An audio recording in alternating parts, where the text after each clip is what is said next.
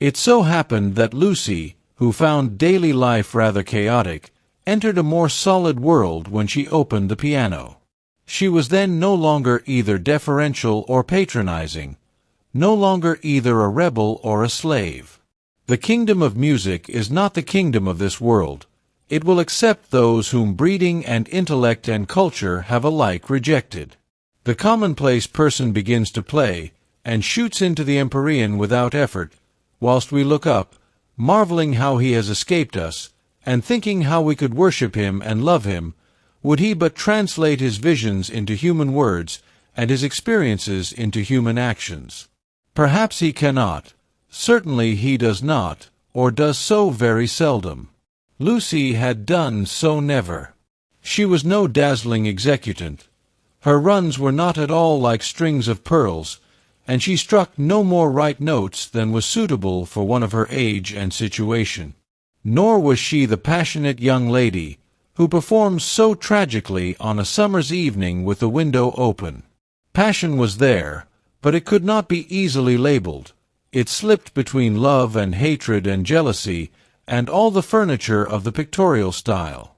And she was tragical only in the sense that she was great, for she loved to play on the side of victory. Victory of what and over what?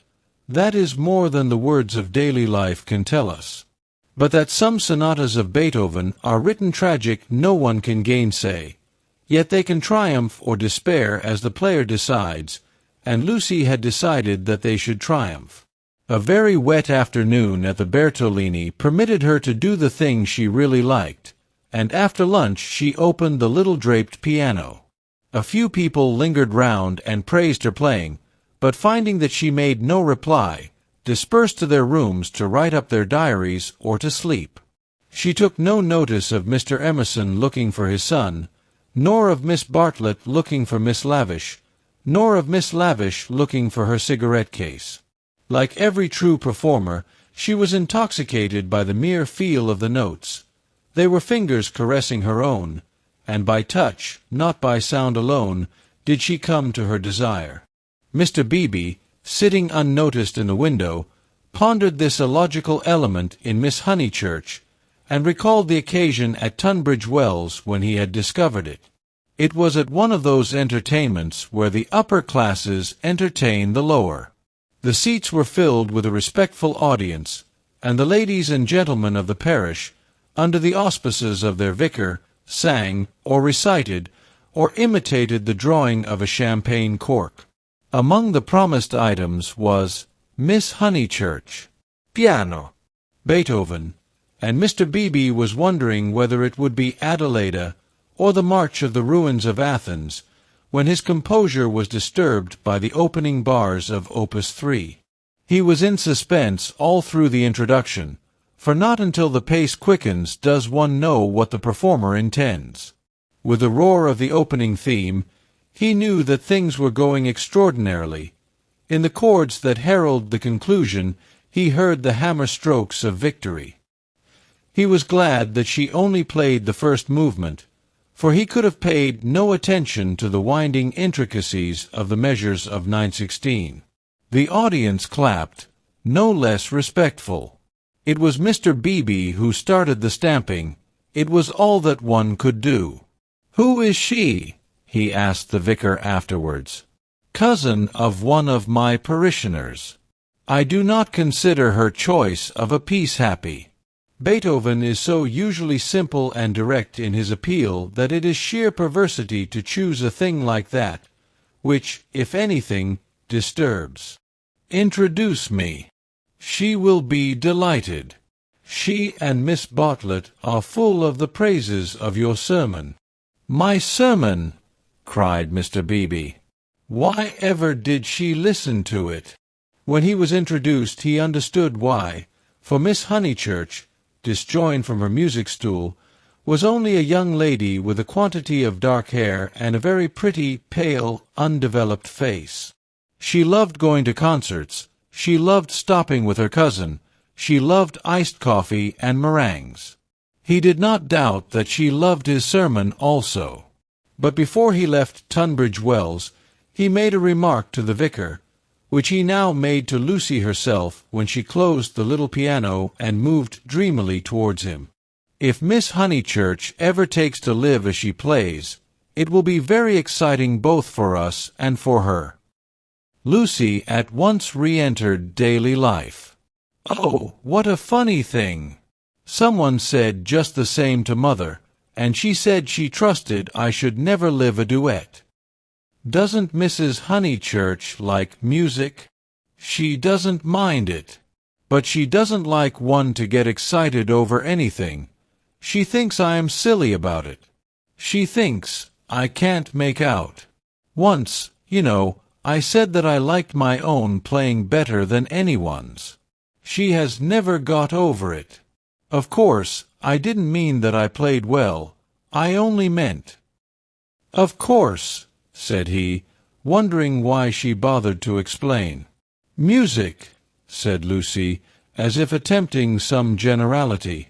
She could not complete it, and looked out absently upon Italy in the wet. The whole life of the South was disorganized, and the most graceful nation.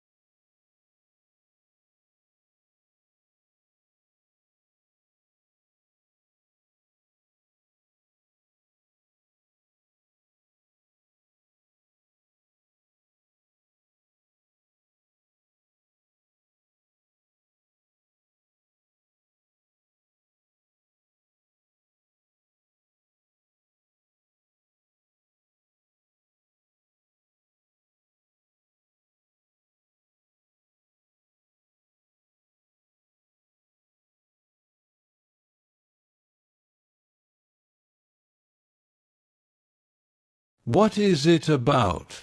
"It will be a novel," replied Mr. Beebe, "dealing with modern Italy. Let me refer you for an account to Miss Catherine Allen, who uses words herself more admirably than any one I know. I wish Miss Lavish would tell me herself. We started such friends. But I don't think she ought to have run away with Baedeker that morning in Santa Croce. Charlotte was most annoyed at finding me practically alone, and so I couldn't help being a little annoyed with Miss Lavish. The two ladies, at all events, have made it up." He was interested in the sudden friendship between women so apparently dissimilar as Miss Bartlett and Miss Lavish. They were always in each other's company, with Lucy a slighted third. Miss Lavish he believed he understood, but Miss Bartlett might reveal unknown depths of strangeness, though not perhaps of meaning. Was Italy deflecting her from the path of prim chaperone, which he had assigned to her at Tunbridge Wells? All his life he had loved to study maiden ladies. They were his specialty, and his profession had provided him with ample opportunities for the work. Girls like Lucy were charming to look at, but Mr. Beebe was, from rather profound reasons, somewhat chilly in his attitude towards the other sex, and preferred to be interested rather than enthralled. Lucy, for the third time, said that poor Charlotte would be sopped. The Arno was rising in flood, washing away the traces of the little carts upon the foreshore. But in the southwest there had appeared a dull haze of yellow, which might mean better weather if it did not mean worse. She opened the window to inspect, and a cold blast entered the room, drawing a plaintive cry from Miss Catherine Allen, who entered at the same moment by the door. "Oh, dear Miss Honeychurch, You will catch a chill. And Mr. Beebe here besides. Who would suppose this is Italy?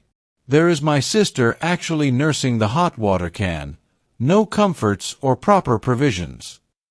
She sidled towards them and sat down, self-conscious as she always was on entering a room which contained one man, or a man and one woman. I could hear your beautiful playing, Miss Honeychurch, though I was in my room with the door shut. Door shut. Indeed, most necessary. No one has the least idea of privacy in this country, and one person catches it from another. Lucy answered suitably. Mr. Beebe was not able to tell the ladies of his adventure at Medina, where the chambermaid burst in upon him in his bath, exclaiming cheerfully, "Effe niente, sono vecchia." He contented himself with saying, "I quite agree with you, Miss Allen. The Italians are a most unpleasant people. They pry everywhere, they see everything, and they know what we want before we know it ourselves. We are at their mercy. They read our thoughts, they foretell our desires. From the cab driver down to Giotto, they turn us inside out, and I resent it. Yet in their heart of hearts they are, how superficial! They have no conception of the intellectual life. How right is Signora Bertolini, who exclaimed to me the other day, 'Ho, Mr. Beebe, if you knew what I suffer over the children's education. I won't ave my little Victorier taught by a ignorant Italian what can't explain nothink.'" Miss Allen did not follow, but gathered that she was being mocked in an agreeable way. Her sister was a little disappointed in Mr. Beebe, having expected better things from a clergyman whose head was bald and who wore a pair of russet whiskers. Indeed, who would have supposed that tolerance, sympathy, and a sense of humor would inhabit that militant form? In the midst of her satisfaction she continued to sidle, and at last the cause was disclosed. From the chair beneath her she extracted a gun-metal cigarette case, on which were powdered in turquoise the initials E.L. "That belongs to Lavish," said the clergyman. "A good fellow, Lavish, but I wish she'd start a pipe." "Oh, Mr. Beebe," said Miss Allen, divided between awe and mirth. "Indeed, though it is dreadful for her to smoke, it is not quite as dreadful as you suppose. She took to it, practically in despair, after her life's work was carried away in a landslip. Surely that makes it more excusable." "What was that?" asked Lucy. Mr. Beebe sat back complacently, and Miss Allen began as follows. "It was a novel, and I am afraid, from what I can gather, not a very nice novel. It is so sad when people who have abilities misuse them, and I must say they nearly always do. Anyhow, she left it almost finished in the Grotto of the Calvary at the Cappuccini Hotel at Amalfi while she went for a little ink. She said, 'Can I have a little ink, please?' But you know what Italians are, and meanwhile the grotto fell roaring on to the beach, and the saddest thing of all is that she cannot remember what she has written. The poor thing was very ill after it, and so got tempted into cigarettes. It is a great secret, but I am glad to say that she is writing another novel. She told Teresa and Miss Pole the other day that she had got up all the local color. This novel is to be about modern Italy, the other was historical, but that she could not start till she had an idea. First she tried Perugia for an inspiration, then she came here. This must on no account get round.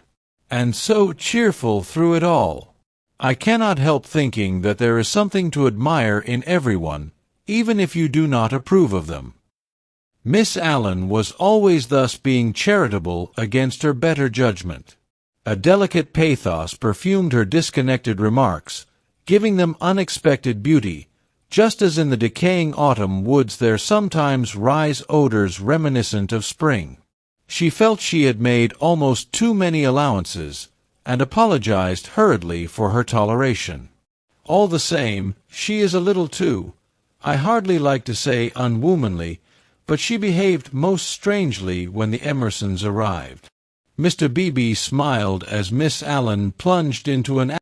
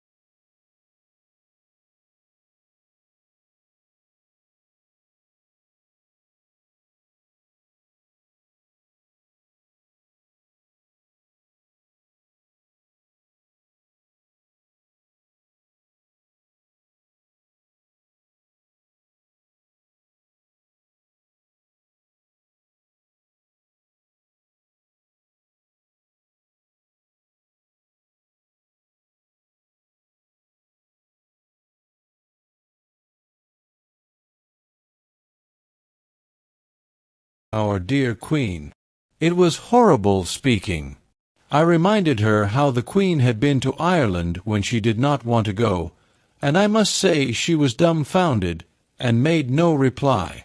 But, unluckily, Mr. Emerson overheard this part, and called in his deep voice, "Quite so, quite so. I honor the woman for her Irish visit. The woman! I tell things so badly, but you see what a tangle we were in by this time, all on account of S having been mentioned in the first place. But that was not all. After dinner Miss Lavish actually came up and said, 'Miss Allen, I am going into the smoking-room to talk to those two nice men. Come, too.' Needless to say, I refused such an unsuitable invitation, and she had the impertinence to tell me that it would broaden my ideas, and said that she had 4 brothers, all university men, except one who was in the army, who always made a point of talking to commercial travelers. 'Let me finish the story,' said Mr. Beebe, who had returned. Miss Lavish tried Miss Pole, myself, everyone, and finally said, 'I shall go alone.' She went. At the end of 5 minutes she returned unobtrusively with a green baize board, and began playing Patience. 'Whatever happened?' cried Lucy. 'No one knows. No one will ever know. Miss Lavish will never dare to tell, and Mr. Emerson does not think it worth telling. Mr. Beebe, old Mr. Emerson, is he nice or not nice? I do so want to know.' Mr. Beebe laughed and suggested that she should settle the question for herself. 'No, but it is so difficult. Sometimes he is so silly, and then I do not mind him. Miss Allen, what do you think? Is he nice?' The little old lady shook her head, and sighed disapprovingly. Mr. Beebe, whom the conversation amused, stirred her up by saying, 'I consider that you are bound to class him as nice, Miss Allen, after that business of the violets.' 'Violets? Oh dear! Who told you about the violets? How do things get round? A pension is a bad place for gossips. No, I cannot forget how they behaved at Mr. Eager's lecture at Santa Croce. Oh, poor Miss Honeychurch! It really was too bad. No, I have quite changed. I do not like the Emersons. They are not nice.' Mr. Beebe smiled nonchalantly. He had made a gentle effort to introduce the Emersons into Bertolini society, and the effort had failed. He was almost the only person who remained friendly to them. Miss Lavish, who represented intellect, was avowedly hostile, and now the Miss Allens, who stood for good breeding, were following her. Miss Bartlett, smarting under an obligation, would scarcely be civil. The case of Lucy was different. She had given him a hazy account of her adventures in Santa Croce, and he gathered that the two men had made a curious and possibly concerted attempt to annex her, to show her the world from their own strange standpoint, to interest her in their private sorrows and joys. This was impertinent. He did not wish their cause to be championed by a young girl. He would rather it should fail. After all, he knew nothing about them, and pension joys, pension sorrows, are flimsy things, whereas Lucy would be his parishioner. Lucy, with one eye upon the weather, finally said that she thought the Emersons were nice, not that she saw anything of them now. Even their seats at dinner had been moved. "But aren't they always waylaying you to go out with them, dear?" said the little lady inquisitively. "Only once." Charlotte didn't like it, and said something, quite politely, of course. "Most right of her. They don't understand our ways. They must find their level." Mr. Beebe rather felt that they had gone under. They had given up their attempt, if it was one, to conquer society, and now the father was almost as silent as the son. He wondered whether he would not plan a pleasant day for these folk before they left. Some expedition, perhaps, with Lucy well chaperoned to be nice to them. It was one of Mr. Beebe's chief pleasures to provide people with happy memories. Evening approached while they chatted. The air became brighter, the colors on the trees and hills were purified, and the Arno lost its muddy solidity and began to twinkle. There were a few streaks.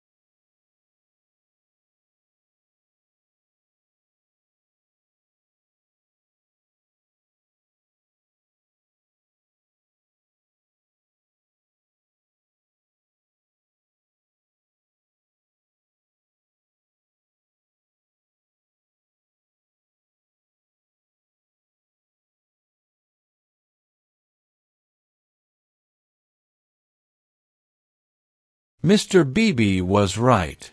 Lucy never knew her desires so clearly as after music. She had not really appreciated the clergyman's wit, nor the suggestive twitterings of Miss Allen. Conversation was tedious.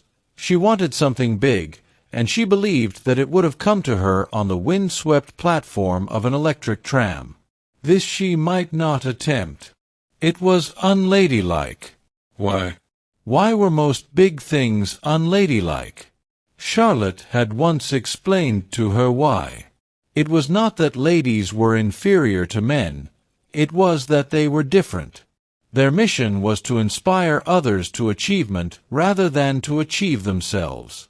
Indirectly, by means of tact and a spotless name, a lady could accomplish much.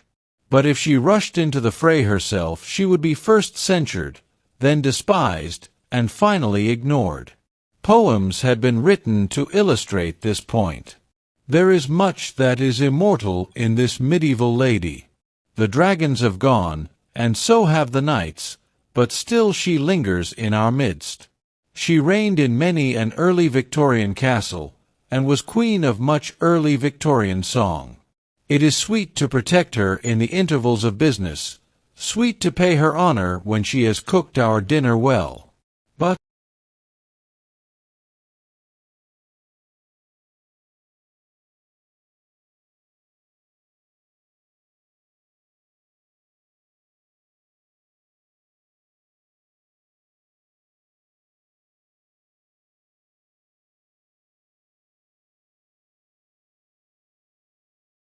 war, a radiant crust, built around the central fires, spinning towards the receding heavens. Men, declaring that she inspires them to it, move joyfully over the surface, having the most delightful meetings with other men, happy, not because they are masculine, but because they are alive. Before the show breaks up, she would like to drop the august title of the Eternal Woman, and go there as her transitory self. Lucy does not stand for the medieval lady, who was rather an ideal to which she was bidden to lift her eyes when feeling serious. Nor has she any system of revolt. Here and there a restriction annoyed her particularly, and she would transgress it, and perhaps be sorry that she had done so. This afternoon she was peculiarly restive. She would really like to do something of which her well-wishers disapproved. As she might not go on the electric tram, she went to Alinari's shop. There she bought a photograph of Botticelli's Birth of Venus. Venus, being a pity, spoilt the picture, otherwise so charming, and Miss Bartlett had persuaded her to do without it. A pity in art of course signified the nude. Giorgione's Tempesta, the Idolino, some of the Sistine frescoes, and the Apoxiomenos were added to it. She felt a little calmer then, and bought Fra Angelico's Coronation, Giotto's Ascension of St. John, some Della Robbia babies, and some Guido Reni Madonnas. For her taste was Catholic, and she extended uncritical approval to every well-known name. But though she spent nearly 7 lire, the gates of liberty seemed still unopened. She was conscious of her discontent. It was new to her to be conscious of it. The world, she thought, is certainly full of beautiful things, if only I could come across them. It was not surprising that Mrs. Honeychurch disapproved of music, declaring that it always left her daughter peevish, unpractical, and touchy. "Nothing ever happens to me," she reflected, as she entered the Piazza Signoria and looked nonchalantly at its marvels, now fairly familiar to her. The great square was in shadow. The sunshine had come too late to strike it. Neptune was already unsubstantial in the twilight, half god, half ghost, and his fountain plashed dreamily to the men and satyrs who idled together on its marge. The loggia showed as the triple entrance of a cave, wherein many a deity, shadowy, but immortal, looking forth upon the arrivals and departures of mankind. It was the hour of unreality, the hour, that is, when unfamiliar things are real. An older person at such an hour and in such a place might think that sufficient was happening to him, and rest content. Lucy desired more. She fixed her eyes wistfully on the tower of the palace, which rose out of the lower darkness like a pillar of roughened gold. It seemed no longer a tower, no longer supported by earth, but some unattainable treasure throbbing in the tranquil sky. Its brightness mesmerized her, still dancing before her eyes when she bent them to the ground and started towards home. Then something did happen. 2 Italians by the loggia had been bickering about a debt. "5 lire," they had cried. "5 lire." They sparred at each other, and one of them was hit lightly upon the chest. He frowned. He bent towards Lucy with a look of interest, as if he had an important message for her. He opened his lips to deliver it, and a stream of red came out between them and trickled down his unshaven chin. That was all. A crowd rose out of the dusk. It hid this extraordinary man from her, and bore him away to the fountain. Mr. George Emerson happened to be a few paces away, looking at her across the spot where the man had been. How very odd! Across something. Even as she caught sight of him, he grew dim. The palace itself grew dim, swayed above her, fell onto her softly, slowly, noiselessly, and the sky fell with it. She thought, "Oh, what have I done? Oh, what have I done?" she murmured, and opened her eyes. George Emerson still looked at her, but not across anything. She had complained of dullness, and lo! One man was stabbed, and another held her in his arms. They were sitting on some steps in the Uffizi arcade. He must have carried her. He rose when she spoke, and began to dust his knees. She repeated, "Oh, what have I done? You fainted. I am very sorry. How are you now?" "Perfectly well. Absolutely well." And she began to nod and smile. "Then let us come home. There's no point in our stopping." He held out his hand to pull her up. She pretended not to see it. The cries from the fountain, they had never ceased, rang emptily. The whole world seemed pale and void of its original meaning. "How very kind you have been! I might have hurt myself falling. But now I am well. I can go alone, thank you." His hand was still extended. "Oh, my photographs!" she exclaimed suddenly. "What photographs?" "I bought some photographs at Alinari's. I must have dropped them out there in the square." She looked at him cautiously. "Would you add to your kindness?"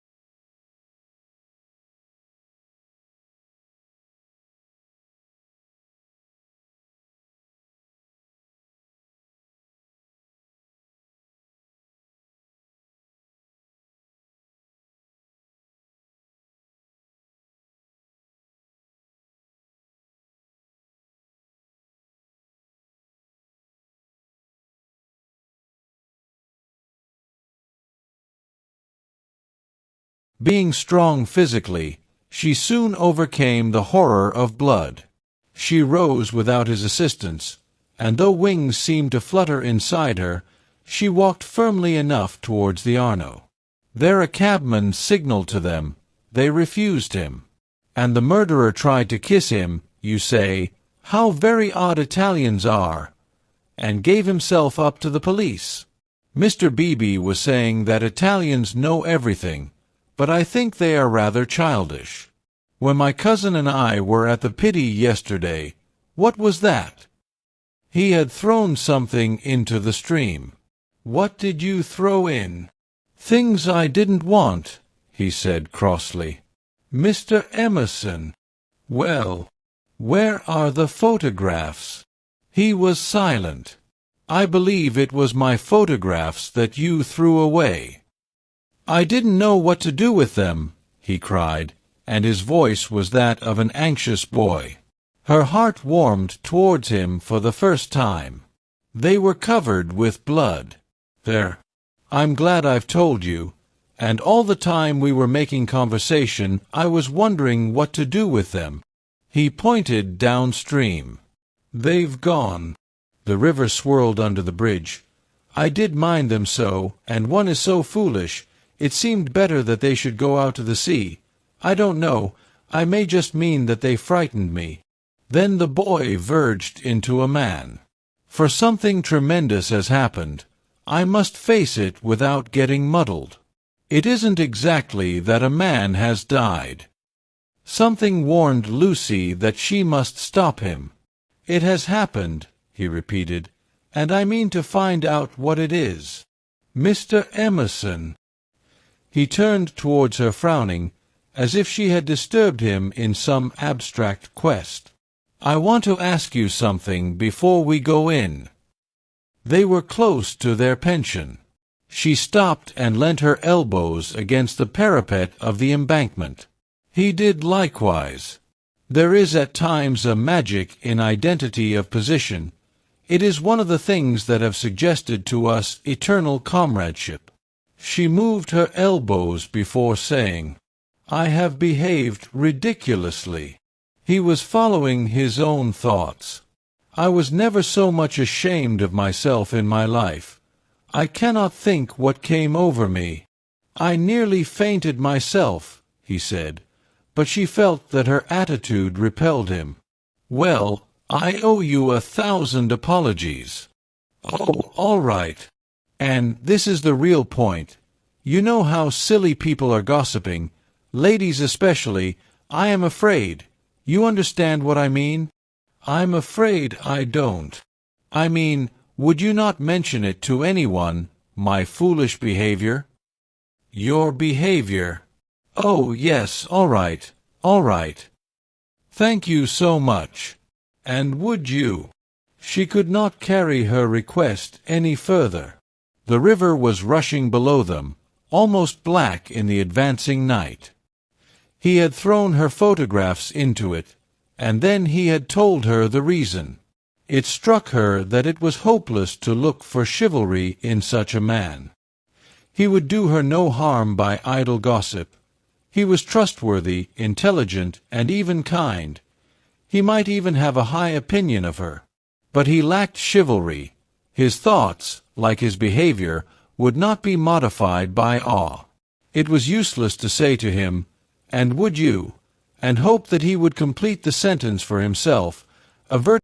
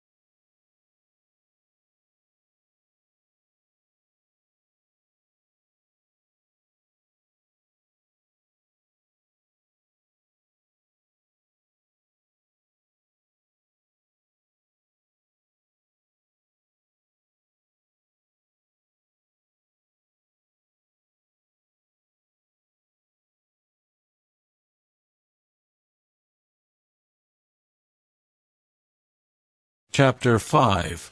Possibilities of a Pleasant Outing. It was a family saying that you never knew which way Charlotte Bartlett would turn. She was perfectly pleasant and sensible over Lucy's adventure, found the abridged account of it quite adequate, and paid suitable tribute to the courtesy of Mr. George Emerson. She and Miss Lavish had had an adventure also.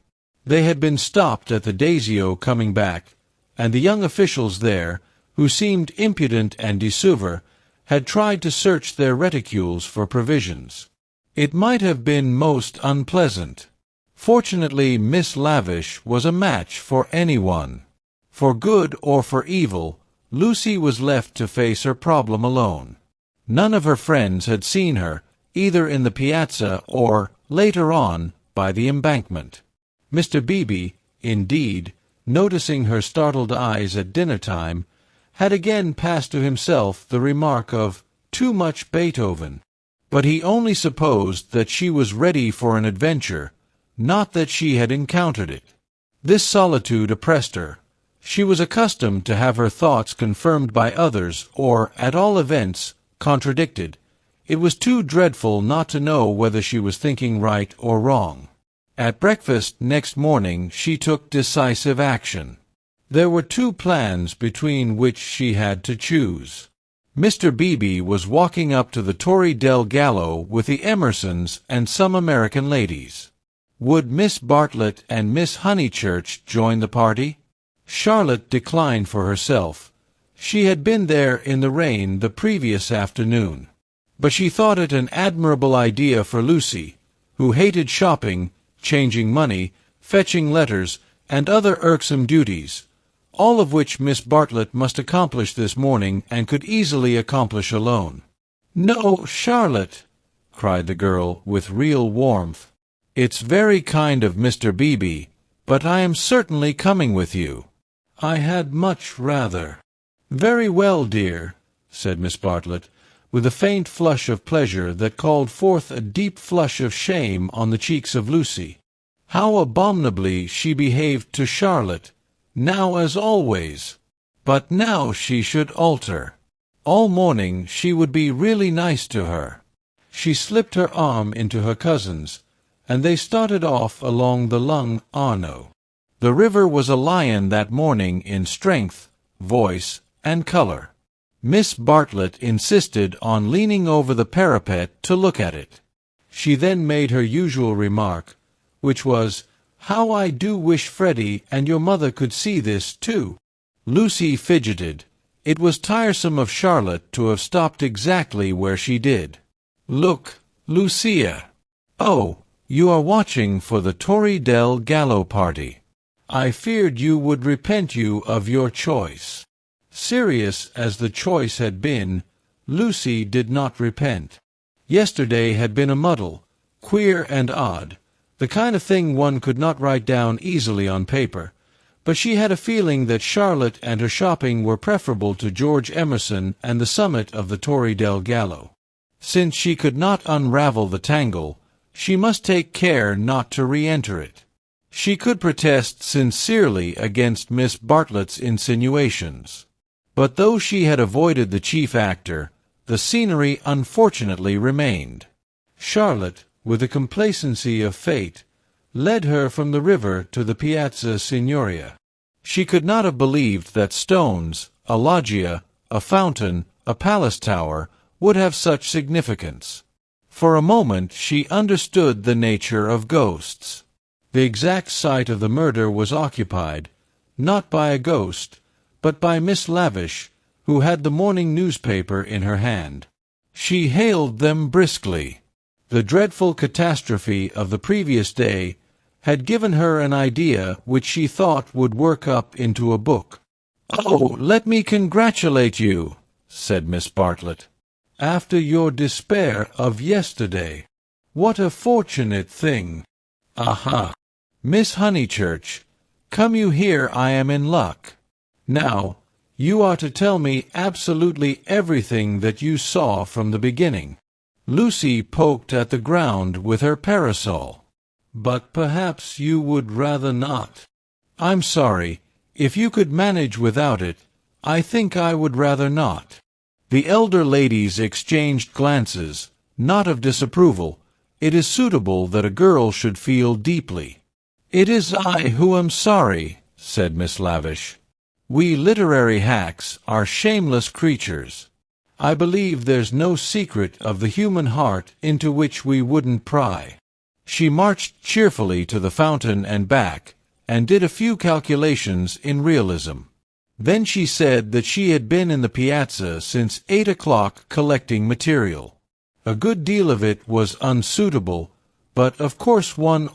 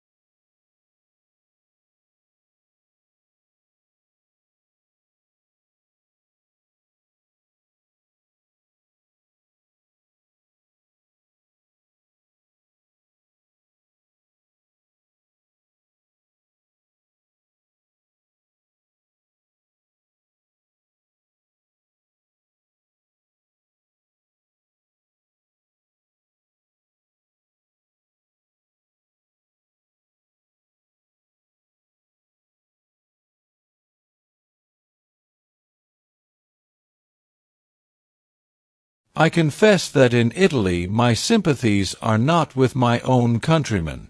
It is the neglected Italians who attract me, and whose lives I am going to paint so far as I can.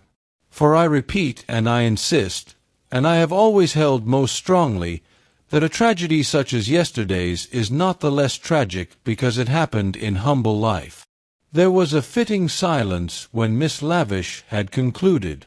Then the cousins wished success to her labors, and walked slowly away across the square. "She is my idea of a really clever woman," said Miss Bartlett. That last remark struck me as so particularly true. It should be a most pathetic novel. Lucy assented. At present her great aim was not to get put into it. Her perceptions this morning were curiously keen, and she believed that Miss Lavish had her on trial for an ingenue.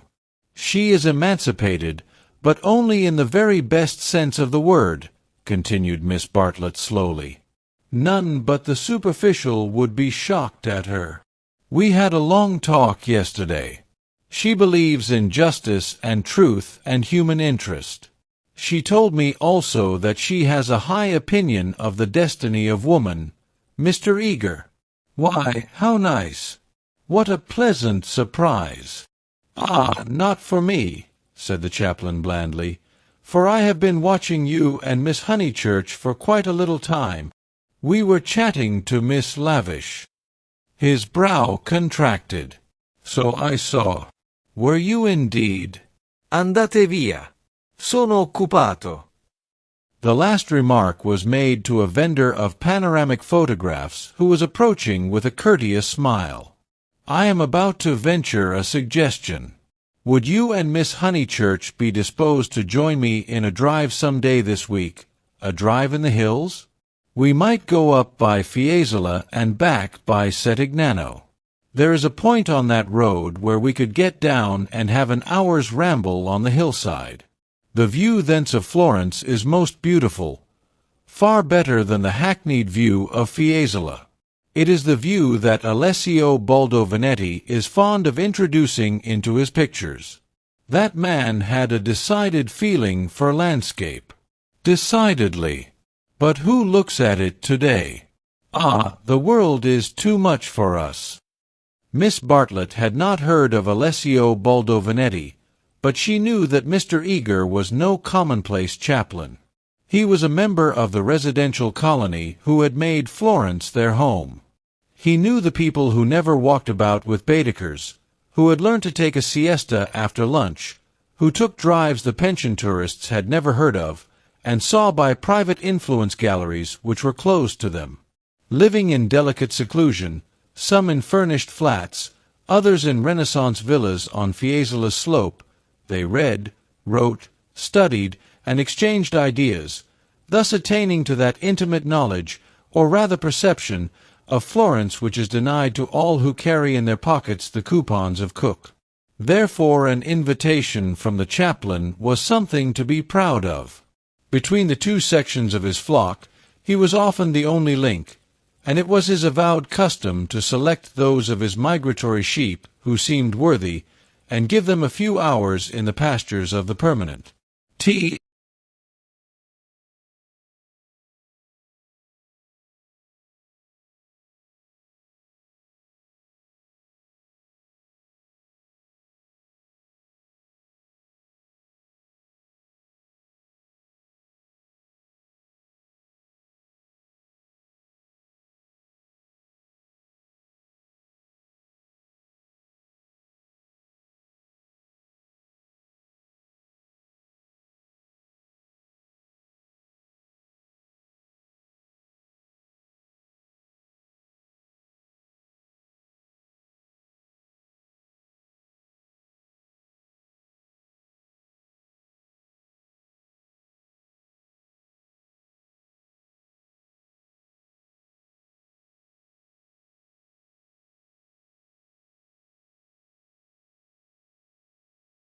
They assented. This very square, so I am told, witnessed yesterday the most sordid of tragedies. To one who loves the Florence of Dante and Savonarola, there is something portentous in such desecration, portentous and humiliating." "Humiliating indeed," said Miss Bartlett. "Miss Honeychurch happened to be passing through as it happened. She can hardly bear to speak of it." She glanced at Lucy proudly. "And how came we to have you here?" asked the chaplain paternally. Miss Bartlett's recent liberalism oozed away at the question. "Do not blame her, please, Mr. Eager. The fault is mine. I left her unchaperoned." "So you were here alone, Miss Honeychurch?" His voice suggested sympathetic reproof, but at the same time indicated that a few harrowing details would not be unacceptable. His dark, handsome face drooped mournfully towards her to catch her reply. "Practically. One of our pension acquaintances kindly brought her home," said Miss Bartlett, adroitly concealing the sex of the preserver. "For her also it must have been a terrible experience. I trust that neither of you was at all, that it was not in your immediate proximity." Of the many things Lucy was noticing today, not the least remarkable was this: the ghoulish fashion in which respectable people will nibble after blood. George Emerson had kept the subject strangely pure. "He died by the fountain, I believe," was her reply. "And you and your friend were over at the loggia. That must have saved you much. You have not, of course, seen the disgraceful illustrations which the gutter press. This man is a public nuisance. He knows that I am a resident perfectly well, and yet he goes on worrying me to buy his vulgar views. Surely the vendor of photographs was in league with Lucy, in the eternal league of Italy with youth." He had suddenly extended his book before Miss Bartlett and Mr. Eager, binding their hands together by a long glossy ribbon of churches, pictures, and views. "This is too much," cried the chaplain, striking petulantly at one of Fra Angelico's angels. "She tore." A shrill cry rose from the vendor. The book, it seemed, was more valuable than one would have supposed. "Willingly would I purchase," began Miss Bartlett.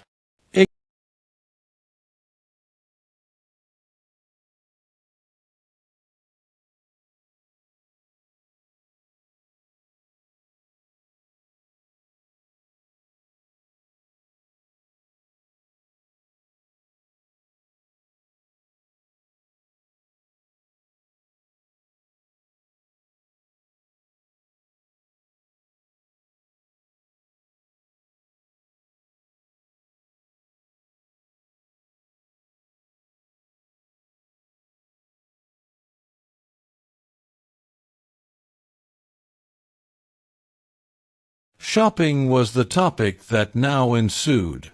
Under the chaplain's guidance they selected many hideous presents and mementos, florid little picture frames that seemed fashioned in gilded pastry, other little frames, more severe, that stood on little easels and were carven out of oak, a blotting book of vellum, a Dante of the same material, cheap mosaic brooches, which the maids, next Christmas, would never tell from real, pins, pots, heraldic saucers, brown art photographs, Eros and Psyche in alabaster, St. Peter to match, all of which would have cost less in London. This successful morning left no pleasant impressions on Lucy. She had been a little frightened, both by Miss Lavish and by Mr. Eager, she knew not why, and as they frightened her, she had, strangely enough, ceased to respect them. She doubted that Miss Lavish was a great artist. She doubted that Mr. Eager was as full of spirituality and culture as she had been led to suppose. They were tried by some new test, and they were found wanting. As for Charlotte, she was exactly the same. It might be possible to be nice to her. It was impossible to love her. The son of a laborer, I happen to know it for a fact. A mechanic of some sort himself when he was young, Then he took to writing for the socialistic press. I came across him at Brixton. They were talking about the Emersons. How wonderfully people rise in these days, sighed Miss Bartlett, fingering a model of the Leaning Tower of Pisa. Generally, replied Mr. Eager, one has only sympathy for their success. The desire for education and for social advance. In these things there is something not wholly vile. There are some working men whom one would be very willing to see out here in Florence, little as they would make of it. Is he a journalist now? Miss Bartlett asked. He is not. He made an advantageous marriage. He uttered this remark with a voice full of meaning, and ended with a sigh. Oh, so he has a wife. Dead, Miss Bartlett, dead. I wonder. Yes, I wonder how he has the effrontery to look me in the face, to dare to claim acquaintance with me. He was in my London parish long ago. The other day in Santa Croce, when he was with Miss Honeychurch, I snubbed him. Let him beware that he does not get more than a snub. What? Cried Lucy, flushing. Exposure, hissed Mr. Eager. He tried to change the subject, but in scoring a dramatic point he had interested his audience more than he had intended. Miss Bartlett was full of very natural curiosity. Lucy, though she wished never to see the Emersons again, was not disposed to condemn them on a single word. Do you mean, she asked, that he is an irreligious man? We know that already. Lucy, dear, said Miss Bartlett, gently reproving her cousin's penetration, I should be astonished if you knew all. The boy, an innocent child at the time, I will exclude. God knows what his education and his inherited qualities may have made him.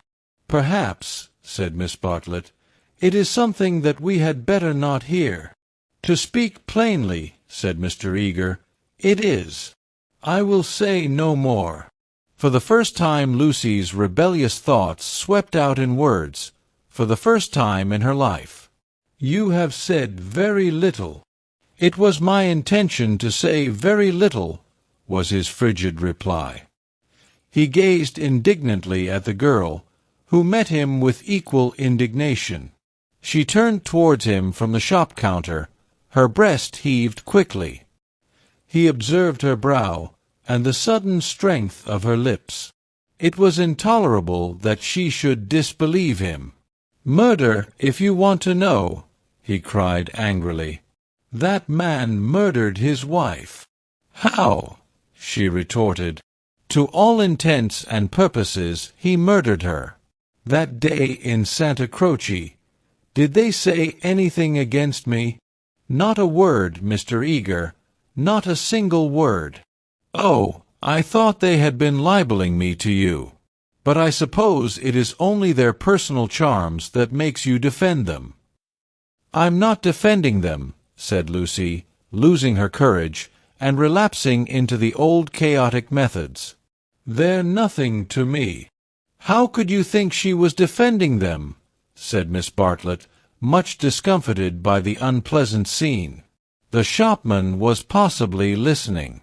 She will find it difficult, for that man has murdered his wife in the sight of God.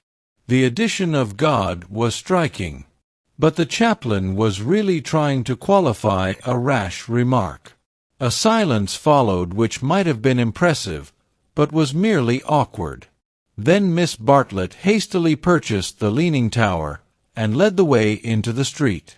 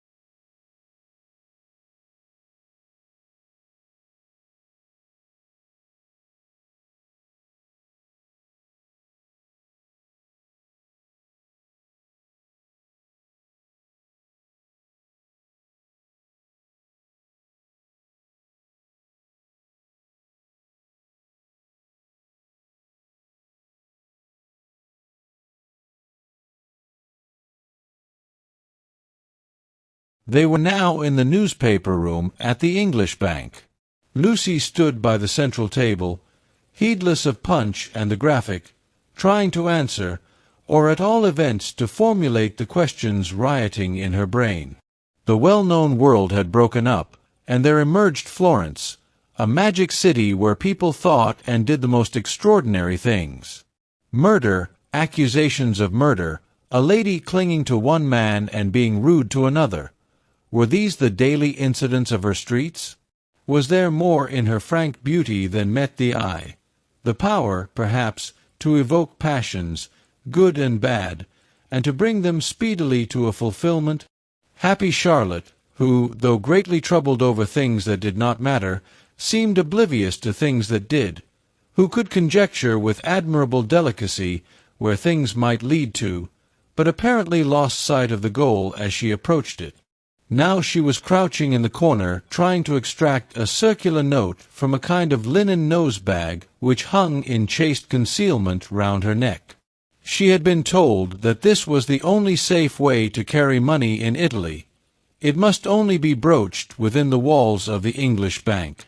As she groped, she murmured, "Whether it is Mr. Beebe who forgot to tell Mr. Eager, or Mr. Eager who forgot when he told us, or whether they have decided to leave Eleanor out altogether, which they could scarcely do, but in any case we must be prepared.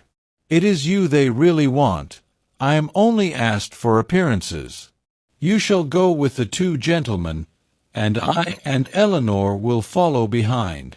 A one-horse carriage would do for us. Yet how difficult it is."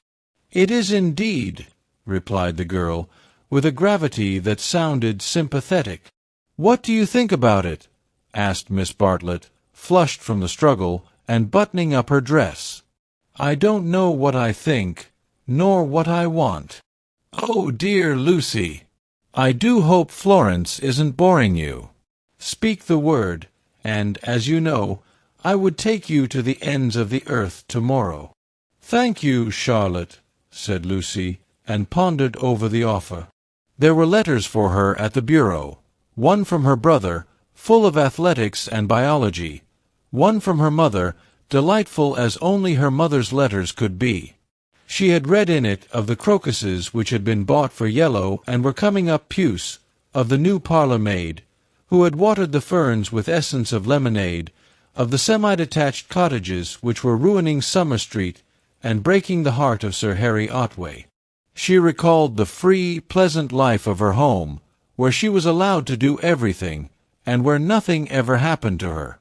The road up through the pine woods, the clean drawing-room, the view over the Sussex Weald, all hung before her bright and distinct, but pathetic as the pictures in a gallery to which, after much experience, a traveller returns. "And the news?" asked Miss Bartlett. "Mrs. Vyse and her son have gone to Rome," said Lucy, giving the news that interested her least. "Do you know the Vyses?" "Oh, not that way back. We can never have too much of the dear Piazza Signoria. They're nice people, the Vyses. So clever. My idea of what's really clever. Don't you long to be in Rome?" "I die for it." "The Piazza Signoria is too stony to be brilliant. It has no grass, no flowers, no frescoes, no glittering walls of marble or comforting patches of ruddy brick. By an odd chance, unless we believe in a presiding genius of places, the statues that relieve its severity suggest, not the innocence of childhood, nor the glorious bewilderment of youth, but the conscious achievements of maturity. Perseus and Judith, Hercules and Thusnelda, they have done or suffered something, and though they are immortal, immortality has come to them after experience, not before. Here, not only in the solitude of nature, might a hero meet a goddess, or a heroine a god. "Charlotte," cried the girl suddenly, "here's an idea. What if we popped off to Rome tomorrow, straight to the Vyses' hotel? For I do know what I want. I'm sick of Florence." "No, you said you'd go to the ends of the earth." "Do.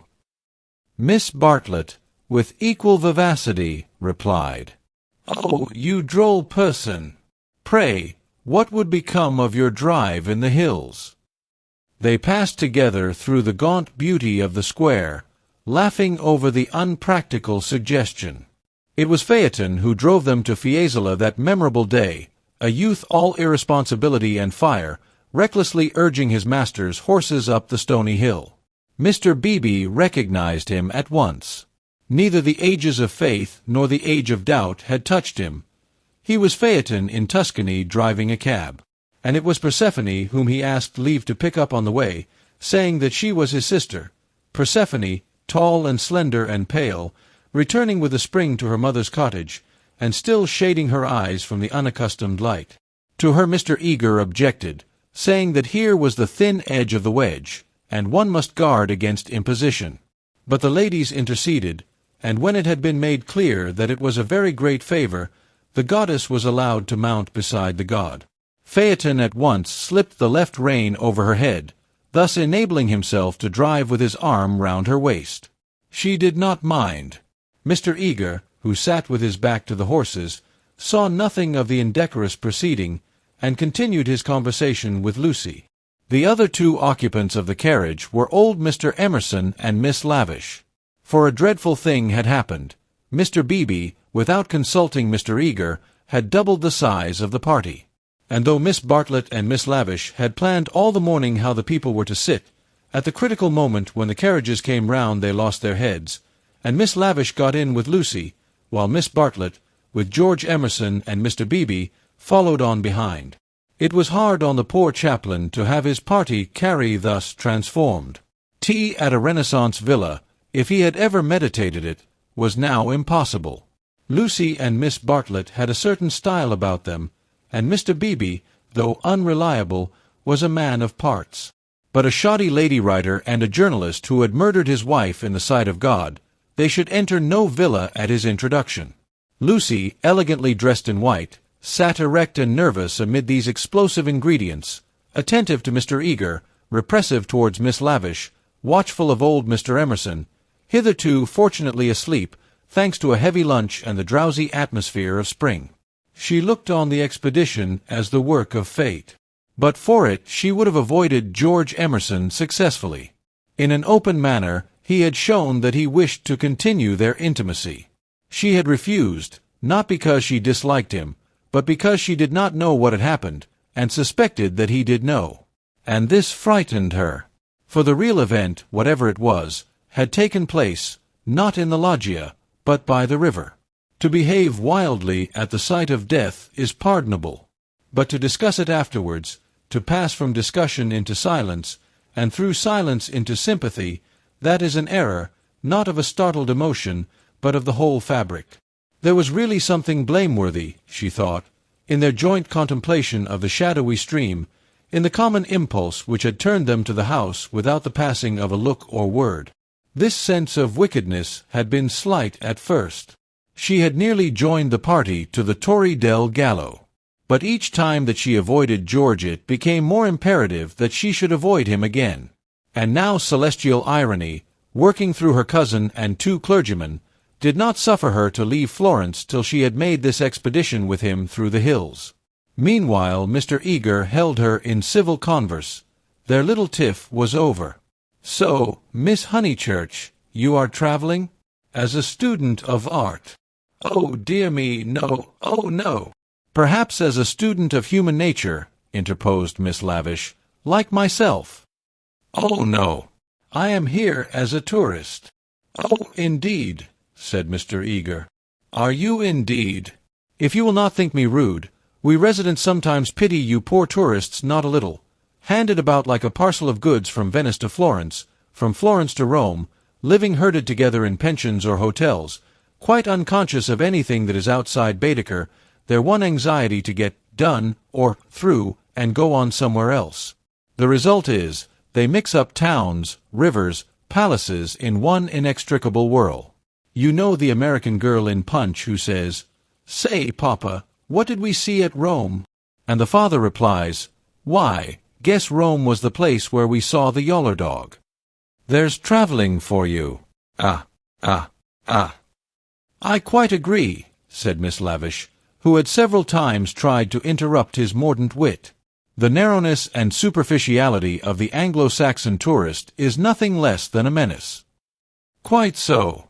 Now, the English colony at Florence, Miss Honeychurch, and it is of considerable size, though, of course, not all equally. A few are here for trade, for example. But the greater part are students. Lady Helen Laverstock is at present busy over Fra Angelico. I mention her name because we are passing her villa on the left. No, you can only see it if you stand. No, do not stand. You will fall. She is very proud of that thick hedge. Inside, perfect seclusion. One might have gone back 600 years. Some critics believe that her garden was the scene of the Decameron, which lends it an additional interest, does it not? It does indeed, cried Miss Lavish. Tell me, where do they place the scene of that wonderful seventh day? But Mr. Eager proceeded to tell Miss Honeychurch that on the right lived Mr. Someone-something, an American of the best type, so rare, and that the somebody else's were farther down the hill. Doubtless you know her monographs in the series of Medieval Byways? He is working at Gemistus Pletho. Sometimes as I take tea in their beautiful grounds I hear, over the wall, the electric tram squealing up the new road with its loads of hot, dusty, unintelligent tourists who are going to do Fiesole in an hour in order that they may say they have been there, and I think how little they think what lies so near them. During this speech, the two figures on the box were sporting with each other disgracefully. Lucy had a spasm of envy. Granted that they wished to misbehave, it was pleasant for them to be able to do so. They were probably the only people enjoying the expedition. The carriage swept with agonizing jolts up through the piazza of Fiesole and into the Settignano road. piano. Piano, said Mr. Eager, elegantly waving his hand over his head. Via bene, signore, va bene, crooned the driver, and whipped his horses up again. Now Mr. Eager and Miss Lavish began to talk against each other on the subject of Alessio Baldovinetti. Was he a cause of the Renaissance, or was he one of its manifestations? The other carriage was left behind. As the pace increased to a gallop, the large, slumbering form of Mr. Emerson was thrown against the chaplain with the regularity of a machine. Piano. Piano, said he, with a martyred look at Lucy. An extra lurch made him turn angrily in his seat. Phaeton, who for some time had been endeavoring to kiss Persephone, had just succeeded. A little scene ensued, which, as Miss Bartlett said afterwards, was most unpleasant. The horses were stopped, the lovers were ordered to disentangle themselves, the boy was to lose his pourboire, the girl was immediately to get down. "She is my sister," said he.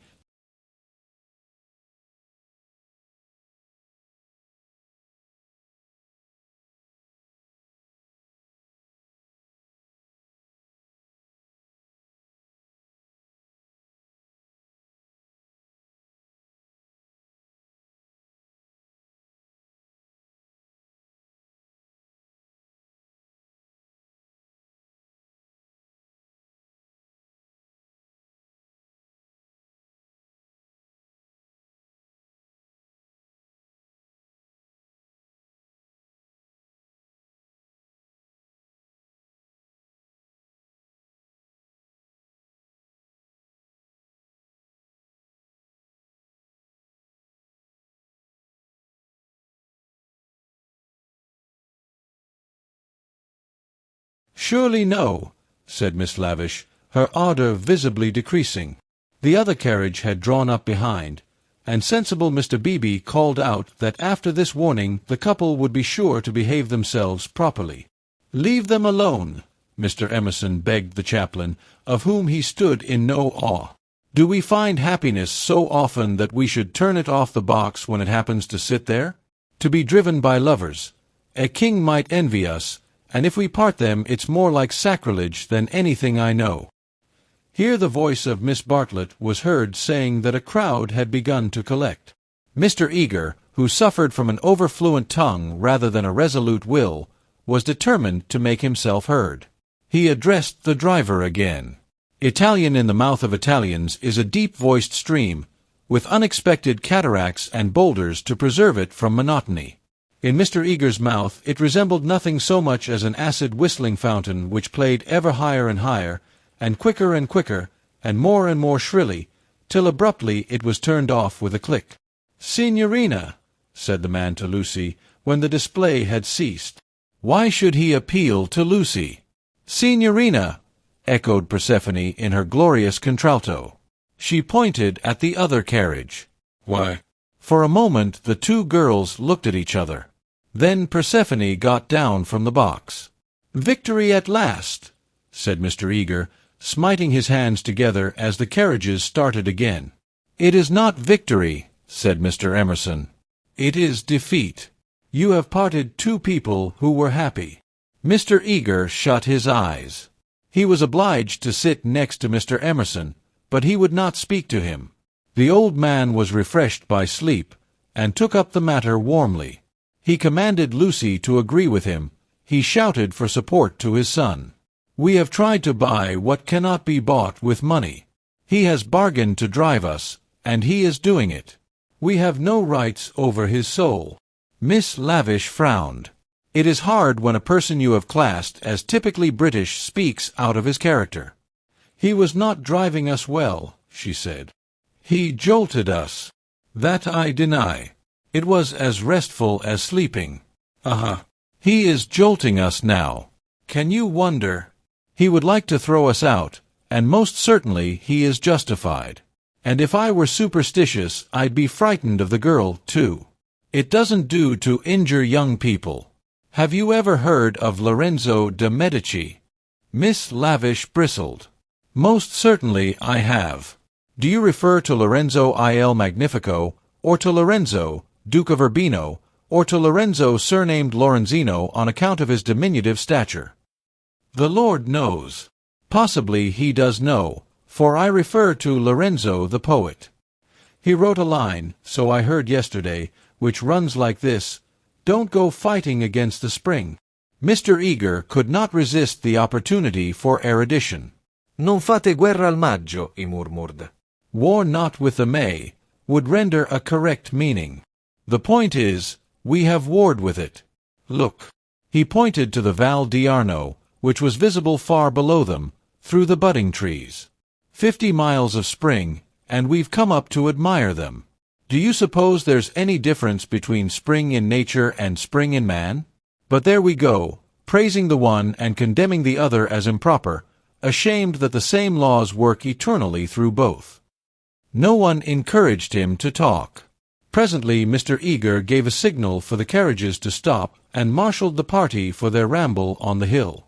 A hollow like a great amphitheatre, full of terraced steps and misty olives, now lay between them and the heights of Fiesole, and the road, still following its curve, was about to sweep on to a promontory which stood out in the plain. It was this promontory, uncultivated, wet, covered with bushes and occasional trees, which had caught the fancy of Alessio Baldovinetti nearly 500 years before. He had ascended it, that diligent and rather obscure master, possibly with an eye to business, possibly for the joy of ascending. Standing there, he had seen that view of the Val di Arno and distant Florence, which he afterwards had introduced not very effectively into his work. But where exactly had he stood? That was the question which Mr. Eager hoped to solve now. And Miss Lavish, whose nature was attracted by anything problematical, had become equally enthusiastic. But it is not easy to carry the pictures of Alessio Baldovinetti in your head, even if you have remembered to look at them before starting. And the haze in the valley increased the difficulty of the quest. The party sprang about from tuft to tuft of grass, their anxiety to keep together being only equaled by their desire to go different directions. Finally they split into groups. Lucy clung to Miss Bartlett and Miss Lavish. The Emersons returned to hold laborious converse with the drivers, while the two clergymen, who were expected to have topics in common, were left to each other. The two elder ladies soon threw off the mask. In the audible whisper that was now so familiar to Lucy they began to discuss, not Alessio Baldovinetti, but the drive. Miss Bartlett had asked Mr. George Emerson what his profession was, and he had answered, "The railway." She was very sorry that she had asked him. She had no idea that it would be such a dreadful answer, or she would not have asked him. Mr. Beebe had turned the conversation so cleverly, and she hoped that the young man was not very much hurt at her asking him. "The railway," gasped Miss Lavish. "Oh, but I shall die." Of course it was the railway. She could not control her mirth. He is the image of a porter on the Southeastern. "Eleanor, be quiet," plucking at her vivacious companion. "Hush. They'll hear, the Emersons. I can't stop. Let me go my wicked way." Apportez. "Eleanor." "I'm sure it's all right," put in Lucy. "The Emersons won't hear, and they wouldn't mind if they did." Miss Lavish did not seem pleased at this. "Miss Honeychurch listening," she said rather crossly. "Poof! Woof! You naughty girl! Go away! Oh, Lucy, you ought to be with Mr. Eager, I'm sure. I can't find them now, and I don't want to either. Mr. Eager will be offended. It is your party. Please, I'd rather stop here with you." "No, I agree," said Miss Lavish. "It's like a school feast. The boys have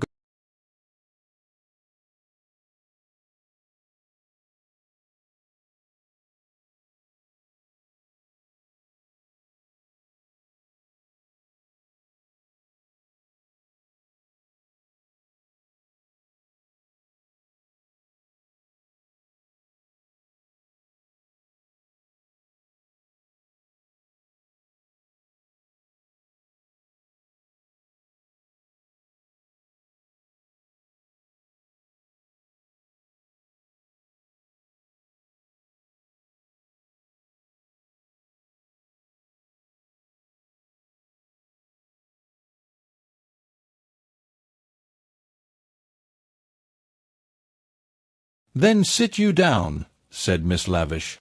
"Observe my foresight."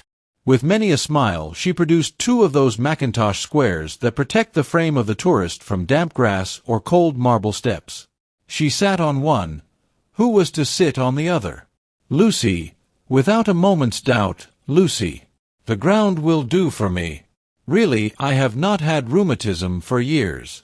If I do feel it coming on, I shall stand. Imagine your mother's feelings if I let you sit in the wet in your white linen." She sat down heavily where the ground looked particularly moist. "Here we are, all settled delightfully. Even if my dress is thinner, it will not show so much, being brown. Sit down, dear. You are too unselfish. You don't assert yourself enough." She cleared her throat. "Now don't be alarmed. This isn't a cold. It's the tiniest cough, and I have had it 3 days. It's nothing to do with sitting here at all."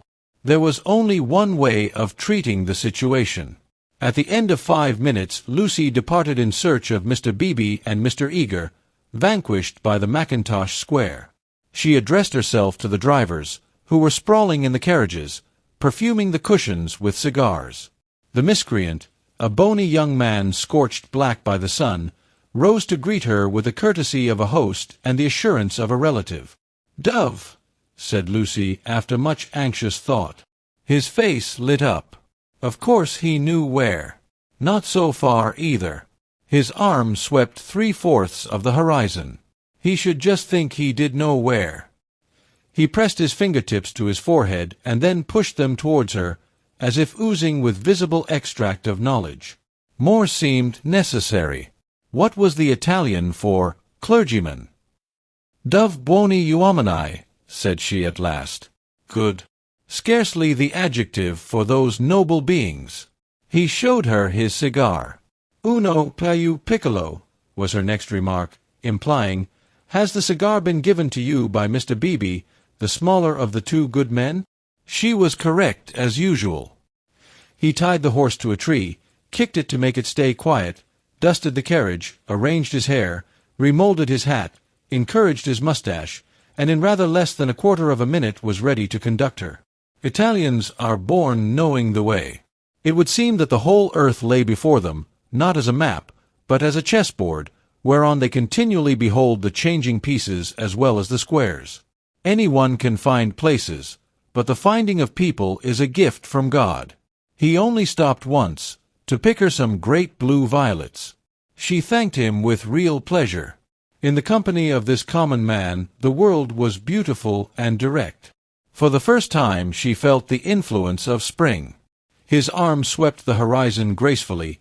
Violets, like other things, existed in great profusion there. Would she like to see them? Ma buoni uomini. He bowed. Certainly. Good men first, violets afterwards. They proceeded briskly through the undergrowth, which became thicker and thicker. They were nearing the edge of the promontory, and the view was stealing round them, but the brown network of the bushes shattered it into countless pieces. He was occupied in his cigar, and in holding back the pliant boughs. She was rejoicing in her escape from dullness. Not a step, not a twig, was unimportant to her. What is that? There was a voice in the wood, in the distance behind them.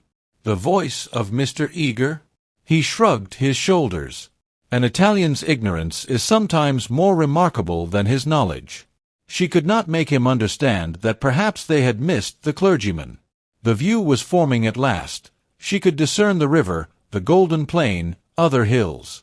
"Eccolo!" he exclaimed.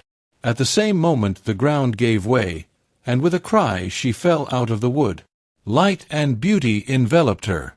She had fallen on to a little open terrace, which was covered with violets from end to end. "Courage!" cried her companion, now standing some 6 feet above. "Courage and love." She did not answer. From her feet the ground sloped sharply into view, and violets ran down in rivulets and streams and cataracts, irrigating the hillside with blue, eddying round the tree stems, collecting into pools in the hollows, covering the grass with spots of azure foam. But never again were they in such profusion. This terrace was the wellhead, the primal source whence beauty gushed out to water the earth. Standing at its brink, like a swimmer who prepares, was the good man. But he was not the good man that she had expected.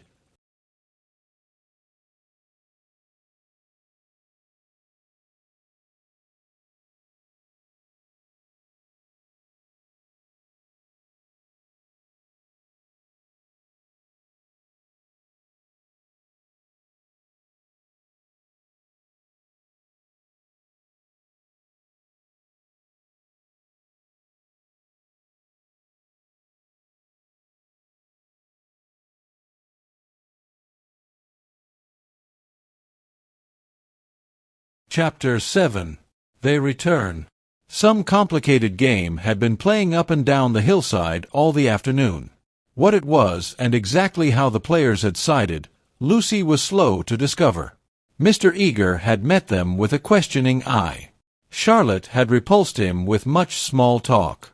Mr. Emerson, seeking his son, was told whereabouts to find him. Mr. Beebe, who wore the heated aspect of a neutral, was bidden to collect the factions for the return home. There was a general sense of groping and bewilderment. Pan had been amongst them, not the great god Pan, who has been buried these 2,000 years, but the little god Pan, who presides over social contretemps and unsuccessful picnics. Mr. Beebe had lost everyone, and had consumed in solitude the tea-basket which he had brought up as a pleasant surprise. Miss Lavish had lost Miss Bartlett. Lucy had lost Mr. Eager. Mr. Emerson had lost George. Miss Bartlett had lost a Mackintosh square. Phaeton had lost the game. That last fact was undeniable. He climbed on to the box shivering, with his collar up, prophesying the swift approach of bad weather. "Let us go immediately," he told them. "The signorino will walk. All the way." "He will be ours," said Mr. Beebe. "Apparently. I told him it was unwise. He would look no one in the face. Perhaps defeat was particularly mortifying for him. He alone had played skillfully, using the whole of his instinct, while the others had used scraps of their intelligence. He alone had divined what things were, and what he wished them to be. He alone had interpreted the message that Lucy had received 5 days before from the lips of a dying man. Persephone, who spends half her life in the grave, she could interpret it also. Not so these English. They gain knowledge slowly, and perhaps too late.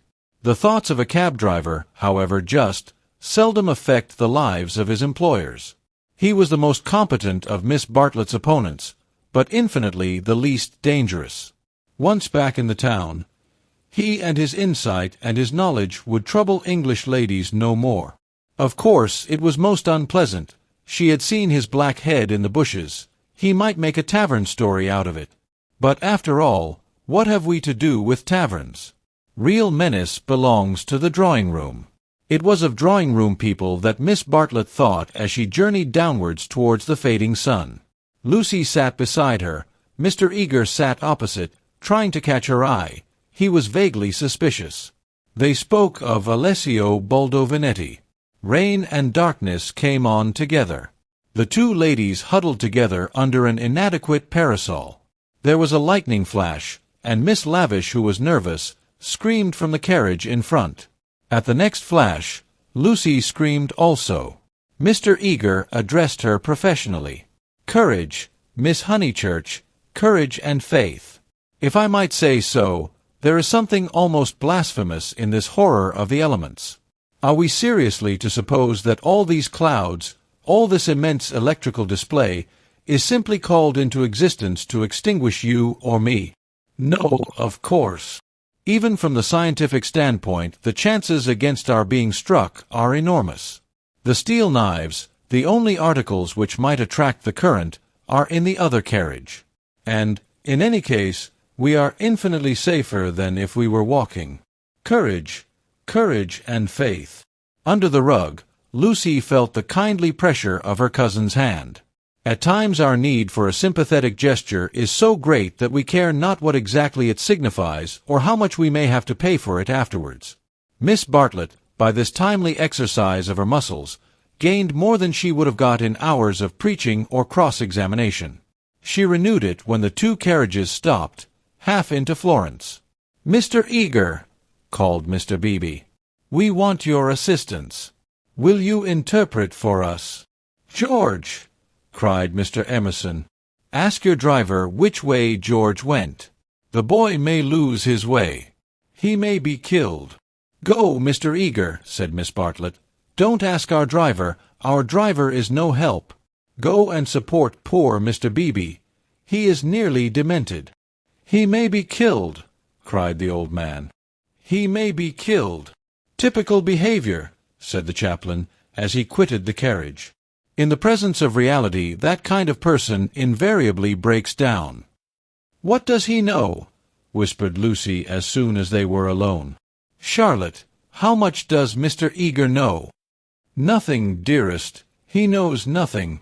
But," she pointed at the driver, "he knows everything. Dearest, had we better? Shall I?" She took out her purse. "It is dreadful to be entangled with low-class people." He saw it all. Tapping Phaeton's back with her guidebook, she said, "Silenzio," and offered him a franc. "Vie bene," he replied, and accepted it. As well this ending to his day as any.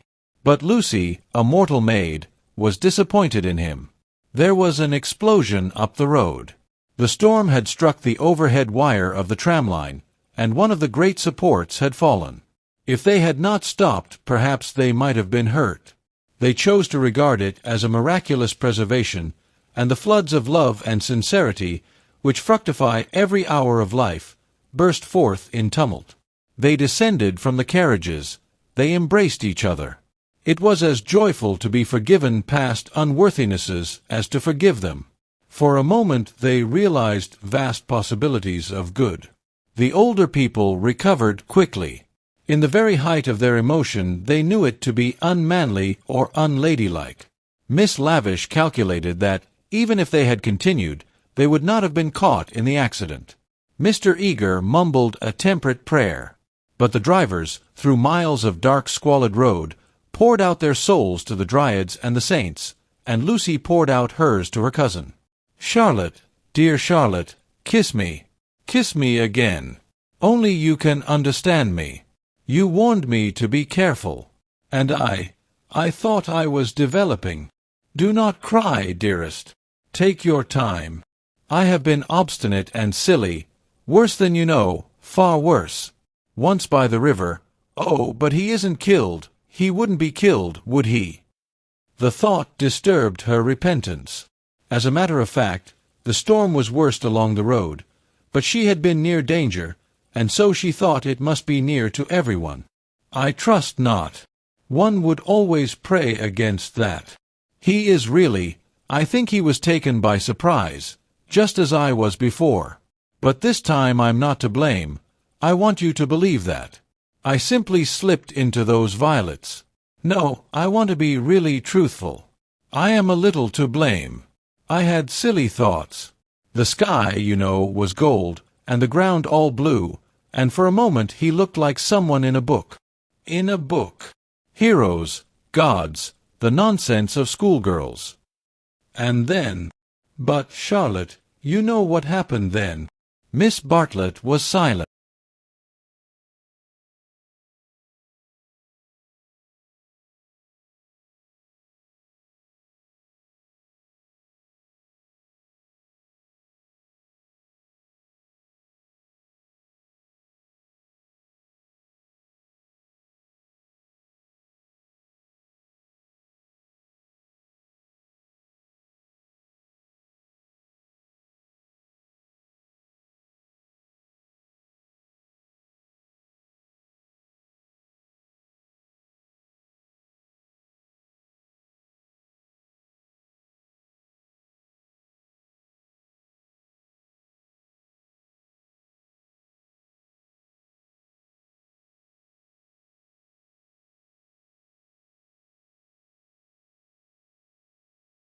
The luxury of self-exposure kept her almost happy through the long evening. She thought not so much of what had happened as of how she should describe it. All her sensations, her spasms of courage, her moments of unreasonable joy, her mysterious discontent, should be carefully laid before her cousin. And together in divine confidence they would disentangle and interpret them all. At last, thought she, I shall understand myself. I shan't again be troubled by things that come out of nothing, and mean I don't know what. Miss Allen asked her to play. She refused vehemently. Music seemed to her the employment of a child.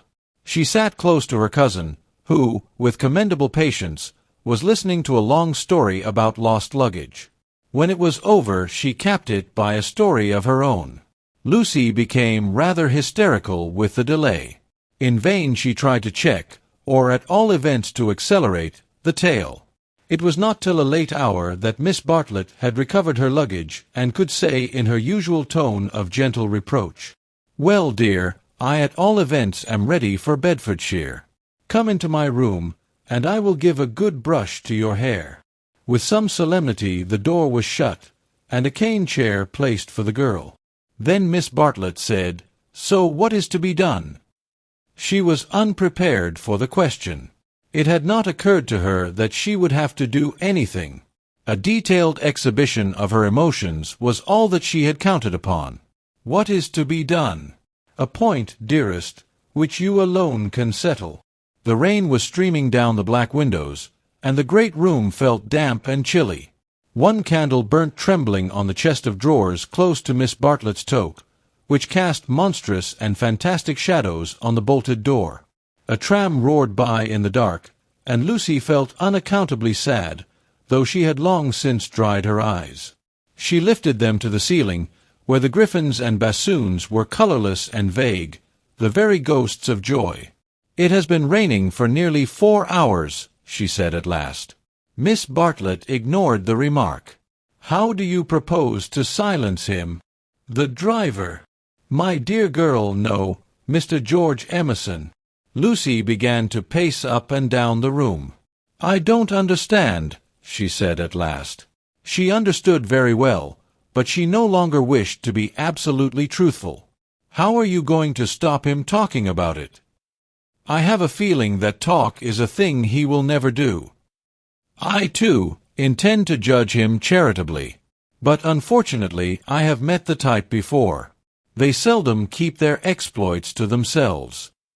Exploits! Cried Lucy, wincing under the horrible plural. My poor dear, did you suppose that this was his first? Come here and listen to me. I am only gathering it from his own remarks. Do you remember that day at lunch when he argued with Miss Allen that liking one person is an extra reason for liking another? Yes, said Lucy, whom at the time the argument had pleased. Well, I am no prude. There is no need to call him a wicked young man, but obviously he is thoroughly unrefined.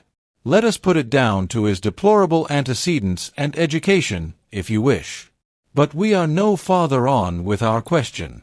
What do you propose to do? An idea rushed across Lucy's brain, which, had she thought of it sooner and made it part of her, might have proved victorious. I propose to speak to him, said she. Miss Bartlett uttered a cry of genuine alarm. You see, Charlotte, your kindness, I shall never forget it. But, as you said, it is my affair. Mine and his. And you are going to implore him, to beg him to keep silence? Certainly not. There would be no difficulty. Whatever you ask him he answers, yes or no, then it is over. I have been frightened of him, but now I am not one little bit. But we fear him for you, dear. You are so young and inexperienced, you have lived among such nice people, that you cannot realize what men can be, how they can take a brutal pleasure in insulting a woman whom her sex does not protect and rally round. This afternoon, for example, if I had not arrived, what would have happened? I can't think, said Lucy gravely. Something in her voice made Miss Bartlett repeat her question, intoning it more vigorously. What would have happened if I hadn't arrived? I can't think, said Lucy again. When he insulted you, how would you have replied? I hadn't time to think. You came. Yes, but won't you tell me now what you would have done? I should have. She checked herself and broke the sentence off. She went up to the dripping window and strained her eyes into the darkness. She could not think what she would have done. Come away from the window, dear, said Miss Bartlett. You will be seen from the road. Lucy obeyed. She was in her cousin's power. She could not modulate out the key of self-abasement in which she had started. Neither of them referred again to her suggestion that she should speak to George and settle the matter, whatever it was, with him. Miss Bartlett became plaintive. Oh, for a real man! We are only two women, you and I. Mr. Beebe is hopeless. There is Mr. Eager, but you do not trust him. Oh, for your brother! He is young, but I know that his sister's insult would rouse in him a very lion. Thank God, chivalry is not yet dead. There are still left some men who can reverence woman. As she spoke, she pulled off her rings, of which she wore several, and ranged them upon the pin-cushion. Then she blew into her gloves and said, It will be a push to catch the morning train, but we must try. What train? The train to Rome. She looked at her gloves critically. The girl received the announcement as easily as it had been given. When does the train to Rome go? At 8. Signora Bertolini would be upset. We must face that, said Miss Bartlett, not liking to say that she had given notice already. She will make us pay for a whole week's pension. I expect she will. However, we shall be much more comfortable at the Vice's Hotel. Isn't afternoon tea given there for nothing? Yes, but they pay extra for wine. After this remark she remained motionless and silent. To her tired eyes Charlotte throbbed and swelled like a ghostly figure in a dream. They began to sort their clothes for packing, for there was no time to lose, if they were to catch the train to Rome. Lucy, when admonished, began to move to and fro between the rooms, more conscious of the discomforts of packing by candlelight than of a subtler ill. Charlotte, who was practical without ability, knelt by the side of an empty trunk, vainly endeavoring to pave it with books of varying thickness and size. She gave 2 or 3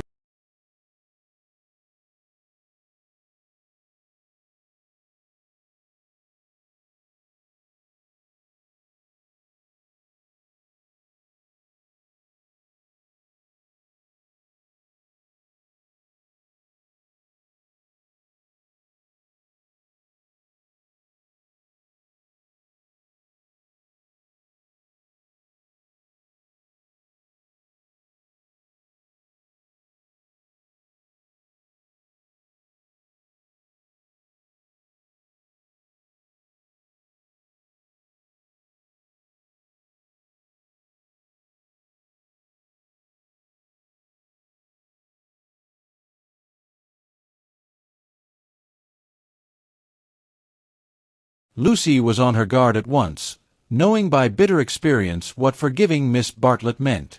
Her emotion relaxed, she modified her embrace a little, and she said, "Charlotte dear, what do you mean? As if I have anything to forgive.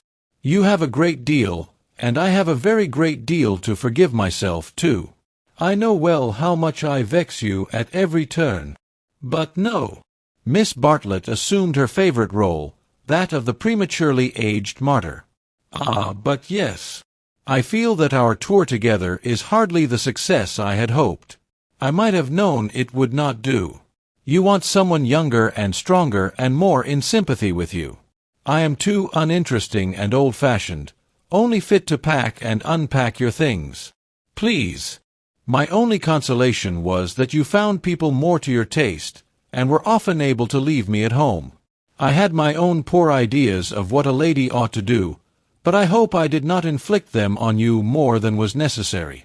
You had your own way about these rooms, at all events. "You mustn't say these things," said Lucy softly.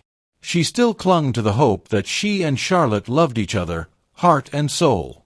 They continued to pack in silence. "I have been a failure," said Miss Bartlett, as she struggled with the straps of Lucy's trunk instead of strapping her own. "Failed to make you happy, failed in my duty to your mother. She has been so generous to me. I shall never face her again after this disaster. But Mother will understand. It is not your fault, this trouble, and it isn't a disaster either. It is my fault, it is a disaster. She will never forgive me, and rightly. For instance, what right had I to make friends with Miss Lavish? Every right. When I was here for your sake. If I have vexed you, it is equally true that I have neglected you. Your mother will see this as clearly as I do, when you tell her." Lucy, from a cowardly wish to improve the situation, said, "Why need Mother hear of it? But you tell her everything. I suppose I do generally. I dare not break your confidence. There is something sacred in it. Unless you feel that it is a thing you could not tell her. The girl would not be degraded to this. Naturally, I should have told her. But in case she should blame you in any way, I promise I will not. I am very willing not to. I will never speak of it either to her or to anyone." Her promise brought the long-drawn interview to a sudden close. Miss Bartlett pecked her smartly on both cheeks, wished her good night, and sent her to her own room. For a moment the original trouble was in the background. George would seem to have behaved like a cad throughout. Perhaps that was the view which one would take eventually. At present she neither acquitted nor condemned him. She did not pass judgment. At the moment when she was about to judge him, her cousin's voice had intervened, and ever since it was Miss Bartlett who had dominated. Miss Bartlett who, even now, could be heard sighing into a crack in the partition wall. Miss Bartlett, who had really been neither pliable nor humble nor inconsistent.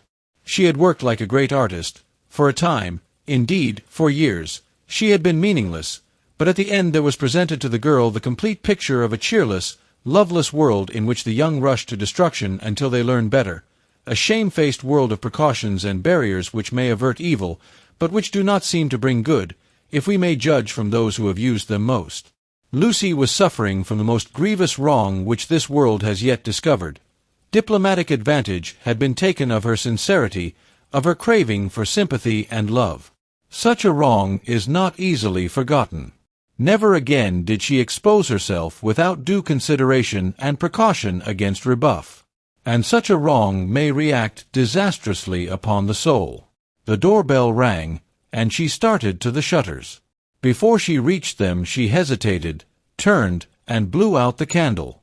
Thus it was that, though she saw someone standing in the wet below, he, though he looked up, did not see her.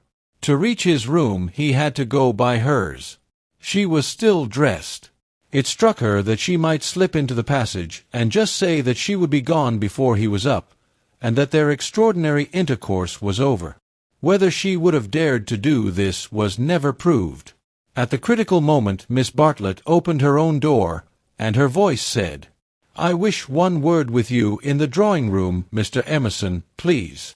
Soon their footsteps returned, and Miss Bartlett said, "Good night, Mr. Emerson."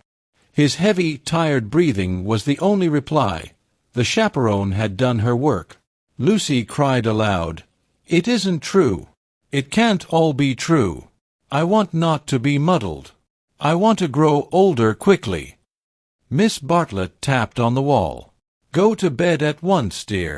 You need all the rest you can get." In the morning they left for Rome. Chapter 8. Medieval. The drawing-room curtains at Windy Corner had been pulled to meet, for the carpet was new and deserved protection from the August sun.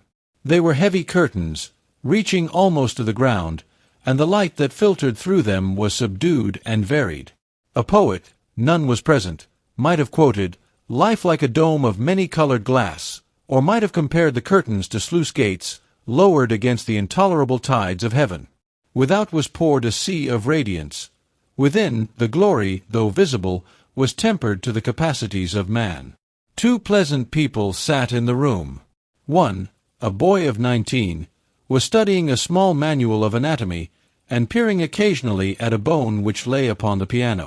From time to time he bounced in his chair and puffed and groaned, for the day was hot and the print small, and the human frame fearfully made, and his mother, who was writing a letter, did continually read out to him what she had written, and continually did she rise from her seat and part the curtains so that a rivulet of light fell across the carpet, and make the remark that they were still there.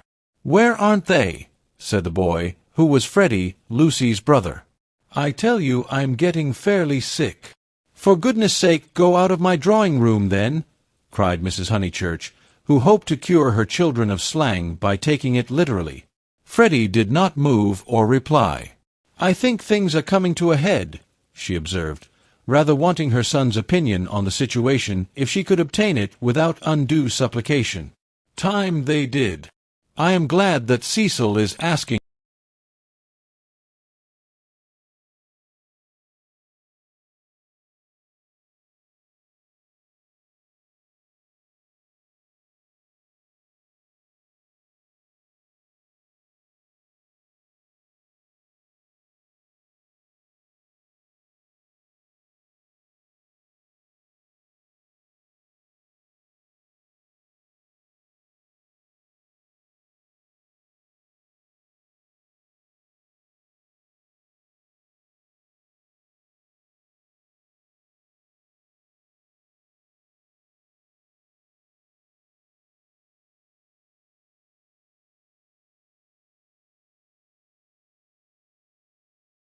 I said, "Dear Mrs. Vyse, Cecil has just asked my permission about it, and I should be delighted if Lucy wishes it. But—" she stopped reading. "I was rather amused at Cecil asking my permission at all. He has always gone in for unconventionality, and parents nowhere, and so forth. When it comes to the point, he can't get on without me." "Nor me." "You." Freddie nodded. "What do you mean?" "He asked me for my permission also." She exclaimed, "How very odd of him." "Why so?" asked the son and heir. "Why shouldn't my permission be asked? What do you know about Lucy or girls or anything? Whatever did you say?" I said to Cecil, "Take her or leave her. It's no business of mine." What a helpful answer! But her own answer, though more normal in its wording, had been to the same effect. "The bother is this," began Freddie. Then he took up his work again, too shy to say what the bother was. Mrs. Honeychurch went back to the window. "Freddie, you must come. There they still are. I don't see you ought to go peeping like that." "Peeping like that? Can't I look out of my own window?" But she returned to the writing-table, observing, as she passed her son, "Still page 322? Freddie snorted, and turned over 2 leaves. For a brief space they were silent. Close by, beyond the curtains, the gentle murmur of a long conversation had never ceased. "The bother is this. I have put my foot in it with Cecil most awfully." He gave a nervous gulp. Not content with permission, which I did give, that is to say, I said, "I don't mind." Well, not content with that, he wanted to know whether I wasn't off my head with joy. He practically put it like this: wasn't it a splendid thing for Lucy and for Windy Corner generally if he married her? And he would have an answer. He said it would strengthen his hand. I hope you gave a careful answer, dear. I answered no, said the boy, grinding his teeth. There. Fly into a stew. I can't help it. Had to say it. I had to say no. He ought never to have asked me. Ridiculous child, cried his mother. You think you're so holy and truthful, but really it's only abominable conceit. Do you suppose that a man like Cecil would take the slightest notice of anything you say? I hope he boxed your ears. How dare you say no? Oh, do keep quiet, mother. I had to say no when I couldn't say yes. I tried to laugh as if I didn't mean what I said, and, as Cecil laughed too, and went away, it may be all right. But I feel my foot's in it. Oh, do keep quiet, though, and let a man do some work. No, said Mrs. Honeychurch, with the air of one who has considered the subject. I shall not keep quiet. You know all that has passed between them in Rome. You know why he is down here, and yet you deliberately insult him, and try to turn him out of my house. Not a bit, he pleaded. I only let out I didn't like him.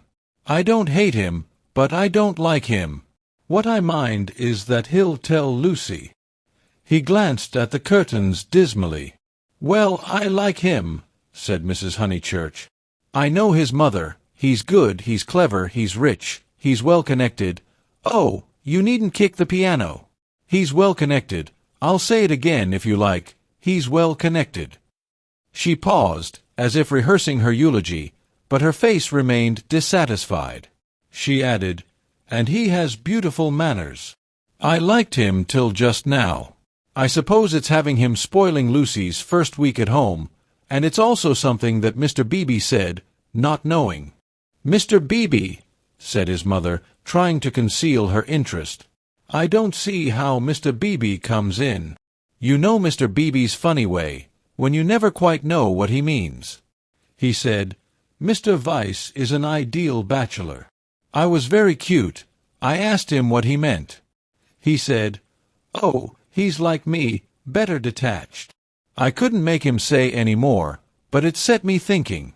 Since Cecil has come after Lucy, he hasn't been so pleasant, at least.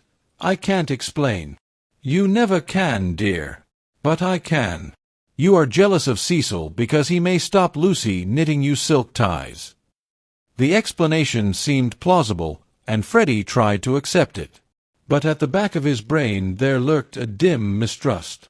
Cecil praised one too much for being athletic. Was that it?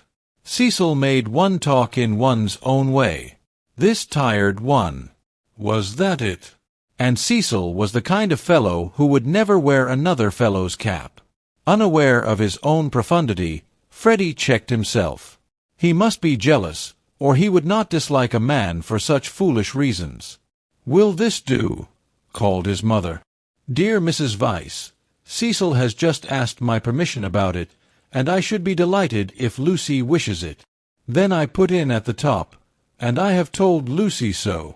I must write the letter out again, and I have told Lucy so. But Lucy seems very uncertain, and in these days young people must decide for themselves. I said that because I didn't want Mrs. Vyse to think us old-fashioned.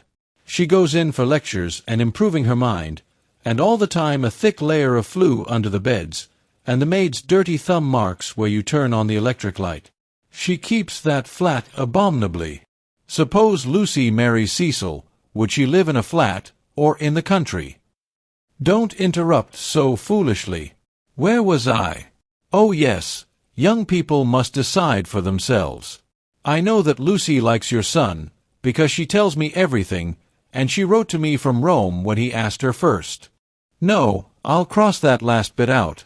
It looks patronizing. I'll stop at, because she tells me everything. Or shall I cross that out, too? Cross it out, too, said Freddie. Mrs. Honeychurch left it in. Then the whole thing runs. Dear Mrs. Vyse, Cecil has just asked my permission about it, and I should be delighted if Lucy wishes it, and I have told Lucy so. But Lucy seems very uncertain, and in these days young people must decide for themselves. I know that Lucy likes your son, because she tells me everything. But I do not know. Look out! Cried Freddie. The curtains parted. Cecil's first movement was one of irritation. He couldn't bear the Honeychurch habit of sitting in the dark to save the furniture. Instinctively he gave the curtains a twitch, and sent them swinging down their poles. Light entered. There was revealed a terrace, such as is owned by many villas with trees each side of it, and on it a little rustic seat, and 2 flower-beds. But it was transfigured by the view beyond, for Windy Corner was built on the range that overlooks the Sussex Weald. Lucy, who was in the little seat, seemed on the edge of a green magic carpet which hovered in the air above the tremulous world. Cecil entered. Appearing thus late in the story, Cecil must be at once described. He was medieval, like a Gothic statue, tall and refined, with shoulders that seemed braced square by an effort of the will, and a head that was tilted a little higher than the usual level of vision. He resembled those fastidious saints who guard the portals of a French cathedral. Well educated, well endowed, and not deficient physically, he remained in the grip of a certain devil whom the modern world knows as self-consciousness, and whom the medieval, with dimmer vision, worshipped as asceticism. A Gothic statue implies celibacy, just as a Greek statue implies fruition, and perhaps this was what Mr. Beebe meant. And Freddie, who ignored history and art, perhaps meant the same when he failed to imagine Cecil wearing another fellow's cap. Mrs. Honeychurch left her letter on the writing-table and moved towards her young acquaintance. "Oh, Cecil!" she exclaimed. "Oh, Cecil, do tell me!" "I promise I sposy," said he. They stared at him anxiously. "She has accepted me," he said, and the sound of the thing in English made him flush and smile with pleasure and look more human. "I am so glad," said Mrs. Honeychurch, while Freddie proffered a hand that was yellow with chemicals. They wished that they also knew Italian, for our phrases of approval and of amazement are so connected with little occasions that we fear to use them on great ones. We are obliged to become vaguely poetic, or to take refuge in scriptural reminiscences.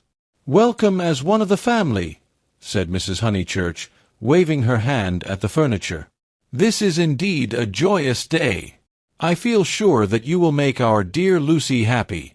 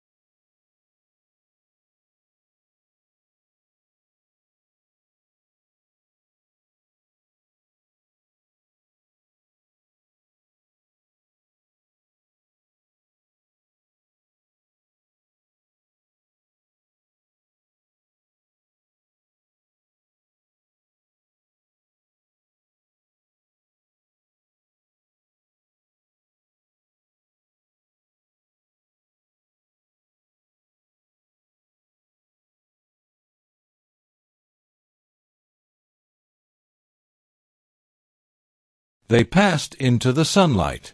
Cecil watched them cross the terrace and descend out of sight by the steps. They would descend, he knew their ways, past the shrubbery and past the tennis lawn and the dahlia bed, until they reached the kitchen garden, and there, in the presence of the potatoes and the peas, the great event would be discussed. Smiling indulgently, he lit a cigarette and rehearsed the events that had led to such a happy conclusion. He had known Lucy for several years, but only as a commonplace girl who happened to be musical. He could still remember his depression that afternoon at Rome, when she and her terrible cousin fell on him out of the blue and demanded to be taken to St. Peter's. That day she had seemed a typical tourist, shrill, crude, and gaunt with travel. But Italy worked some marvel in her. It gave her light, and which he held more precious, it gave her shadow. Soon he detected in her a wonderful reticence. She was like a woman of Leonardo da Vinci's, whom we love not so much for herself as for the things that she will not tell us. The things are assuredly not of this life. No woman of Leonardo's could have anything so vulgar as a story. She did develop most wonderfully day by day. So it happened that from patronizing civility he had slowly passed, if not to passion, at least to a profound uneasiness. Already at Rome he had hinted to her that they might be suitable for each other. It had touched him greatly that she had not broken away at the suggestion. Her refusal had been clear and gentle. After it, as the horrid phrase went, she had been exactly the same to him as before. 3 months later, on the margin of Italy, among the flower-clad Alps, he had asked her again in bald, traditional language. She reminded him of a Leonardo more than ever. Her sunburnt features were shadowed by fantastic rock. At his words she had turned and stood between him and the light with immeasurable plains behind her. He walked home with her unashamed, feeling not at all like a rejected suitor.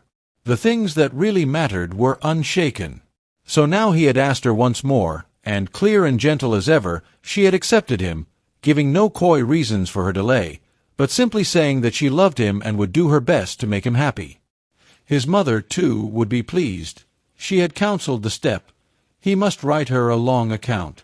Glancing at his hand, in case any of Freddie's chemicals had come off on it, he moved to the writing table.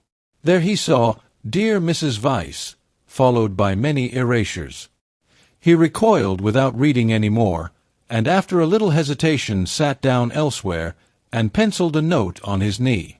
Then he lit another cigarette, which did not seem quite as divine as the first, and considered what might be done to make Windy Corner drawing-room more distinctive. With that outlook it should have been a successful room, but the trail of Tottenham Court Road was upon it. He could almost visualize the motor vans of Messrs. Shoolbred and Messrs. Maple arriving at the door and depositing this chair, those varnished bookcases, that writing table.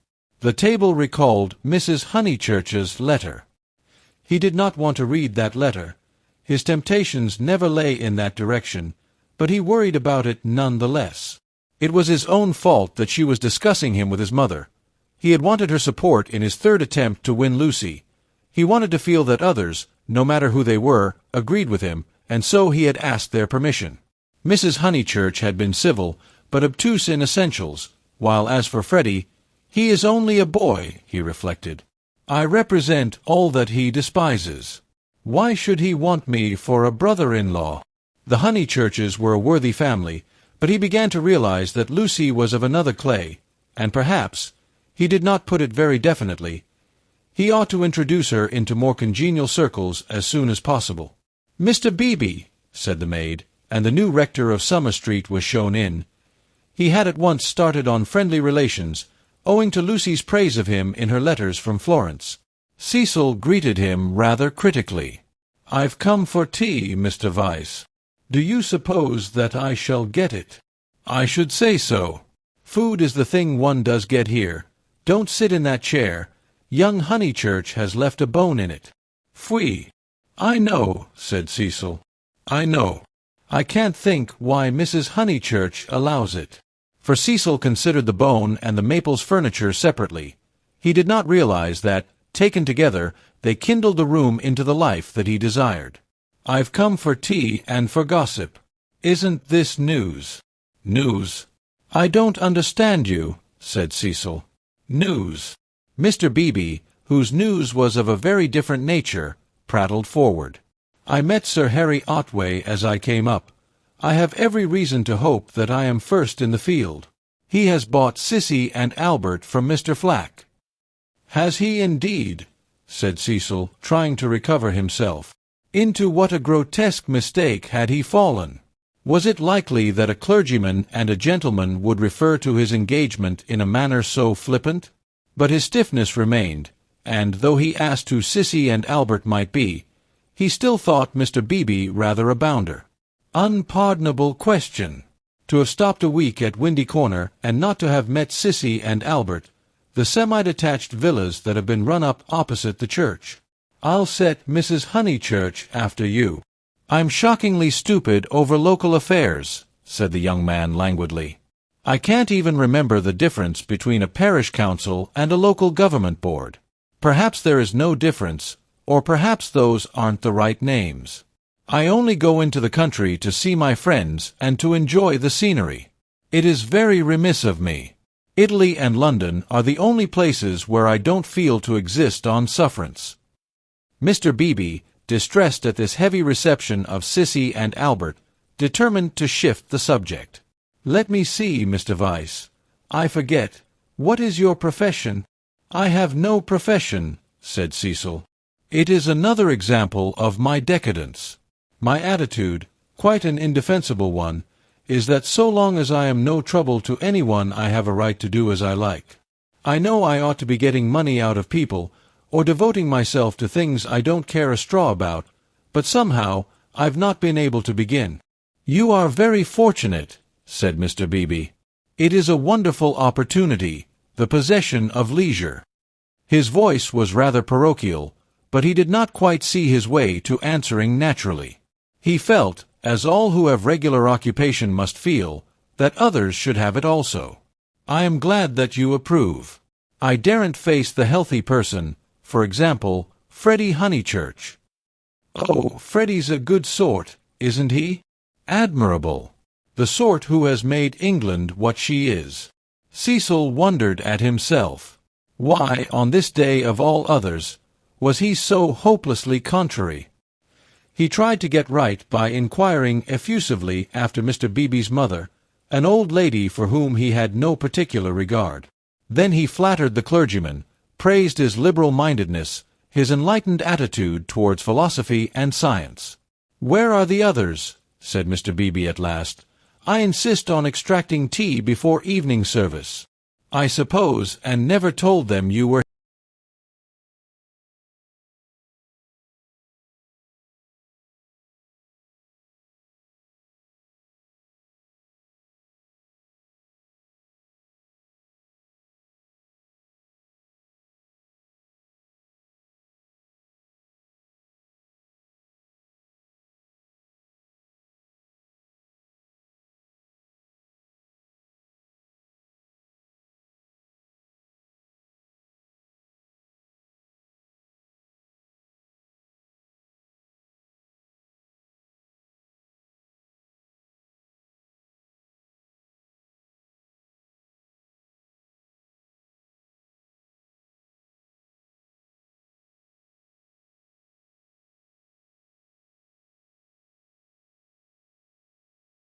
"I quite agree.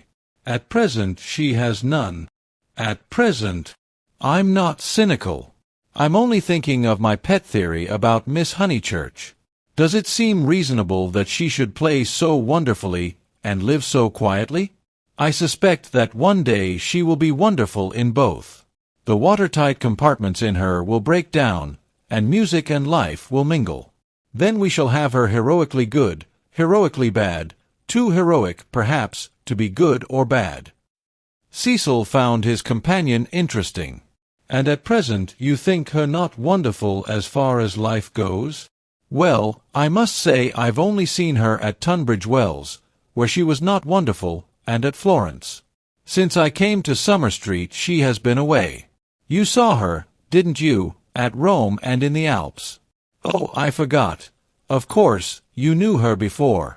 "No, she wasn't wonderful in Florence either, but I kept on expecting that she would be." "In what way?" Conversation had become agreeable to them, and they were pacing up and down the terrace. "I could as easily tell you what tune she'll play next." There was simply the sense that she had found wings, and meant to use them. "I can show you a beautiful picture in my Italian diary. Miss Honeychurch as a kite, Miss Bartlett holding the string. Picture number 2, the string breaks." The sketch was in his diary, but it had been made afterwards, when he viewed things artistically. At the time he had given surreptitious tugs to the string himself. But the string never broke. No. I mightn't have seen Miss Honeychurch rise, but I should certainly have heard Miss Bartlett fall. "It has broken now," said the young man in low, vibrating tones. Immediately he realized that of all the conceited, ludicrous, contemptible ways of announcing an engagement, this was the worst. He cursed his love of metaphor. Had he suggested that he was a star and that Lucy was soaring up to reach him? Broken. What do you mean? I meant, said Cecil stiffly, that she is going to marry me. The clergyman was conscious of some bitter disappointment which he could not keep out of his voice. I am sorry. I must apologize. I had no idea you were intimate with her, or I should never have talked in this flippant, superficial way. Mr. Vyse, you ought to have stopped me. And down the garden he saw Lucy herself. Yes, he was disappointed. Cecil, who naturally preferred congratulations to apologies, drew down his mouth at the corners. Was this the reception his action would get from the world? Of course, he despised the world as a whole. Every thoughtful man should. It is almost a test of refinement. But he was sensitive to the successive particles of it which he encountered. Occasionally he could be quite crude. I am sorry I have given you a shock, he said dryly. I fear that Lucy's choice does not meet with your approval. Not that. But you ought to have stopped me. I know Miss Honeychurch only a little as time goes. Perhaps I oughtn't to have discussed her so freely with anyone, certainly not with you. You are conscious of having said something indiscreet? Mr. Beebe pulled himself together. Really, Mr. Vyse had the art of placing one in the most tiresome positions. He was driven to use the prerogatives of his profession. No, I have said nothing indiscreet. I foresaw at Florence that her quiet, uneventful childhood must end, and it has ended. I realized dimly enough that she might take some momentous step. She has taken it. She has learnt. You will let me talk freely, as I have begun freely. She has learnt what it is to love. The greatest lesson, some people will tell you, that our earthly life provides. It was now time for him to wave his hat at the approaching trio. He did not omit to do so. She has learnt through you, and if his voice was still clerical, it was now also sincere. Let it be your care that her knowledge is profitable to her. Grazie tant, said Cecil, who did not like parsons. Have you heard? Shouted Mrs. Honeychurch as she toiled up the sloping garden. Oh, Mr. Beebe, have you heard the news? Freddie, now full of geniality, whistled the wedding march. Youth seldom criticizes the accomplished fact.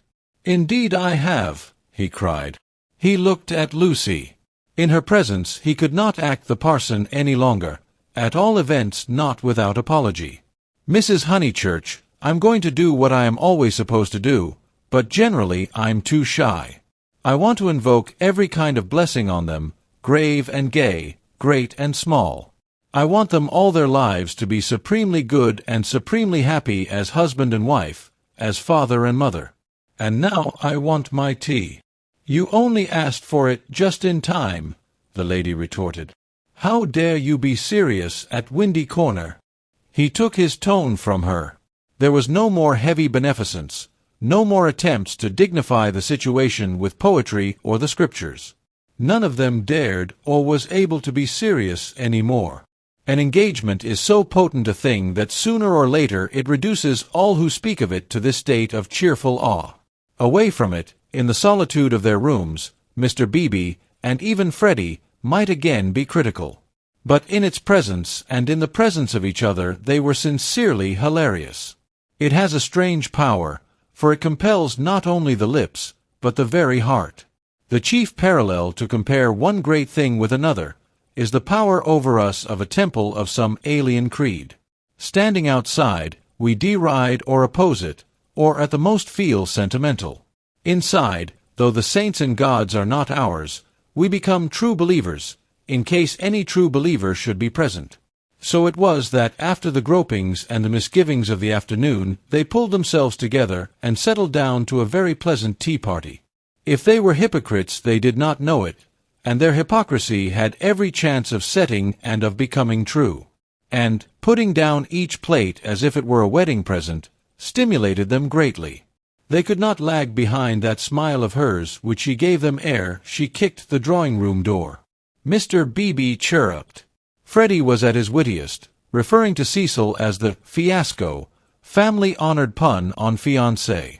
Mrs. Honeychurch, amusing and portly, promised well as a mother-in-law. As for Lucy and Cecil, for whom the temple had been built, they also joined in the merry ritual, but waited, as earnest worshippers should, for the disclosure of some holier shrine of joy. A few days after the engagement was announced, Mrs. Honeychurch made Lucy and her fiasco come to a little garden party in the neighborhood, for naturally she wanted to show people that her daughter was marrying a presentable man. Cecil was more than presentable.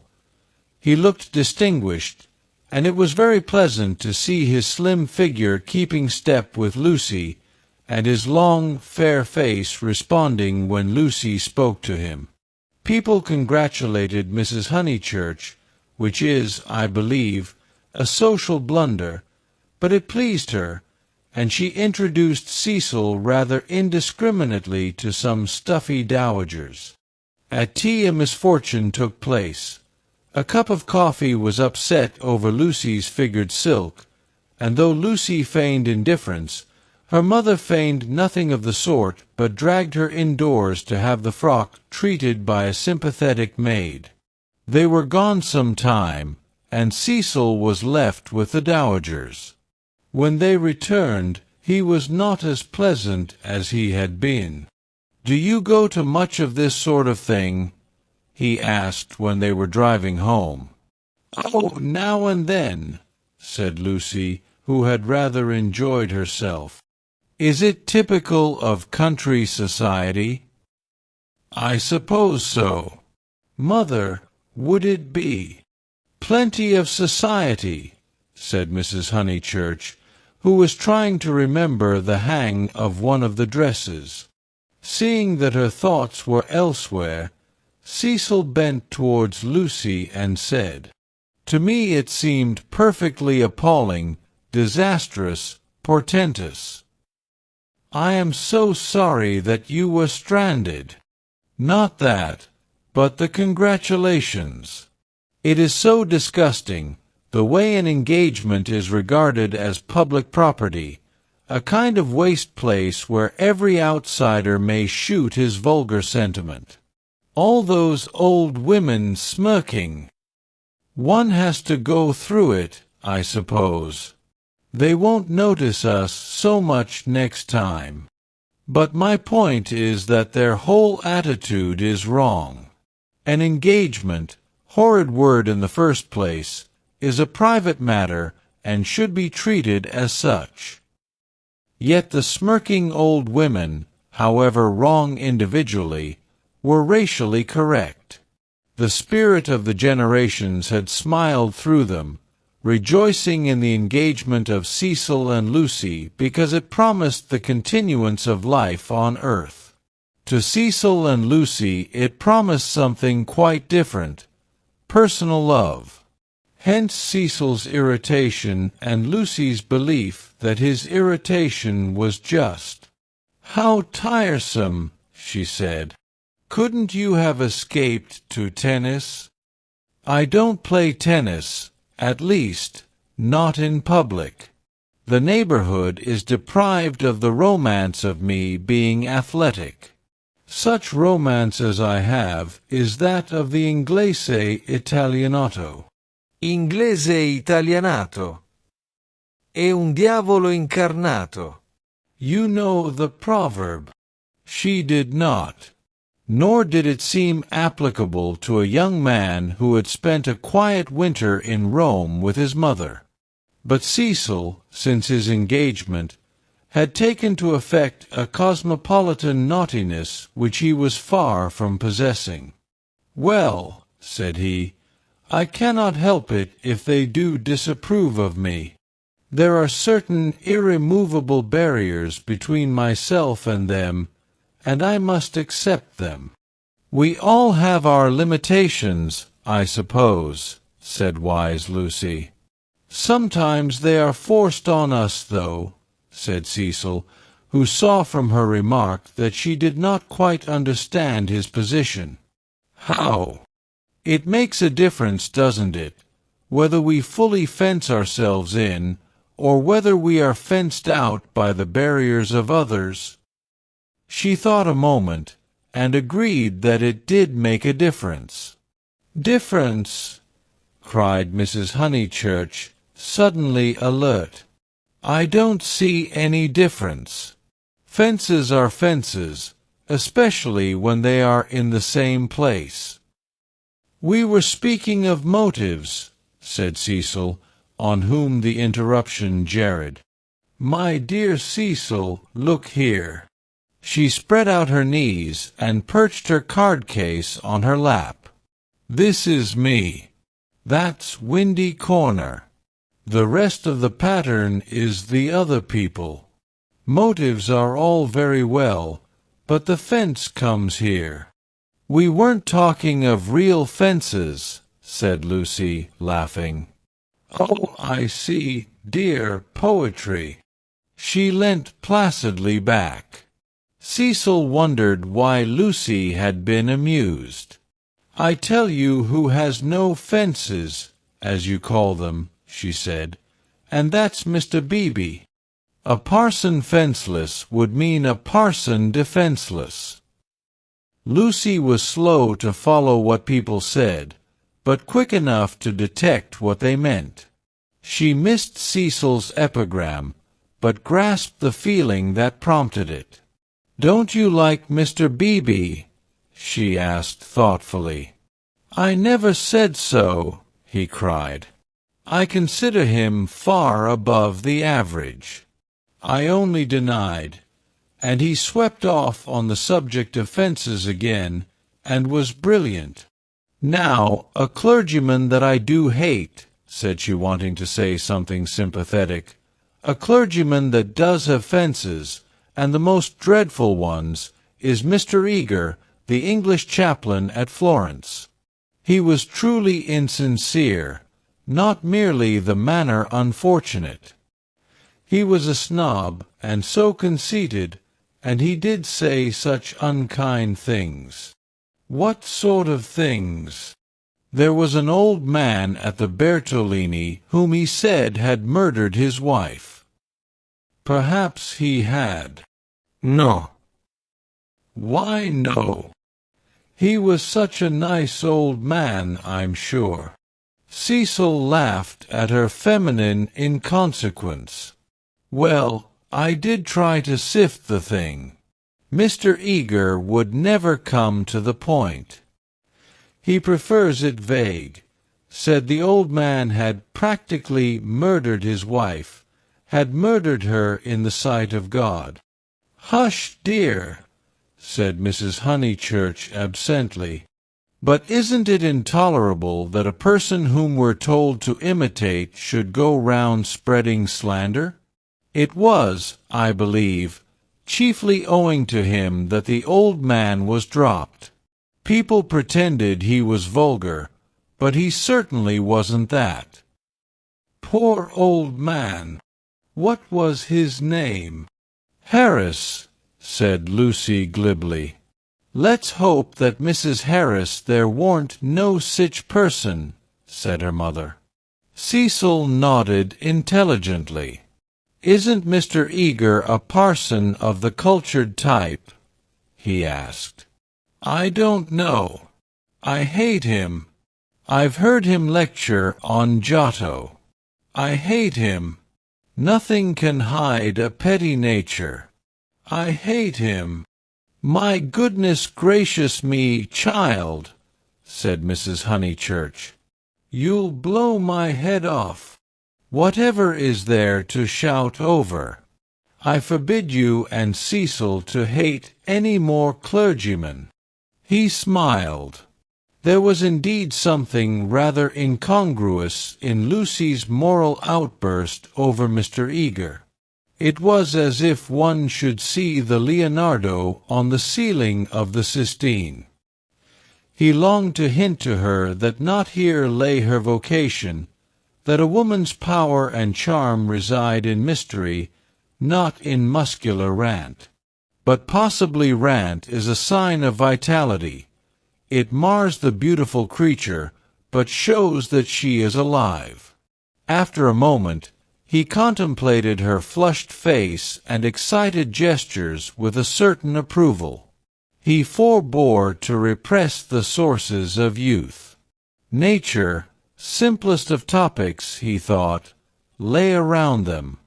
He praised the pine woods, the deep lasts of bracken, the crimson leaves that spotted the hurt bushes, the serviceable beauty of the turnpike road. The outdoor world was not very familiar to him, and occasionally he went wrong in a question of fact. Mrs. Honeychurch's mouth twitched when he spoke of the perpetual green of the larch. "I count myself a lucky person," he concluded. "When I'm in London, I feel I could never live out of it. When I'm in the country, I feel the same about the country. After all, I do believe that birds and trees and the sky are the most wonderful things in life, and that the people who live amongst them must be the best. It's true that in 9 cases out of 10 they don't seem to notice anything. The country gentleman and the country laborer are each in their way the most depressing of companions. Yet they may have a tacit sympathy with the workings of nature which is denied to us of the town. Do you feel that, Mrs. Honeychurch?" Mrs. Honeychurch started and smiled. She had not been attending. Cecil, who was rather crushed on the front seat of the Victoria, felt irritable and determined not to say anything interesting again. Lucy had not attended either. Her brow was wrinkled, and she still looked furiously cross, the result, he concluded, of too much moral gymnastics. It was sad to see her thus blind to the beauties of an August wood. "Come down, O maid, from yonder mountain height," he quoted, and touched her knee with his own. She flushed again and said, "What height?" "Come down, O maid, from yonder mountain height. What pleasure lives in height?" the shepherd sang. "In height and in the splendor of the hills." Let us take Mrs. Honeychurch's advice and hate clergymen no more. "What's this place?" "Summer Street, of course," said Lucy, and roused herself. The woods had opened to leave space for a sloping triangular meadow. Pretty cottages lined it on 2 sides, and the upper and third side was occupied by a new stone church, expensively simple, a charming shingled spire. Mr. Beebe's house was near the church. In height it scarcely exceeded the cottages. Some great mansions were at hand, but they were hidden in the trees. The scene suggested a Swiss Alp rather than the shrine and center of a leisured world, and was marred only by 2 ugly little villas, the villas that had competed with Cecil's engagement, having been acquired by Sir Harry Otway the very afternoon that Lucy had been acquired by Cecil. Sissy was the name of one of these villas, Albert of the other. These titles were not only picked out in shaded Gothic on the garden gates, but appeared a second time on the porches, where they followed the semicircular curve of the entrance arch in block capitals. Albert was inhabited. His tortured garden was bright with geraniums and lobelias and polished shells. His little windows were chastely swathed in Nottingham lace. Sissy was to let. 3 notice boards, belonging to Dorking agents, lolled on her fence and announced the not surprising fact. Her paths were already weedy. Her pocket-handkerchief of a lawn was yellow with dandelions. "The place is ruined," said the ladies mechanically. "Summer Street will never be the same again." As the carriage passed, Sissy's door opened, and a gentleman came out of her. "Stop!" cried Mrs. Honeychurch, touching the coachman with her parasol. Here's Sir Harry. Now we shall know. Sir Harry, pull those things down at once." Sir Harry Otway, who need not be described, came to the carriage and said, "Mrs. Honeychurch, I meant to. I can't. I really can't turn out Miss Flack. Am I not always right? She ought to have gone before the contract was signed. Does she still live rent-free, as she did in her nephew's time? But what can I do?"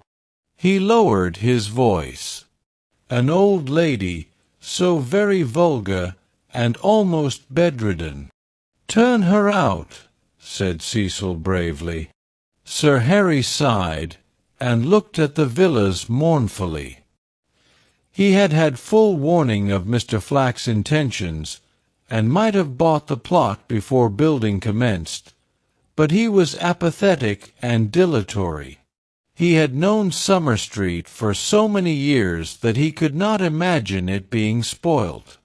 Not till Mrs. Flack had laid the foundation stone, and the apparition of red and cream brick began to rise, did he take alarm.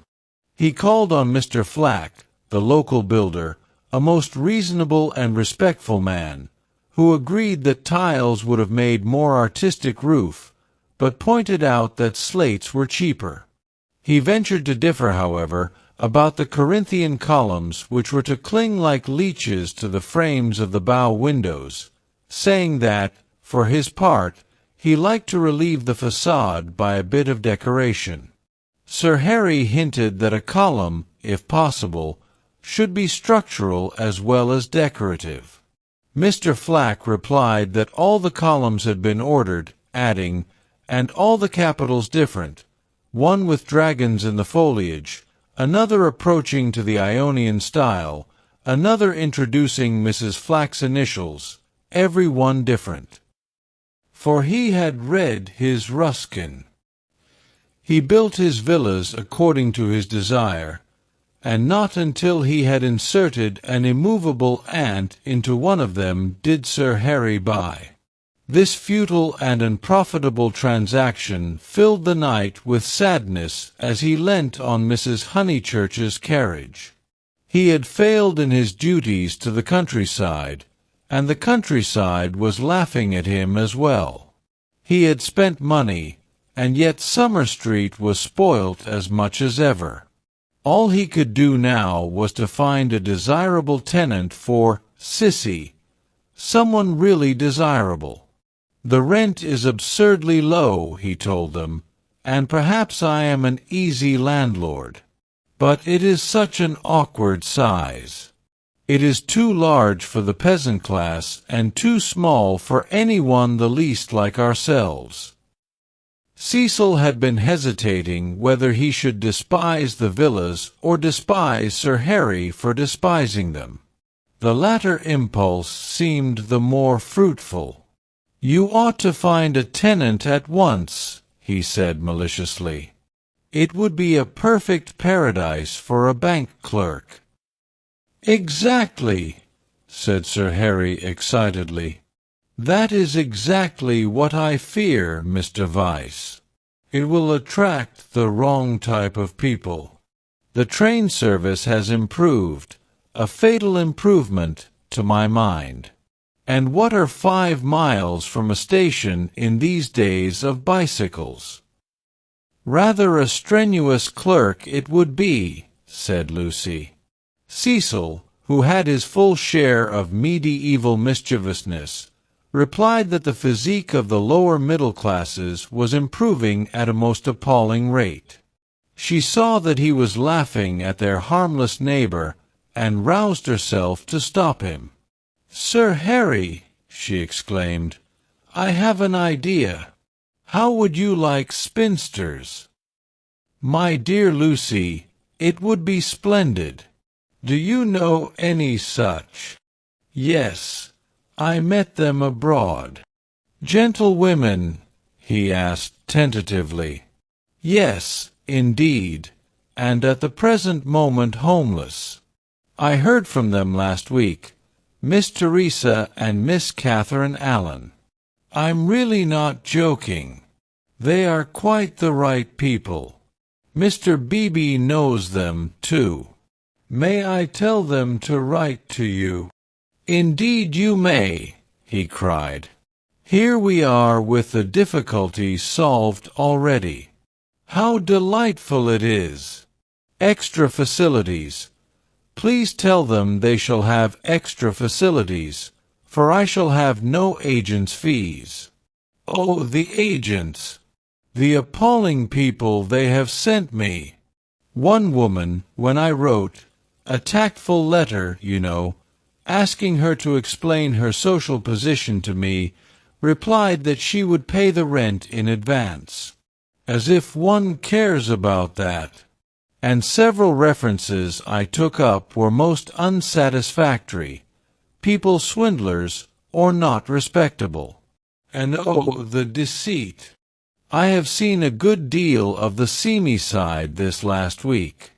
The deceit of the most promising people. My dear Lucy, the deceit." She nodded. "My advice," put in Mrs. Honeychurch, "is to have nothing to do with Lucy and her decayed gentlewomen at all. I know the type. Preserve me from people who have seen better days, and bring heirlooms with them that make the house smell stuffy. It's a sad thing, but I'd far rather let to someone who is going up in the world than to someone who has come down." "I think I follow you," said Sir Harry, "but it is, as you say, a very sad thing." "The Misses Allen aren't that," cried Lucy. "Yes, they are," said Cecil. "I haven't met them, but I should say they were a highly unsuitable addition to the neighborhood." "Don't listen to him, Sir Harry. He's tiresome." "It's I who am tiresome," he replied. "I oughtn't to come with my troubles to young people. But really I am so worried, and Lady Otway will only say that I cannot be too careful, which is quite true, but no real help." "Then may I write to my Mrs. Allen?" "Please." But his eye wavered when Mrs. Honeychurch exclaimed, "Beware! They are certain to have canaries. Sir Harry, beware of canaries. They spit the seed out through the bars of the cages, and then the mice come. Beware of women altogether. Only let to a man." "Really," he murmured gallantly, though he saw the wisdom of her remark. "Men don't gossip over teacups. If they get drunk, there's an end of them. They lie down comfortably and sleep it off. If they're vulgar, they somehow keep it to themselves. It doesn't spread so. Give me a man, of course, provided he's clean." Sir Harry blushed. Neither he nor Cecil enjoyed these open compliments to their sex. Even the exclusion of the dirty did not leave them much distinction. He suggested that Mrs. Honeychurch, if she had time, should descend from the carriage and inspect Sissy for herself.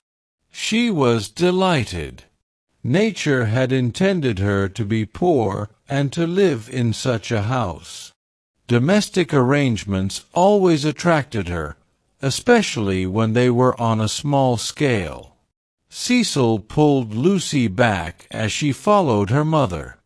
"Mrs. Honeychurch," he said, "what if we two walk home and leave you?" "Certainly," was her cordial reply. Sir Harry likewise seemed almost too glad to get rid of them. He beamed at them knowingly, said, "Aha! Young people, and then hastened to unlock the house. "Hopeless vulgarian!" exclaimed Cecil, almost before they were out of earshot. "Oh, Cecil, I can't help it. It would be wrong not to loathe that man. He isn't clever, but really he is nice. No, Lucy, he stands for all that is bad in country life. In London he would keep his place. He would belong to a brainless club, and his wife would give brainless dinner parties. But down here he acts the little god with his gentility, and his patronage, and his sham aesthetics, and everyone, even your mother, is taken in. All that you say is quite true, said Lucy, though she felt discouraged. I wonder whether it matters so very much. It matters supremely. Sir Harry is the essence of that garden party. Oh, goodness, how cross I feel! How I do hope he'll get some vulgar tenant in that villa, some woman so really vulgar that he'll notice it. Gentlefolks, with his bald head and retreating chin. But let's forget him. This Lucy was glad enough to do. If Cecil disliked Sir Harry Otway and Mr. Beebe, what guarantee was there that the people who really mattered to her would escape? For instance, Freddie. Freddie was neither clever, nor subtle, nor beautiful, and what prevented Cecil from saying, any minute, "It would be wrong not to loathe Freddie"? And what would she reply? Further than Freddie she did not go, but he gave her anxiety enough. She could only assure herself that Cecil had known Freddie some time, and that they had always got on pleasantly, except, perhaps, during the last few days, which was an accident, perhaps. "Which way shall we go?" she asked him. Nature, simplest of topics, she thought, was around them. Summer Street lay deep in the woods, and she had stopped where a footpath diverged from the highroad. Are there two ways? Perhaps the road is more sensible, as we're got up smart. I'd rather go through the wood, said Cecil, with that subdued irritation that she had noticed in him all the afternoon. Why is it, Lucy, that you always say the road? Do you know that you have never once been with me in the fields or the woods since we were engaged? Haven't I? The wood, then, said Lucy, startled at his queerness, but pretty sure that he would explain later. It was not his habit to leave her in doubt as to his meaning. She led the way into the whispering pines, and sure enough he did explain before they had gone a dozen yards. I had got an idea, I dare say wrongly, that you feel more at home with me in a room. A room, she echoed, hopelessly bewildered. Yes. Or, at the most, in a garden or on a road. Never in the real country like this. Oh, Cecil, whatever do you mean? I have never felt anything of the sort. You talk as if I was a kind of poetess sort of person. I don't know that you aren't. I connect you with a view, a certain type of view. Why shouldn't you connect me with a room? She reflected a moment, and then said, laughing, Do you know that you're right? I do. I must be a poetess after all. When I think of you, it's always as in a room. How funny! To her surprise, he seemed annoyed. A drawing-room, pray? With no view. Yes, with no view, I fancy. Why not? I'd rather, he said reproachfully, that you connected me with the open air. She said again, Oh, Cecil, whatever do you mean? As no explanation was forthcoming, she shook off the subject as too difficult for a girl, and led him further into the wood, pausing every now and then at some particularly beautiful or familiar combination of the trees. She had known the wood between Summer Street and Windy Corner ever since she could walk alone. She had played at losing Freddie in it, when Freddie was a purple-faced baby, and though she had been to Italy, it had lost none of its charm. Presently they came to a little clearing among the pines, another tiny green alp, solitary this time, and holding in its bosom a shallow pool. She exclaimed, "The sacred lake! Why do you call it that?" "I can't remember why. I suppose it comes out of some book. It's only a puddle now, but you see that stream going through it? Well, a good deal of water comes down after heavy rains, and can't get away at once, and the pool becomes quite large and beautiful. Then Freddie used to bathe there. He is very fond of it. And you?" He meant, "Are you fond of it?" But she answered dreamily, "I bathed here, too, till I was found out." Then there was a row. At another time he might have been shocked, for he had depths of prudishness within him. But now, with his momentary cult of the fresh air, he was delighted at her admirable simplicity. He looked at her as she stood by the pool's edge. She was got up smart, as she phrased it, and she reminded him of some brilliant flower that has no leaves of its own, but blooms abruptly out of a world of green. "Who found you out?" "Charlotte," she murmured. "She was stopping with us. Charlotte, Charlotte. Poor girl." She smiled gravely. A certain scheme, from which hitherto he had shrunk, now appeared practical. "Lucy."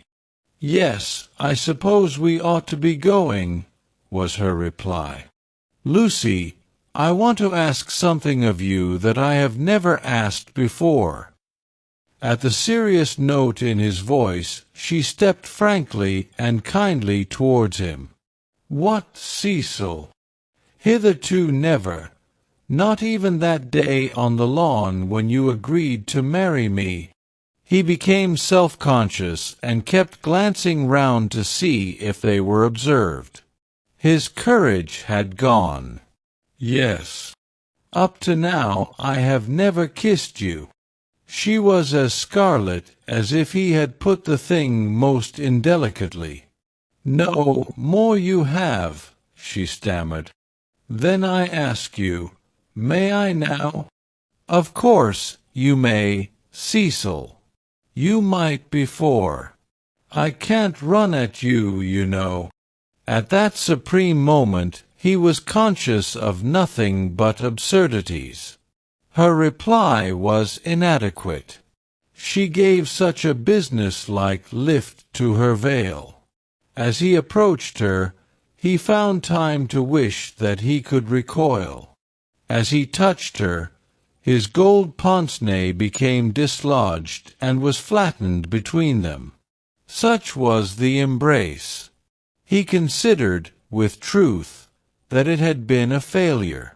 Passion should believe itself irresistible.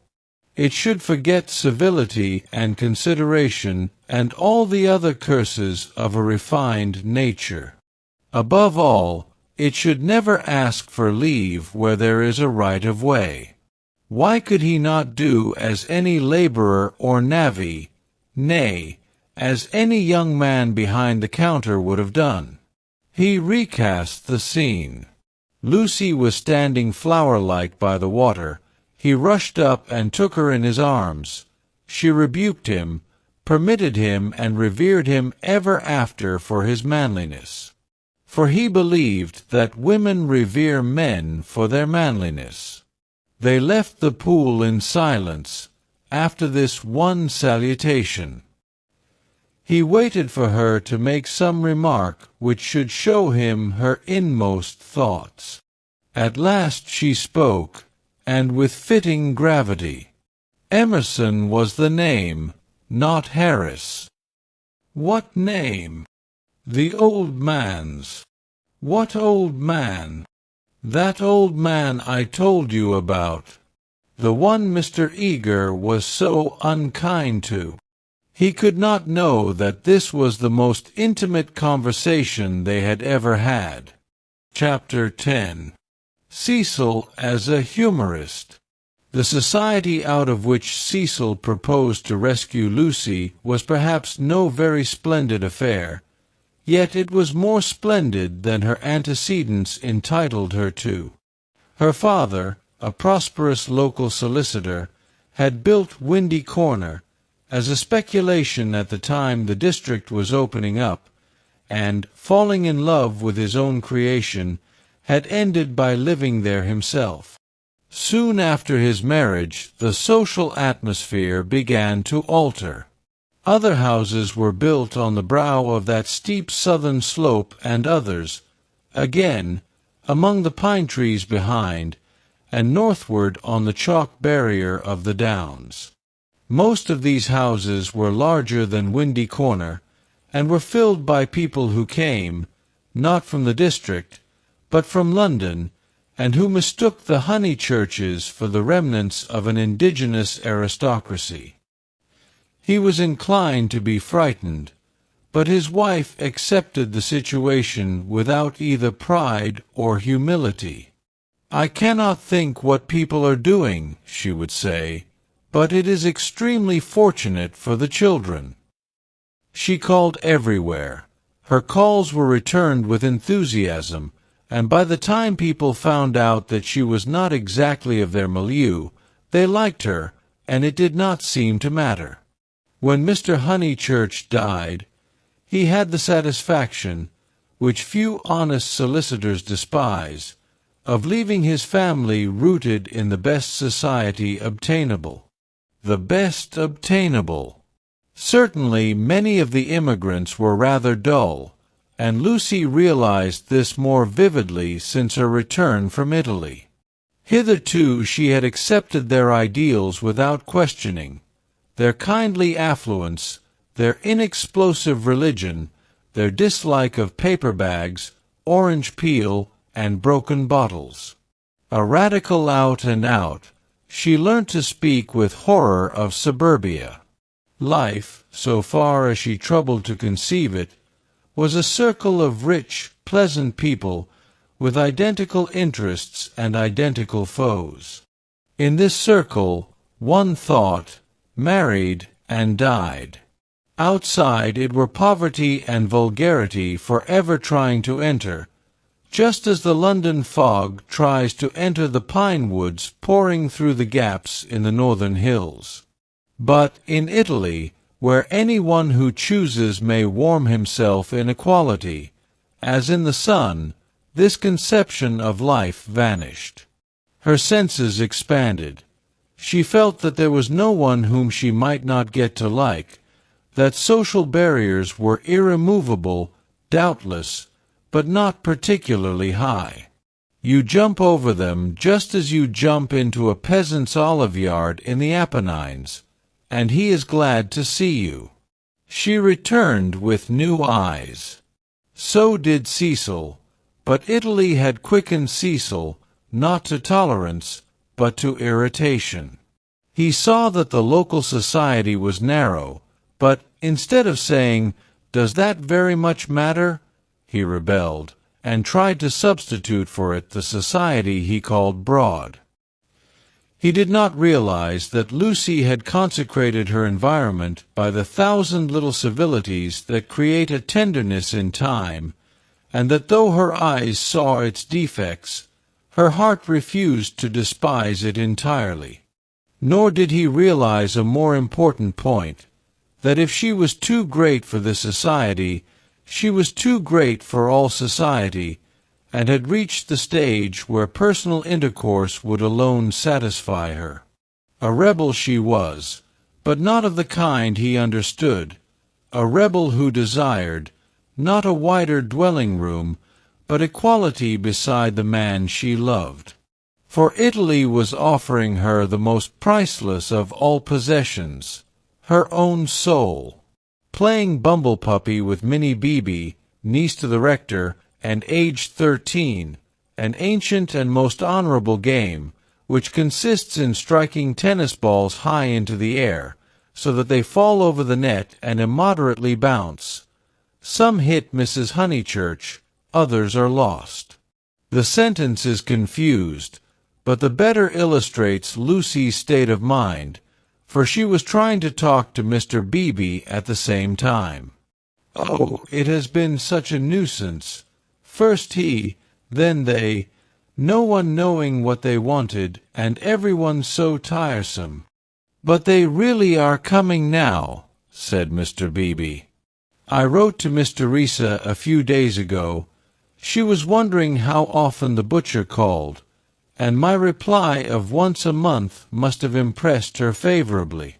They are coming. I heard from them this morning. I shall hate those Miss Allens," Mrs. Honeychurch cried, "just because they're old and silly ones expected to say, 'How sweet!' I hate their Evangie and Butangie and Anangie.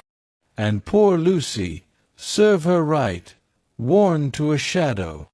Mr. Beebe watched the shadow springing and shouting over the tennis court. Cecil was absent. One did not play Bumble Puppy when he was there. "Well, if they are coming—" "No, Minnie, not Saturn." Saturn was a tennis ball whose skin was partially unsewn. When in motion, his orb was encircled by a ring. "If they are coming, Sir Harry will let them move in before the 29th, and he will cross out the clause about whitewashing the ceilings, because it made them nervous, and put in the fair wear and tear one, that doesn't count. I told you not Saturn." "Saturn's all right for Bumble Puppy," cried Freddie, joining them. "Minnie, don't you listen to her. Saturn doesn't bounce. Saturn bounces enough." "No, he doesn't." "Well, he bounces better than the beautiful white devil." "Hush, dear," said Mrs. Honeychurch. "But look at Lucy, complaining of Saturn, and all the time's got the beautiful white devil in her hand, ready to plug it in. That's right, Minnie, go for her. Get her over the shins with the racket. Get her over the shins." Lucy fell. The beautiful white devil rolled from her hand. Mr. Beebe picked it up and said, "The name of this ball is Vittoria Corombona, please." But his correction passed unheeded. Freddie possessed to a high degree the power of lashing little girls to fury, and in half a minute he had transformed Minnie from a well-mannered child into a howling wilderness. Up in the house Cecil heard them, and, though he was full of entertaining news, he did not come down to impart it, in case he got hurt. He was not a coward, and bore necessary pain as well as any man. But he hated the physical violence of the young. How right it was! Sure enough, it ended in a cry. "I wish the Miss Allens could see this," observed Mr. Beebe, just as Lucy, who was nursing the injured Minnie, was in turn lifted off her feet by her brother. "Who are the Miss Allens?" Freddie panted. "They have taken Sissy Villa." That wasn't the name. Here his foot slipped, and they all fell most agreeably on to the grass. An interval elapses. "Wasn't what name?" asked Lucy, with her brother's head in her lap. "Allen wasn't the name of the people Sir Harry's let to." "Nonsense, Freddie. You know nothing about it." "Nonsense yourself. I've this minute seen him. He said to me, "Ahem, Honeychurch, Freddie was an indifferent mimic. Ahem, ahem. I have at last procured really desirable tenants." I said, "Hooray, old boy," and slapped him on the back. "Exactly. The Miss Allens. Rather not. More like Anderson. Oh, good gracious, there isn't going to be another muddle." Mrs. Honeychurch exclaimed, "Do you notice, Lucy, I'm always right? I said don't interfere with Sissy Villa. I'm always right. I'm quite uneasy at being always right so often. It's only another muddle of Freddie's. Freddie doesn't even know the name of the people he pretends have taken it instead." "Yes, I do. I've got it. Emerson. What name? Emerson. I'll bet you anything you like." "What a weathercock Sir Harry is," said Lucy quietly. "I wish I had never bothered over it at all." Then she lay on her back and gazed at the cloudless sky. Mr. Beebe, whose opinion of her rose daily, whispered to his niece that that was the proper way to behave if any little thing went wrong. Meanwhile, the name of the new tenants had diverted Mrs. Honeychurch from the contemplation of her own abilities. "Emerson, Freddie, do you know what Emersons they are?" "I don't know whether they're any Emersons," retorted Freddie, who was democratic. Like his sister, and like most young people, he was naturally attracted by the idea of equality, and the undeniable fact that there are different kinds of Emersons annoyed him beyond measure. "I trust they are the right sort of person." "All right, Lucy." She was sitting up again. "I see you looking down your nose and thinking your mother's a snob. But there is a right sort and a wrong sort, and it's affectation to pretend there isn't." "Emerson's a common enough name," Lucy remarked. She was gazing sideways. Seated on a promontory herself, she could see the pine-clad promontories descending one beyond another into the Weald. The further one descended the garden, the more glorious was this lateral view. "I was merely going to remark, Freddie, that I trusted they were no relations of Emerson the philosopher, a most trying man. Pray, does that satisfy you?" "Oh, yes," he grumbled. "And you will be satisfied, too, for they're friends of Cecil, so, elaborate irony, you and the other country families will be able to call in perfect safety." "Cecil!" exclaimed Lucy. "Don't be rude, dear," said his mother placidly. "Lucy, don't screech. It's a new bad habit you're getting into." "But has Cecil—" "Friends of Cecil's," he repeated, "and so really desirable. Ahem. Honeychurch, I have just telegraphed to them." She got up from the grass. It was hard on Lucy. Mr. Beebe sympathized with her very much. While she believed that her snub about the Miss Allens came from Sir Harry Otway, she had borne it like a good girl. She might well screech when she heard that it came partly from her lover. Mr. Vyse was a tease, something worse than a tease. He took a malicious pleasure in thwarting people. The clergyman, knowing this, looked at Miss Honeychurch with more than his usual kindness. When she exclaimed, "But Cecil's Emersons, they can't possibly be the same ones. There is that." He did not consider that the exclamation was strange, but saw in it an opportunity of diverting the conversation while she recovered her composure. He diverted it as follows. The Emersons who were at Florence, do you mean? No, I don't suppose it will prove to be them. It is probably a long cry from them to friends of Mr. Vyse.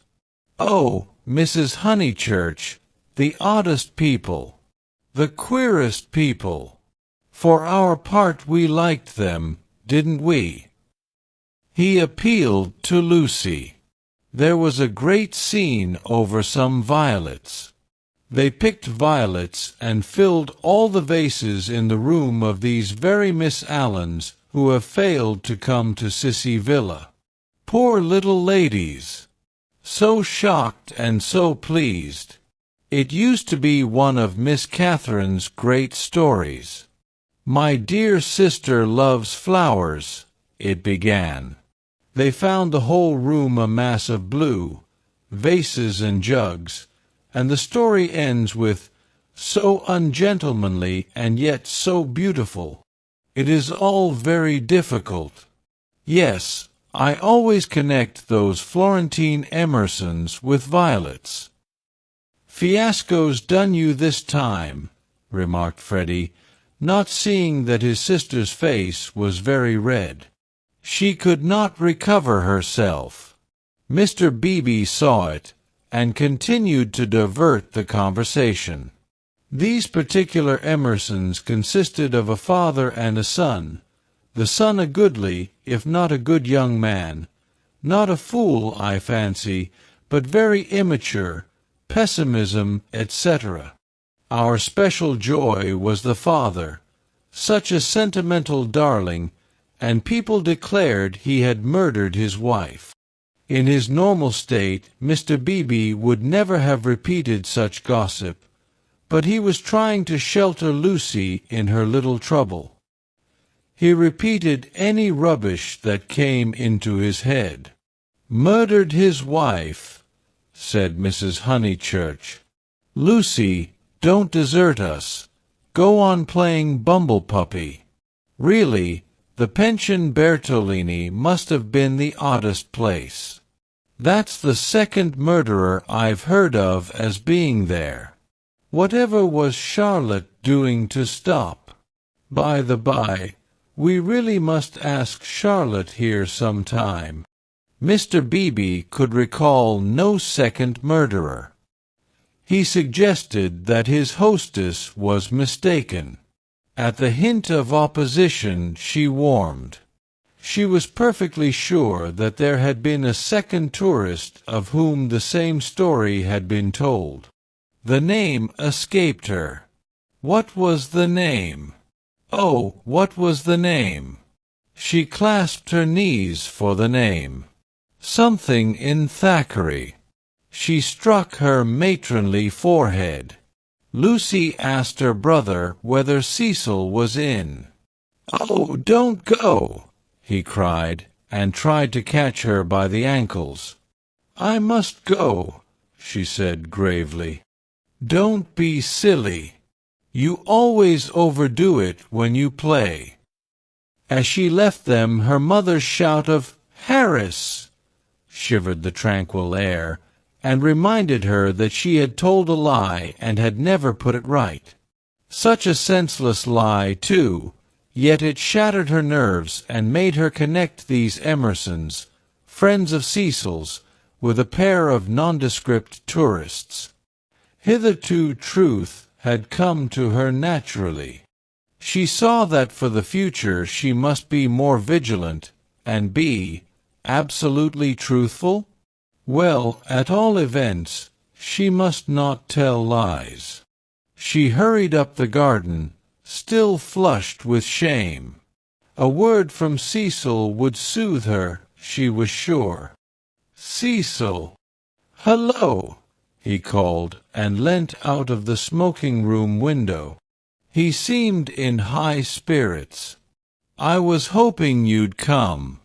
I heard you all bear-gardening, but there's better fun up here. Even I, have won a great victory for the Comic Muse. George Meredith's right.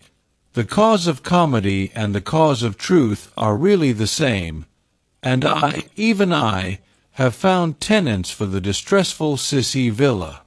Don't be angry. Don't be angry. You'll forgive me when you hear it all. He looked very attractive when his face was bright, and he dispelled her ridiculous forebodings at once. I have heard, she said. Freddie has told us. Naughty Cecil. I suppose I must forgive you. Just think of all the trouble I took for nothing. Certainly the Miss Allens are a little tiresome, and I'd rather have nice friends of yours. But you oughtn't to tease one so. Friends of mine, he laughed. But, Lucy, the whole joke is to come. Come here. But she remained standing where she was. Do you know where I met these desirable tenants? In the National Gallery, when I was up to see my mother last week. What an odd place to meet people, she said nervously. I don't quite understand. In the Umbrian room. Absolute strangers. They were admiring Luca Signorelli, of course, quite stupidly. However, we got talking, and they refreshed me not a little. They had been to Italy. But Cecil proceeded hilariously. In the course of conversation they said that they wanted a country cottage, the father to live there, the son to run down for weekends. I thought, what a chance of scoring off Sir Harry! And I took their address and a London reference, found they weren't actual blackguards. It was great sport, and wrote to him, making out. Cecil. No, it's not fair. I've probably met them before. He bore her down. Perfectly fair. Anything is fair that punishes a snob. That old man will do the neighborhood a world of good. Sir Harry is too disgusting with his decayed gentlewomen. I meant to read him a lesson sometime. No, Lucy, the classes ought to mix, and before long you'll agree with me. There ought to be intermarriage, all sorts of things. I believe in democracy. No, you don't, she snapped. You don't know what the word means. He stared at her, and felt again that she had failed to be Leonardesque. No, you don't. Her face was inartistic, that of a peevish virago. It isn't fair, Cecil. I blame you. I blame you very much indeed. You had no business to undo my work about the Miss Allens, and make me look ridiculous. You call it scoring off Sir Harry, but do you realize that it is all at my expense? I consider it most disloyal of you. She left him. Temper, he thought, raising his eyebrows. No, it was worse than temper, snobbishness. As long as Lucy thought that his own smart friends were supplanting the Miss Allens, she had not minded. He perceived that these new tenants might be of value educationally. He would tolerate the father and draw out the son, who was silent. In the interests of the comic muse and of truth, he would bring them to Windy Corner. Chapter 11. In Mrs. Vyse' well-appointed flat. The comic muse, though able to look after her own interests, did not disdain the assistance of Mr. Vyse. His idea of bringing the Emersons to Windy Corner struck her as decidedly good, and she carried through the negotiations without a hitch. Sir Harry Otway signed the agreement, met Mr. Emerson, who was duly disillusioned. The Miss Allens were duly offended, and wrote a dignified letter to Lucy, whom they held responsible for the failure. Mr. Beebe planned pleasant moments for the newcomers, and told Mrs. Honeychurch that Freddie must call on them as soon as they arrived. Indeed, so ample was the Muse's equipment that she permitted Mr. Harris, never a very robust criminal, to droop his head, to be forgotten, and to die. Lucy, to descend from bright heaven to earth, whereon there are shadows because there are hills. Lucy was at first plunged into despair, but settled after a little thought that it did not matter the very least. Now that she was engaged, the Emersons would scarcely insult her and were welcome into the neighborhood. And Cecil was welcome to bring whom he would into the neighborhood. Therefore Cecil was welcome to bring the Emersons into the neighborhood. But, as I say, this took a little thinking, and, so illogical are girls, the event remained rather greater and rather more dreadful than it should have done. She was glad that a visit to Mrs. Vyse now fell due. The tenants moved into Sissy Villa while she was safe in the London flat. "Cecil, Cecil, darling," she whispered the evening she arrived, and crept into his arms. Cecil, too, became demonstrative. He saw that the needful fire had been kindled in Lucy. At last she longed for attention, as a woman should, and looked up to him because he was a man. "So you do love me, little thing," he murmured. "Oh, Cecil, I do. I do. I don't know what I should do without you." Several days passed. Then she had a letter from Miss Bartlett. A coolness had sprung up between the two cousins, and they had not corresponded since they parted in August. The coolness dated from what Charlotte would call the flight to Rome, and in Rome it had increased amazingly. For the companion who is merely uncongenial in the medieval world becomes exasperating in the classical. Charlotte, unselfish in the forum, would have tried a sweeter temper than Lucy's, and once, in the baths of Caracalla, they had doubted whether they could continue their tour. Lucy had said she would join the Vyses. Mrs. Vyse was an acquaintance of her mother, so there was no impropriety in the plan, and Miss Bartlett had replied that she was quite used to being abandoned suddenly. Finally nothing happened, but the coolness remained, and, for Lucy, was even increased when she opened the letter and read as follows. It had been forwarded from Windy Corner.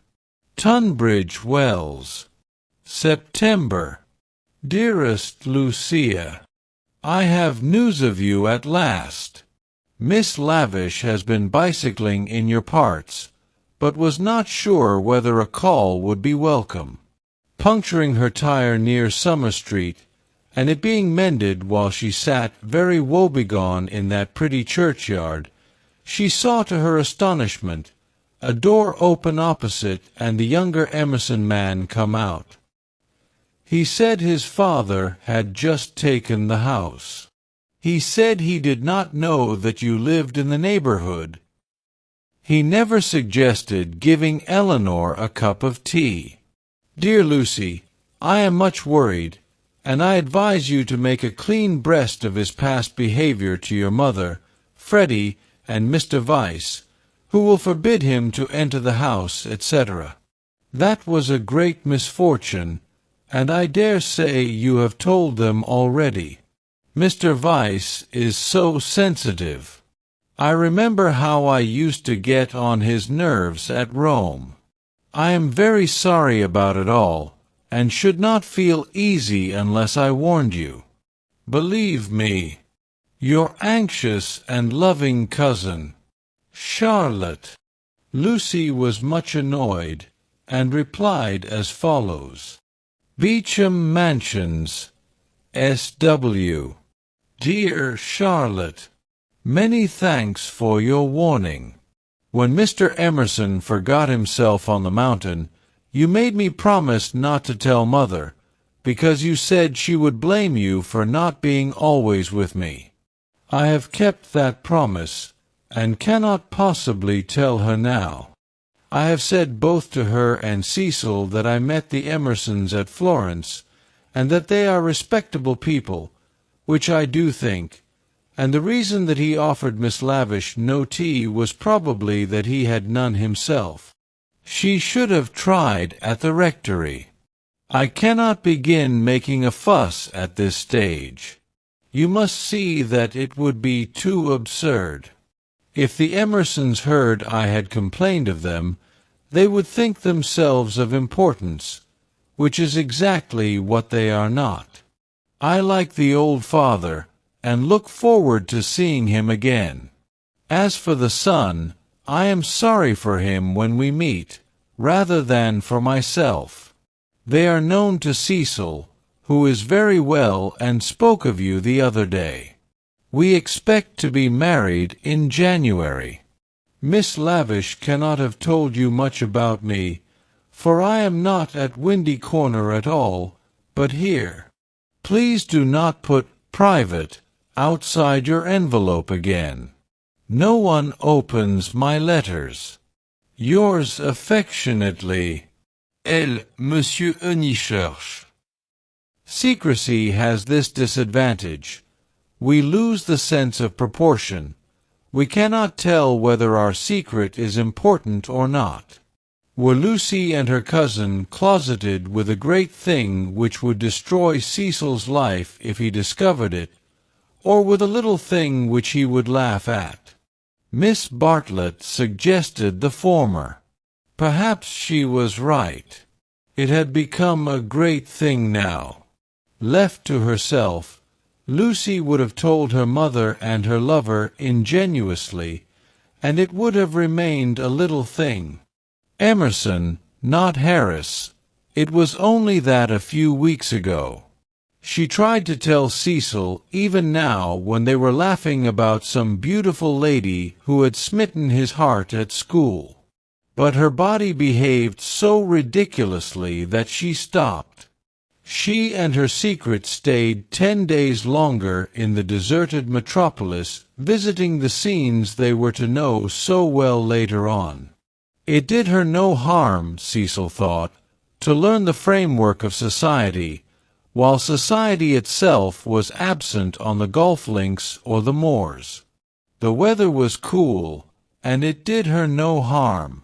In spite of the season, Mrs. Vyse managed to scrape together a dinner party consisting entirely of the grandchildren of famous people.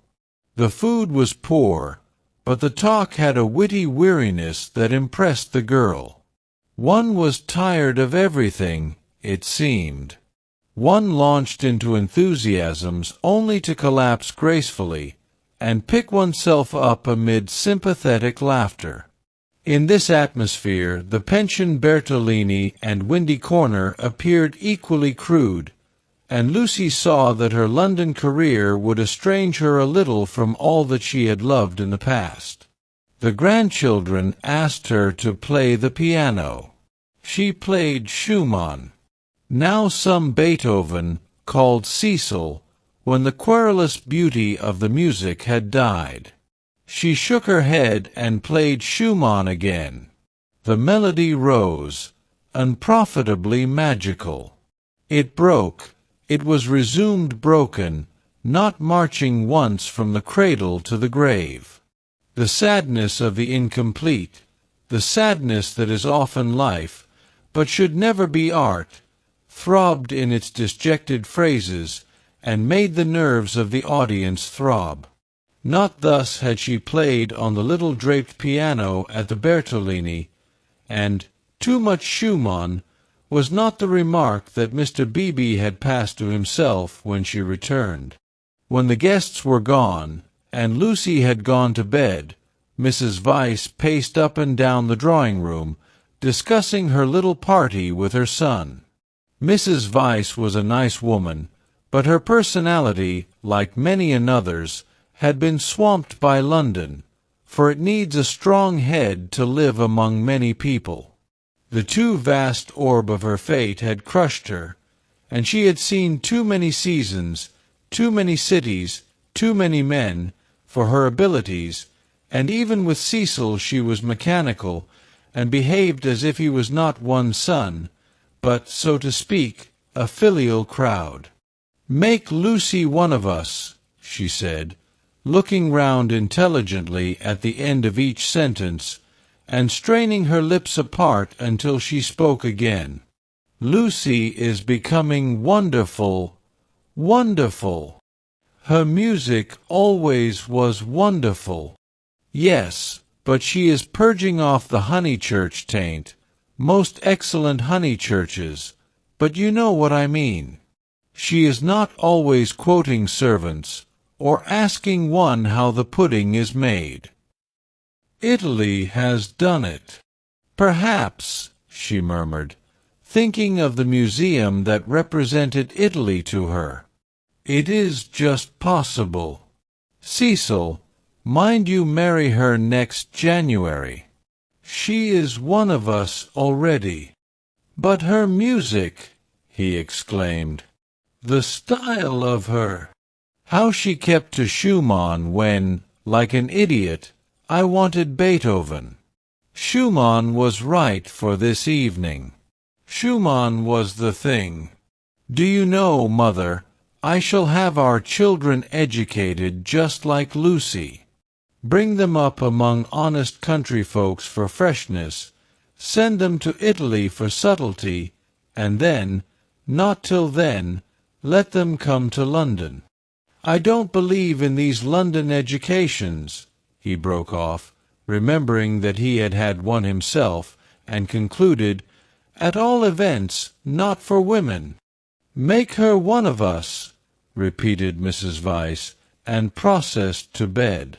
As she was dozing off, a cry, the cry of nightmare, rang from Lucy's room. Lucy could ring for the maid if she liked, but Mrs. Vyse thought it kind to go herself. She found the girl sitting upright with her hand on her cheek. "I am so sorry, Mrs. Vyse. It is these dreams. Bad dreams. Just dreams." The elder lady smiled and kissed her, saying very distinctly, "You should have heard us talking about you, dear. He admires you more than ever. Dream of that." Lucy returned the kiss, still covering one cheek with her hand. Mrs. Vyse recessed to bed. Cecil, whom the cry had not awoke, snored. Darkness enveloped the flat. Chapter 12. It was a Saturday afternoon, gay and brilliant after abundant rains, and the spirit of youth dwelt in it, though the season was now autumn. All that was gracious triumphed. As the motor-cars passed through Summer Street, they raised only a little dust, and their stench was soon dispersed by the wind and replaced by the scent of the wet birches or of the pines. Mr. Beebe, at leisure for life's amenities, leant over his rectory gate.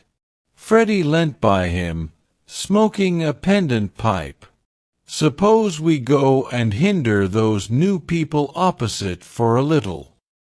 "Mem." "They might amuse you." Freddie, whom his fellow creatures never amused, suggested that the new people might be feeling a bit busy, and so on, since they had only just moved in. "I suggested we should hinder them," said Mr. Beebe. "They are worth it." Unlatching the gate, he sauntered over the triangular green to Sissy Villa. "Hello!" he cried, shouting in at the open door, through which much squalor was visible. A grave voice replied, "Hello! I've brought someone to see you. I'll be down in a minute." The passage was blocked by a wardrobe, which the removal men had failed to carry up the stairs. Mr. Beebe edged round it with difficulty. The sitting room itself was blocked with books. "Are these people great readers?" Freddie whispered. "Are they that sort? I fancy they know how to read, a rare accomplishment. What have they got? Byron. Exactly. A Shropshire lad. Never heard of it. The Way of All Flesh. Never heard of it. Gibbon. Hello. Dear George reads German. Schopenhauer, Nietzsche, and so we go on. Well, I suppose your generation knows its own business, Honeychurch." "Mr. Beebe, look at that," said Freddie in awestruck tones. On the cornice of the wardrobe, the hand of an amateur had painted this inscription: "Mistrust all enterprises that require new clothes." "I know. Isn't it jolly? I like that. I'm certain that's the old man's doing. How very odd of him. Surely you agree?" But Freddie was his mother's son, and felt that one ought not to go on spoiling the furniture. "Pictures," the clergyman continued, scrambling about the room. "Giotto, they got that at Florence, I'll be bound. The same as Lucy's got. Oh, by the by, did Miss Honeychurch enjoy London? She came back yesterday. I suppose she had a good time?" "Yes, very," said Freddie, taking up a book. "She and Cecil are thicker than ever." "That's good hearing. I wish I wasn't such a fool, Mr. Beebe." Mr. Beebe ignored the remark. "Lucy used to be nearly as stupid as I am, but it'll be very different now, Mother thinks. She will read all kinds of books." "So will you. Only medical books. Not books that you can talk about afterwards.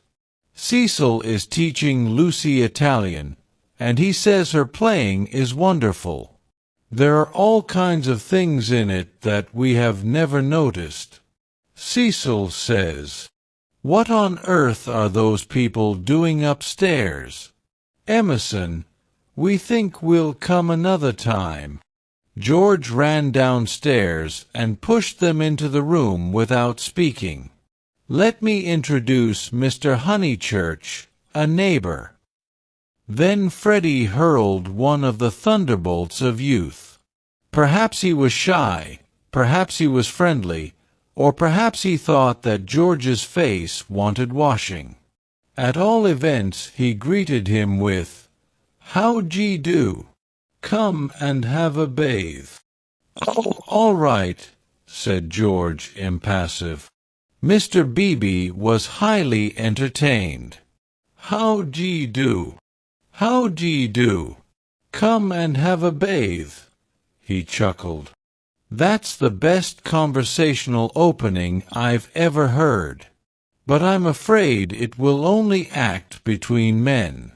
Can you picture a lady who has been introduced to another lady by a third lady opening civilities with, 'How do you do? Come and have a bathe'? And yet you will tell me that the sexes are equal." "I tell you that they shall be," said Mr. Emerson, who had been slowly descending the stairs. "Good afternoon, Mr. Beebe.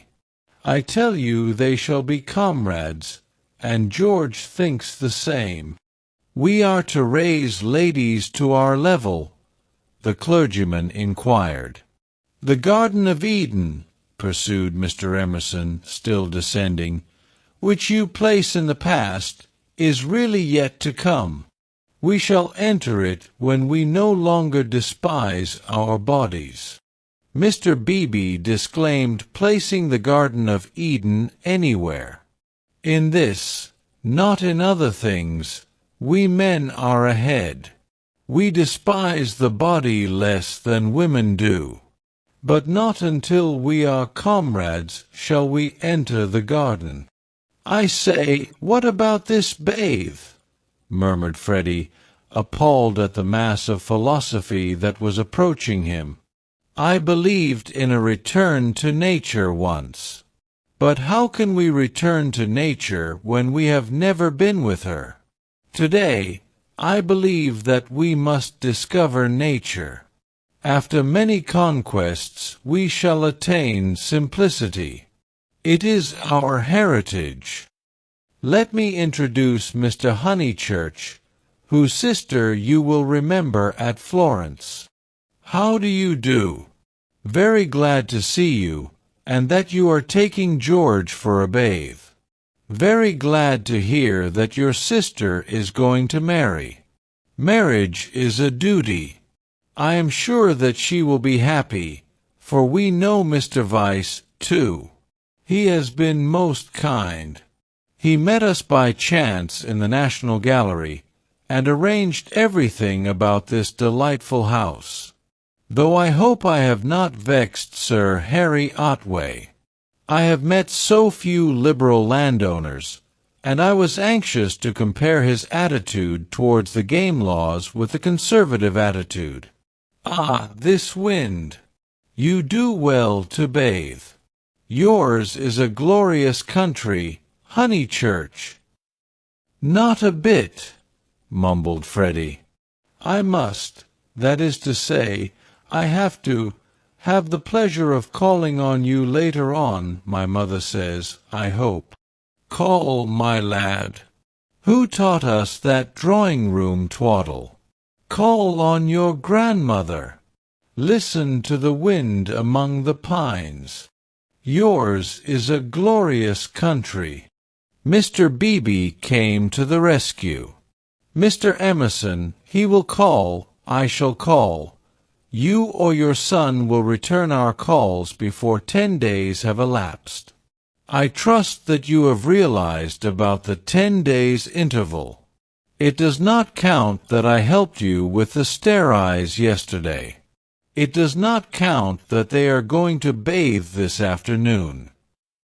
Yes, go and bathe, George. Why do you dawdle talking? Bring them back to tea. Bring back some milk, cakes, honey. The change will do you good. George has been working very hard at his office. I can't believe he's well. George bowed his head, dusty and sombre, exhaling the peculiar smell of one who has handled furniture. Do you really want this bathe? Freddie asked him. It is only a pond, don't you know? I dare say you are used to something better. Yes, I have said yes already. Mr. Beebe felt bound to assist his young friend, and led the way out of the house and into the pine woods. How glorious it was! For a little time the voice of old Mr. Emerson pursued them, dispensing good wishes and philosophy. It ceased, and they only heard the fair wind blowing the bracken and the trees. Mr. Beebe, who could be silent, but who could not bear silence, was compelled to chatter, since the expedition looked like a failure, and neither of his companions would utter a word. He spoke of Florence. George attended gravely, assenting or dissenting with slight but determined gestures that were as inexplicable as the motions of the tree-tops above their heads.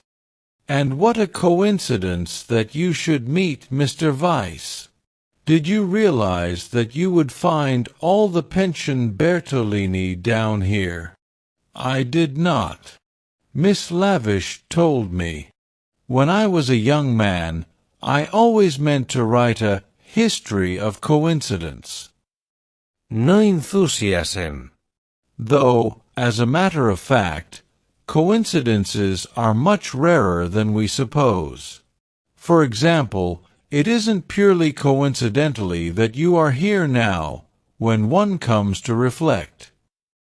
To his relief, George began to talk. "It is. I have reflected. It is fate. Everything is fate. We are flung together by fate, drawn apart by fate, flung together, drawn apart. The 12 winds blow us, we settle nothing." "You have not reflected at all," rapped the clergyman. "Let me give you a useful tip, Emerson. Attribute nothing to fate. Don't say, 'I didn't do this,' for you did it 10 to 1. Now I'll cross-question you. Where did you first meet Miss Honeychurch and myself?" "Italy." "And where did you meet Mr. Weiss, who is going to marry Miss Honeychurch?" "National Gallery." "Looking at Italian art. There you are, and yet you talk of coincidence and fate. You naturally seek out things Italian, and so do we and our friends. This narrows the field immeasurably. We meet again in it." "It is fate that I am here," persisted George. "But you can call it Italy if it makes you less unhappy." Mr. Beebe slid away from such heavy treatment of the subject. But he was infinitely tolerant of the young, and had no desire to snub George. And so for this and for other reasons my History of Coincidence is still to write. Silence. Wishing to round off the episode, he added, "We are all so glad that you have come." Silence. "Here we are," called Freddie. "Oh, good!" exclaimed Mr. Beebe, mopping his brow. "In there's the pond. I wish it was bigger," he added apologetically. They climbed down a slippery bank of pine needles. There lay the pond, set in its little alp of green.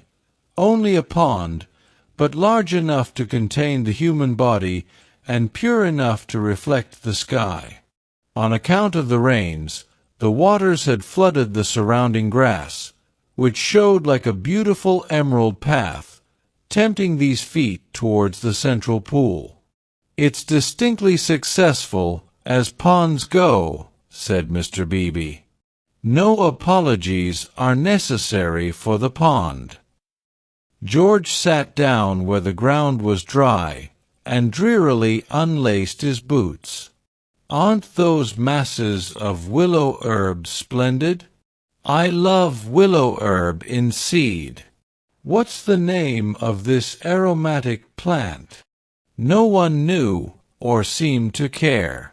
These abrupt changes of vegetation, this little spongeous tract of water plants, and on either side of it all the growths are tough or brittle, heather, bracken, hurts, pines. "Very charming, very charming." "Mr. Beebe, aren't you bathing?" called Freddie as he stripped himself. Mr. Beebe thought he was not. "Water's wonderful!" cried Freddie, prancing in. "Water's water," murmured George. Wetting his hair first, a sure sign of apathy, he followed Freddie into the divine, as indifferent as if he were a statue and the pond a pail of soapsuds. It was necessary to use his muscles. It was necessary to keep clean. Mr. Beebe watched them, and watched the seeds of the willow herb dance chorically above their heads. "A push-you, a push-you, a push-you," went Freddie, swimming for 2 strokes in either direction, and then becoming involved in reeds or mud. "Is it worth it?" asked the other, Michelangelesque on the flooded margin. The bank broke away, and he fell into the pool before he had weighed the question properly. "He poof! I've swallowed a pollywog, Mr. Beebe, Water's wonderful, water's simply ripping. Water's not so bad, said George, reappearing from his plunge, and sputtering at the sun. Water's wonderful. Mr. Beebe, do. A pushu cuff. Mr. Beebe, who was hot, and who always acquiesced where possible, looked around him. He could detect no parishioners except the pine trees, rising up steeply on all sides, and gesturing to each other against the blue. How glorious it was! The world of motor cars and rural deans receded inimitably.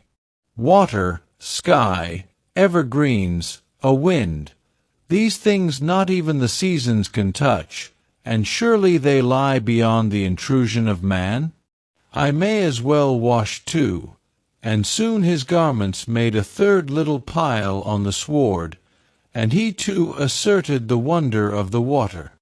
It was ordinary water, nor was there very much of it, and, as Freddie said, it reminded one of swimming in a salad. The three gentlemen rotated in the pool breast high, after the fashion of the nymphs in Götterdämmerung.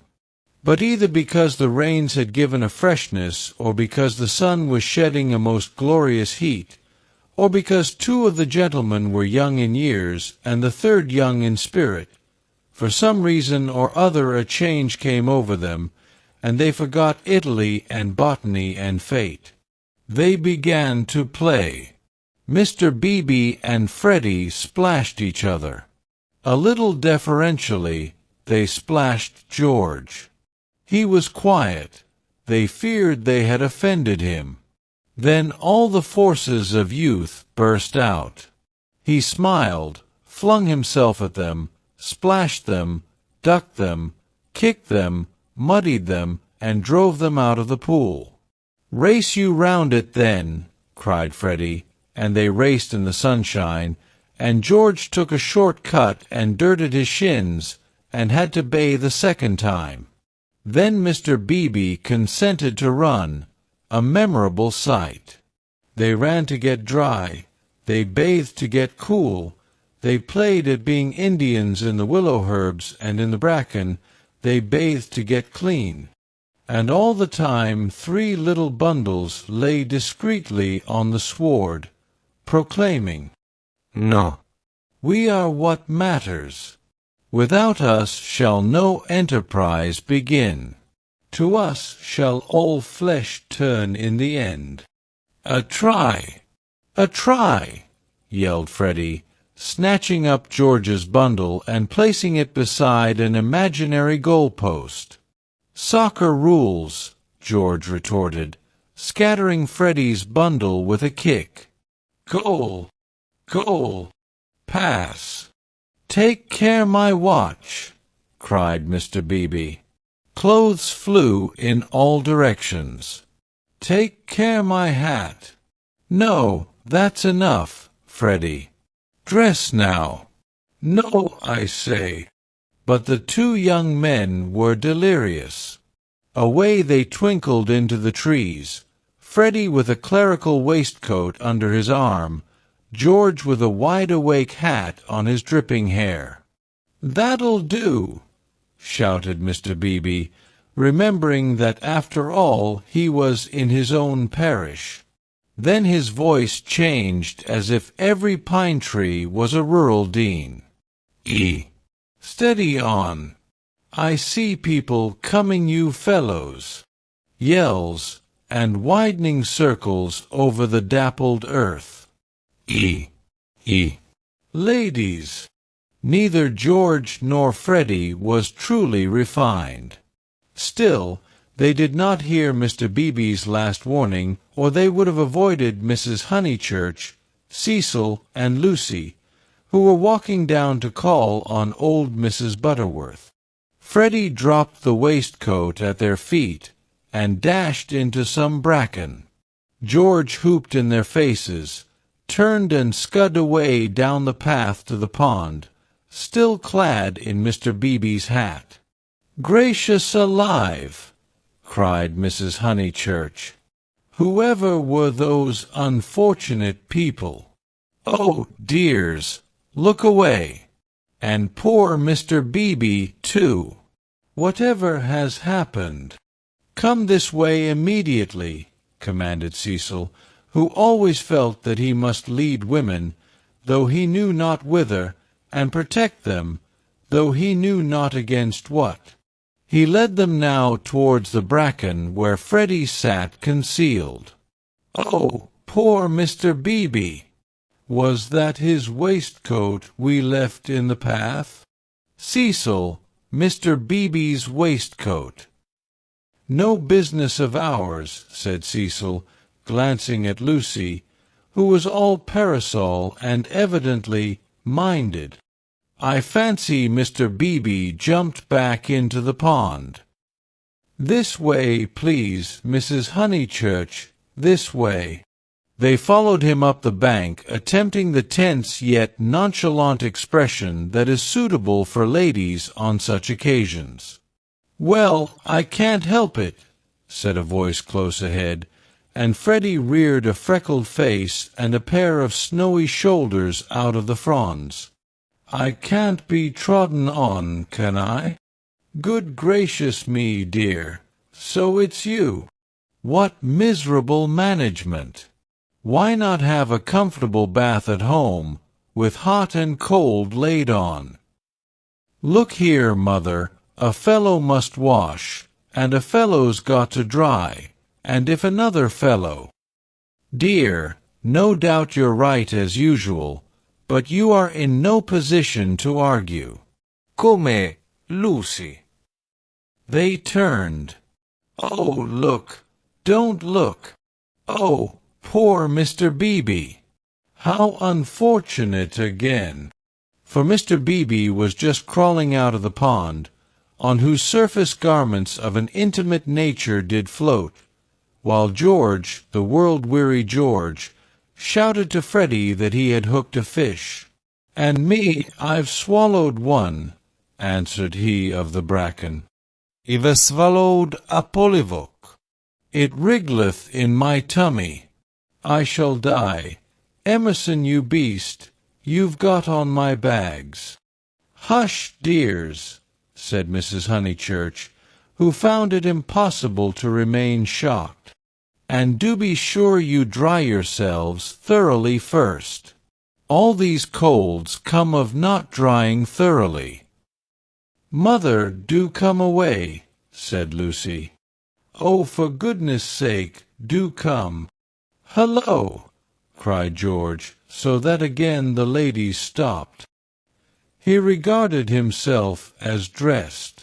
Barefoot, bare-chested, radiant and personable against the shadowy woods, he called, "Hullo, Miss Honeychurch! Hullo! Bow, Lucy, better bow. Whoever is it? I shall bow." Miss Honeychurch bowed. That evening and all that night the water ran away. On the morrow the pool had shrunk to its old size and lost its glory. It had been a call to the blood and to the relaxed will, a passing benediction whose influence did not pass, a holiness, a spell, a momentary chalice for youth. Chapter 13. How Miss Bartlett's boiler was so tiresome. How often had Lucy rehearsed this bow, this interview, but she had always rehearsed them indoors, and with certain accessories, which surely we have a right to assume. Who could foretell that she and George would meet in the rout of a civilization, amidst an army of coats and collars and boots that lay wounded over the sunlit earth? She had imagined a young Mr. Emerson, who might be shy or morbid or indifferent or furtively impudent.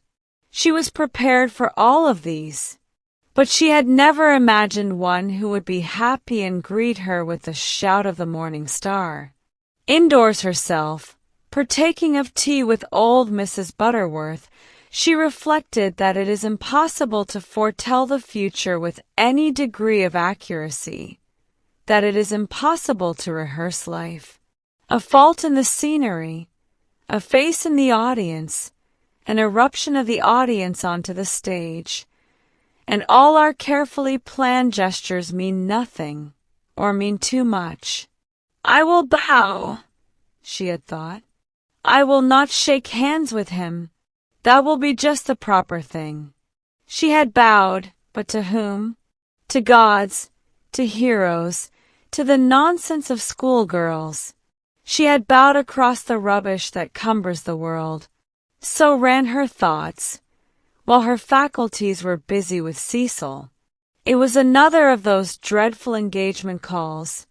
Mrs. Butterworth had wanted to see him, and he did not want to be seen.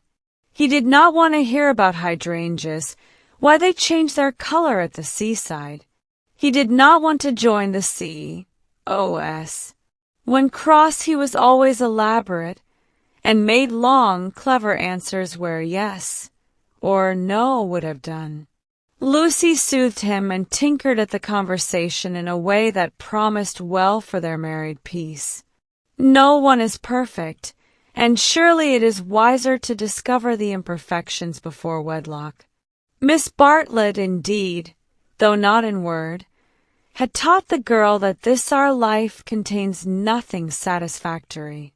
Lucy, though she disliked the teacher, regarded the teaching as profound, and applied it to her lover.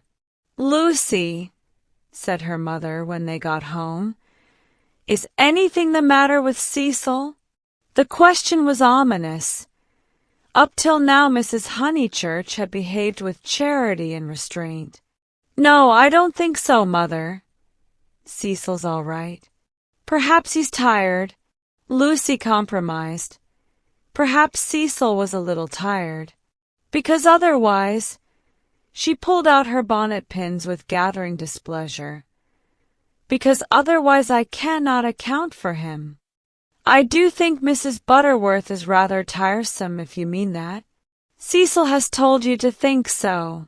You were devoted to her as a little girl, and nothing will describe her goodness to you through the typhoid fever. No, it is just the same thing everywhere. Let me just put your bonnet away, may I?" Surely he could answer her civilly for 1/2 hour. "Cecil has a very high standard for people," faltered Lucy, seeing trouble ahead. "It's part of his ideals. It is really that makes him sometimes seem—" "Oh, rubbish! If high ideals make a young man rude, the sooner he gets rid of them the better," said Mrs. Honeychurch, handing her the bonnet. "Now, Mother, I've seen you cross with Mrs. Butterworth yourself. Not in that way. At times I could wring her neck, but not in that way. No, it is the same with Cecil all over. By the by, I never told you. I had a letter from Charlotte while I was away in London." This attempt to divert the conversation was too puerile, and Mrs. Honeychurch resented it. Since Cecil came back from London, nothing appears to please him. Whenever I speak he winces. I see him, Lucy. It is useless to contradict me. No doubt I am neither artistic nor literary nor intellectual nor musical, but I cannot help the drawing-room furniture. Your father bought it, and we must put up with it. Will Cecil kindly remember? I see what you mean, and certainly Cecil oughtn't to. But he does not mean to be uncivil, he once explained. It is the things that upset him. He is easily upset by ugly things. He is not uncivil to people. Is it a thing or a person when Freddie sings? You can't expect a really musical person to enjoy comic songs as we do. Then why didn't he leave the room? Why sit wriggling and sneering and spoiling everyone's pleasure? We mustn't be unjust to people, faltered Lucy. Something had enfeebled her, and the case for Cecil, which she had mastered so perfectly in London, would not come forth in an effective form. The two civilizations had clashed, Cecil hinted that they might, and she was dazzled and bewildered, as though the radiance that lies behind all civilization had blinded her eyes. Good taste and bad taste were only catchwords, garments of diverse cut, and music itself dissolved to a whisper through pine trees, where the song is not distinguishable from the comic song. She remained in much embarrassment, while Mrs. Honeychurch changed her frock for dinner, and every now and then she said a word and made things no better. There was no concealing the fact. Cecil had meant to be supercilious, and he had succeeded. And Lucy, she knew not why, wished that the trouble could have come at any other time. "Go and dress, dear, you'll be late." "All right, mother." "Don't say all right and stop." "Go." She obeyed, but loitered disconsolately at the landing window. It faced north, so there was little view and no view of the sky. Now, as in the winter, the pine trees hung close to her eyes.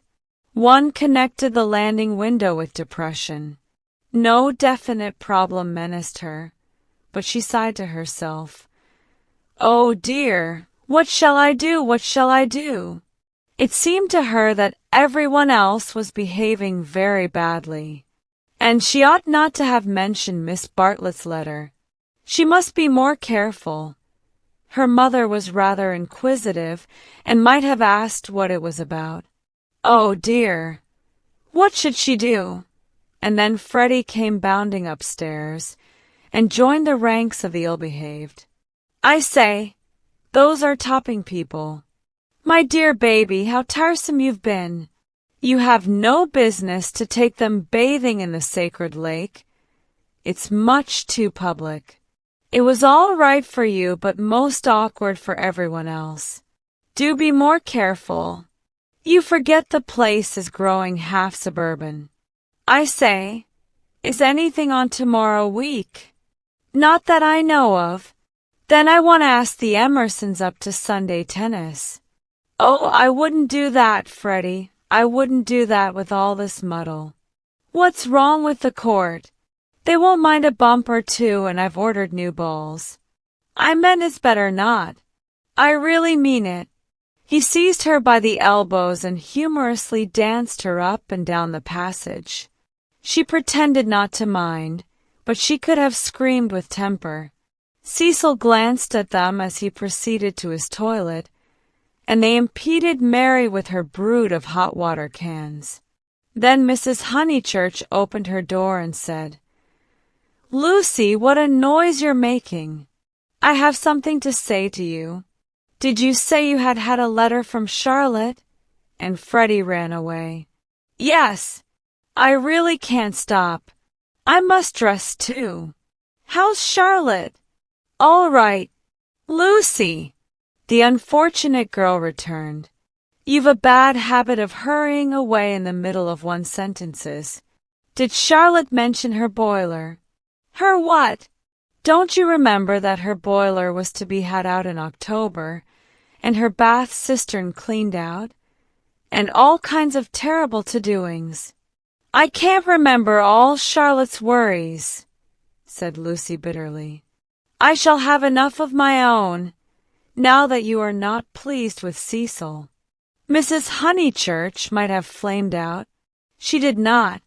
She said, "Come here, old lady, thank you for putting away my bonnet, kiss me."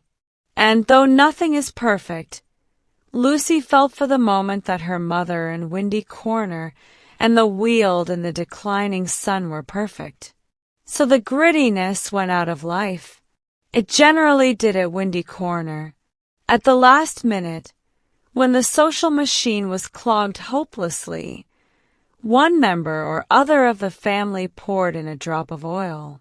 Cecil despised their methods, perhaps rightly. At all events, they were not his own. Dinner was at 7:30.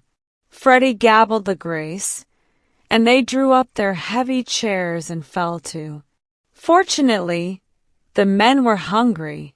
Nothing untoward occurred until the pudding. Then Freddie said, "Lucy, what's Emerson like?" "I saw him in Florence," said Lucy, hoping that this would pass for a reply. "Is he the clever sort, or is he a decent chap?" "Ask Cecil. It is Cecil who brought him here." "He is the clever sort like myself," said Cecil. Freddie looked at him doubtfully. "How well did you know them at the Berdolini?" asked Mrs. Honeychurch. "Oh, very slightly. I mean, Charlotte knew them even less than I did."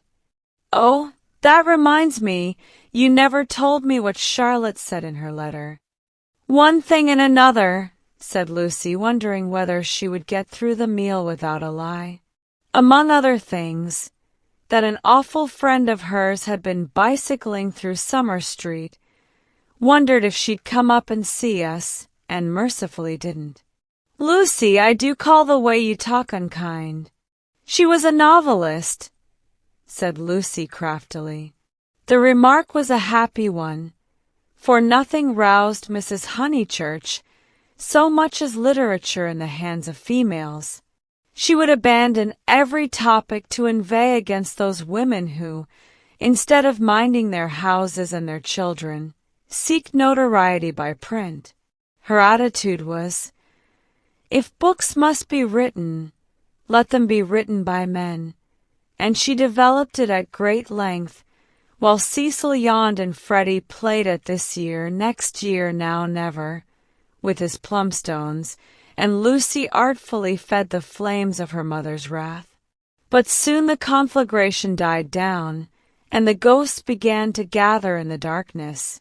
There were too many ghosts about. The original ghost, that touch of lips on her cheek, had surely been laid long ago. It could be nothing to her that a man had kissed her on a mountain once. But it had begotten a spectral family, Mr. Harris, Miss Bartlett's letter, Mr. Beebe's memories of violets, and one or other of these was bound to haunt her before Cecil's very eyes. It was Miss Bartlett who returned now, and with appalling vividness. "I have been thinking, Lucy, of that letter of Charlotte's. How is she? I tore the thing up. Didn't she say how she was? How does she sound? Cheerful?" "Oh, yes, I suppose so. No, not very cheerful, I suppose." "Then, depend upon it, it is the boiler. I know myself how water preys upon one's mind. I would rather anything else, even a misfortune with the meat." Cecil laid his hand over his eyes.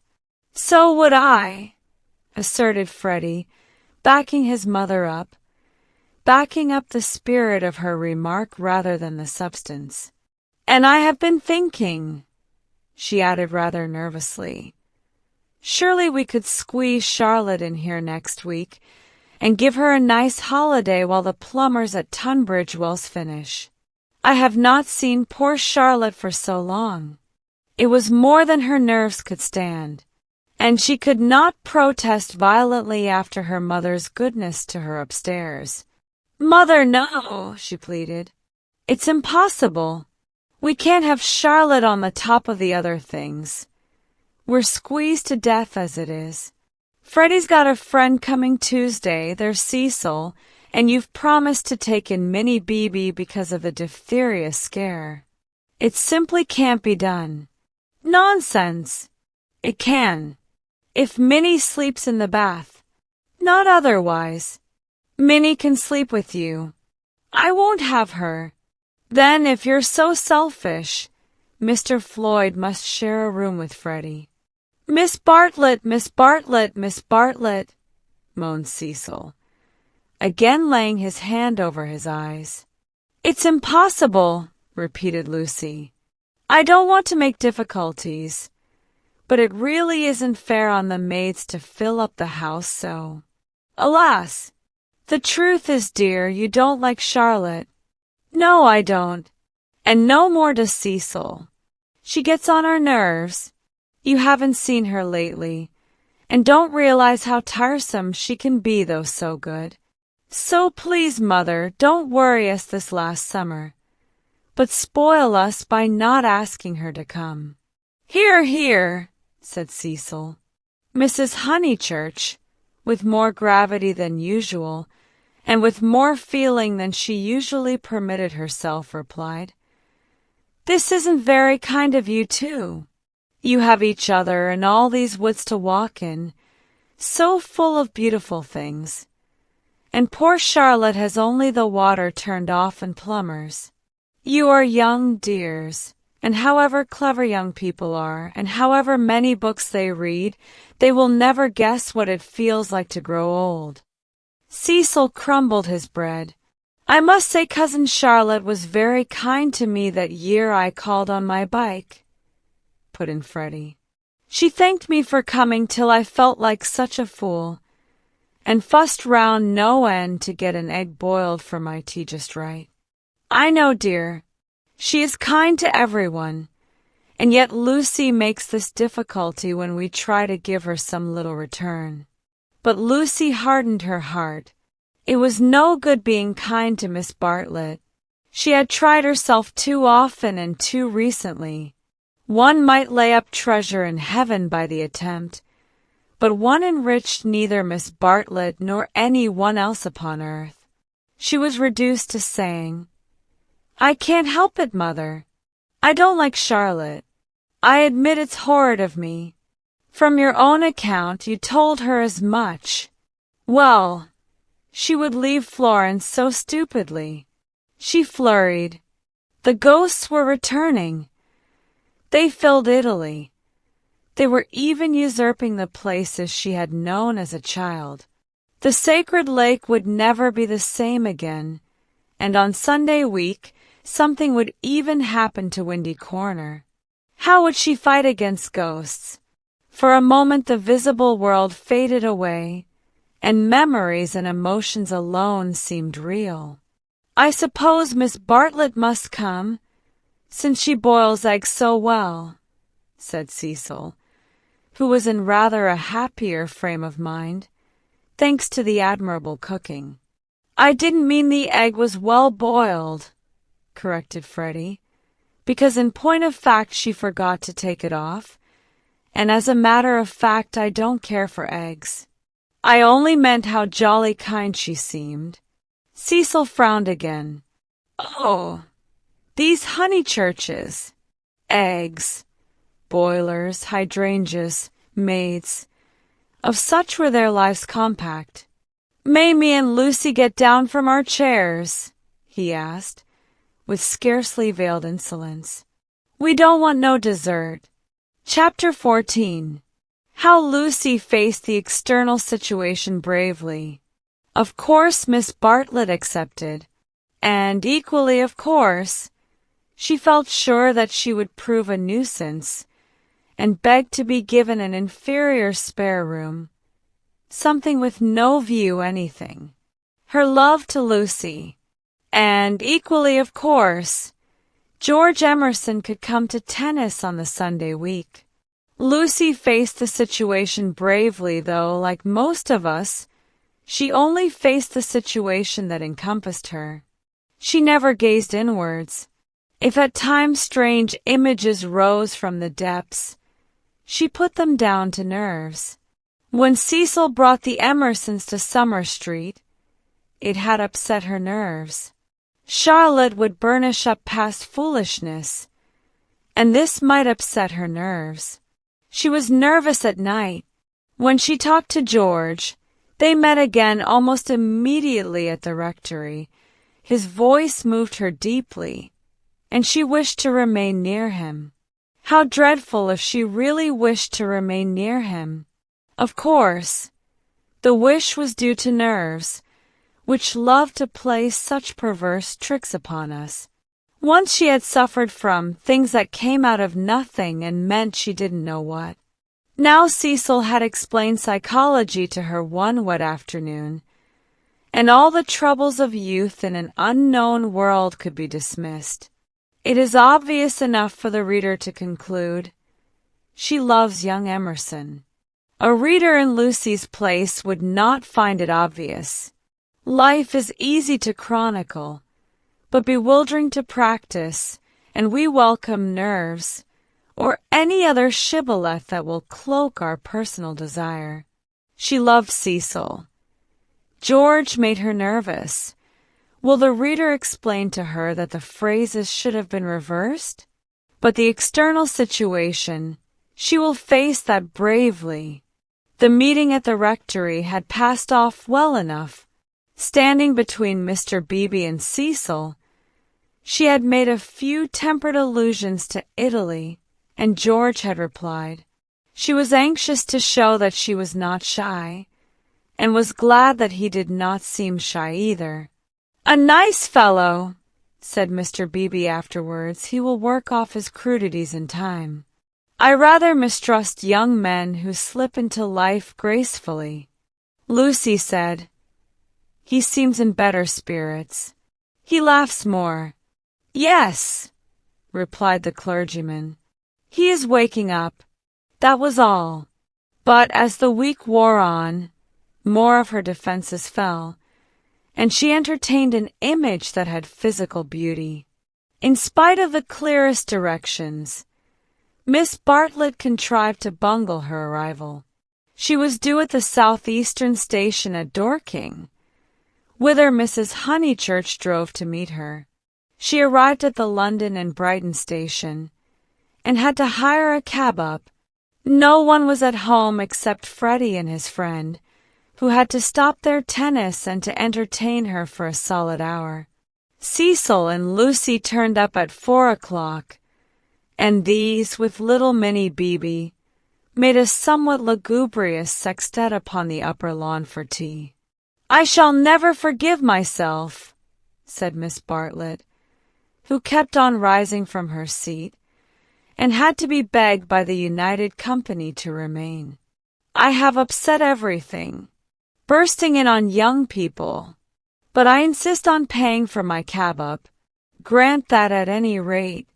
Our visitors never do such dreadful things," said Lucy, while her brother, in whose memory the boiled egg had already grown unsubstantial, exclaimed in irritable tones, "Just what I've been trying to convince Cousin Charlotte of Lucy for the last half hour."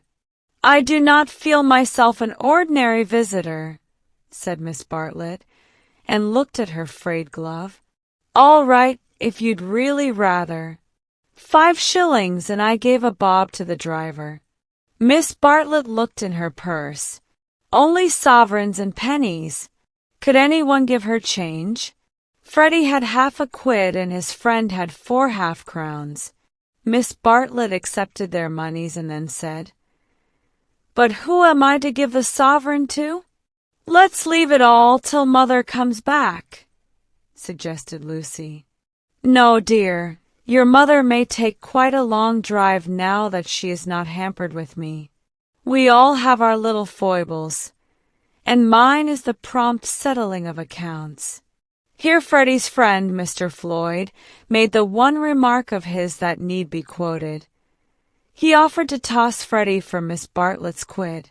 A solution seemed in sight, and even Cecil, who had been ostentatiously drinking his tea at the view, felt the eternal attraction of chance and turned round. But this did not do either. "Please, please, I know I am a sad spoil-sport, but it would make me wretched. I should practically be robbing the one who lost." "Freddie owes me 15 shillings, interposed Cecil. "So it will work out right if you give the pound to me." 15 shillings, said Miss Bartlett dubiously. "How is that, Mr. Vyse?" "Because, don't you see, Freddie paid your cab. Give me the pound, and we shall avoid this deplorable gambling." Miss Bartlett, who was poor at figures, became bewildered and rendered up the sovereign, amidst the suppressed gurgles of the other youths. For a moment Cecil was happy. He was playing at nonsense among his peers. Then he glanced at Lucy, in whose face petty anxieties had marred the smiles. In January he would rescue his Leonardo from this stupefying twaddle. "But I don't see that," exclaimed Minnie Beebe, who had narrowly watched the iniquitous transaction. "I don't see why Mr. Vyse is to have the quid." "Because of the 15 shillings and the 5, they said solemnly. 15 shillings and 5 shillings make £1, you see. But I don't see. They tried to stifle her with cake. No, thank you. I'm done. I don't see why. Freddie, don't poke me. Miss Honeychurch, your brother's hurting me. Ow! What about Mr. Floyd's 10 shillings? Ow! No, I don't see, and I never shall see why Miss What's-her-name shouldn't pay that bob for the driver." "I had forgotten the driver," said Miss Bartlett, reddening. "Thank you, dear, for reminding me. A shilling, was it? Can anyone give me change for half a crown?" "I'll get it," said the young hostess, rising with decision. "Cecil, give me that sovereign. No. Give me up that sovereign. I'll get Euphemia to change it, and we'll start the whole thing again from the beginning." "Lucy, Lucy, what a nuisance I am!" protested Miss Bartlett, and followed her across the lawn. Lucy tripped ahead, simulating hilarity. When they were out of earshot, Miss Bartlett stopped her wails and said quite briskly, "Have you told him about him yet?" "No, I haven't," replied Lucy, and then could have bitten her tongue for understanding so quickly what her cousin meant. "Let me see. A sovereign's worth of silver." She escaped into the kitchen. Miss Bartlett's sudden transitions were too uncanny. It sometimes seemed as if she planned every word she spoke or caused to be spoken, as if all this worry about cabs and change had been a ruse to surprise the soul. "No, I haven't told Cecil or anyone," she remarked when she returned. "I promised you I shouldn't. Here is your money, all shillings except 2 half-crowns. Would you count it? You can settle your debt nicely now." Miss Bartlett was in the drawing-room, gazing at the photograph of St. John ascending, which had been framed. "How dreadful!" she murmured. "How more than dreadful if Mr. Vyse should come to hear of it from some other source." "Oh, no, Charlotte," said the girl, entering the battle. "George Emerson is all right. And what other source is there?" Miss Bartlett considered. "For instance, the driver. I saw him looking through the bushes at you. Remember, he had a violet between his teeth." Lucy shuddered a little. "We shall get the silly affair on our nerves if we aren't careful. How could a Florentine cab driver ever get hold of Cecil? We must think of every possibility. Oh, it's all right. Or perhaps old Mr. Emerson knows. In fact, he is certain to know. I don't care if he does. I was grateful to you for your letter, but even if the news does get round, I think I can trust Cecil to laugh at it. To contradict it? No, to laugh at it. But she knew in her heart that she could not trust him, for he desired her untouched. "Very well, dear, you know best. Perhaps gentlemen are different to what they were when I was young. Ladies are certainly different. Now, Charlotte!" She struck at her playfully. "You kind anxious thing. What would you have me do? First you say don't tell, and then you say tell. Which is it to be? Quick!" Miss Bartlett sighed. "I am no match for you in conversation, dearest. I blush when I think how I interfered at Florence, and you so well able to look after yourself, and so much cleverer in all ways than I am. You will never forgive me. Shall we go out then? They will smash all the china if we don't." For the air rang with the shrieks of Minnie, who was being scalped with a teaspoon. "Dear, one moment. We may not have this chance for a chat again. Have you seen the young one yet? Yes, I have. What happened? We met at the rectory. What line is he taking up? No line. He talked about Italy like any other person. It is really all right. What advantage would he get from being a cad? To put it bluntly, I do wish I could make you see it my way. He really won't be any nuisance, Charlotte. Once a cad, always a cad. That is my poor opinion. Lucy paused. Cecil said one day, and I thought it so profound, that there are two kinds of cads, the conscious and the subconscious. She paused again, to be sure of doing justice to Cecil's profundity. Through the window she saw Cecil himself, turning over the pages of a novel. It was a new one from Smith's library. Her mother must have returned from the station. Once a cad, always a cad, droned Miss Bartlett. What I mean by subconscious is that Emerson lost his head. I fell into all those violets, and he was silly and surprised. I don't think we ought to blame him very much. It makes such a difference when you see a person with beautiful things behind him unexpectedly. It really does. It makes an enormous difference, and he lost his head. He doesn't admire me, or any of that nonsense, one straw. Freddie rather likes him, and has asked him up here on Sunday, so you can judge for yourself. He has improved. He doesn't always look as if he's going to burst into tears. He is a clerk in the general manager's office at one of the big railways, not a porter, and runs down to his father for weekends. Papa was to do with journalism, but is rheumatic and has retired. There? Now for the garden. She took hold of her guest by the arm. Suppose we don't talk about this silly Italian business any more.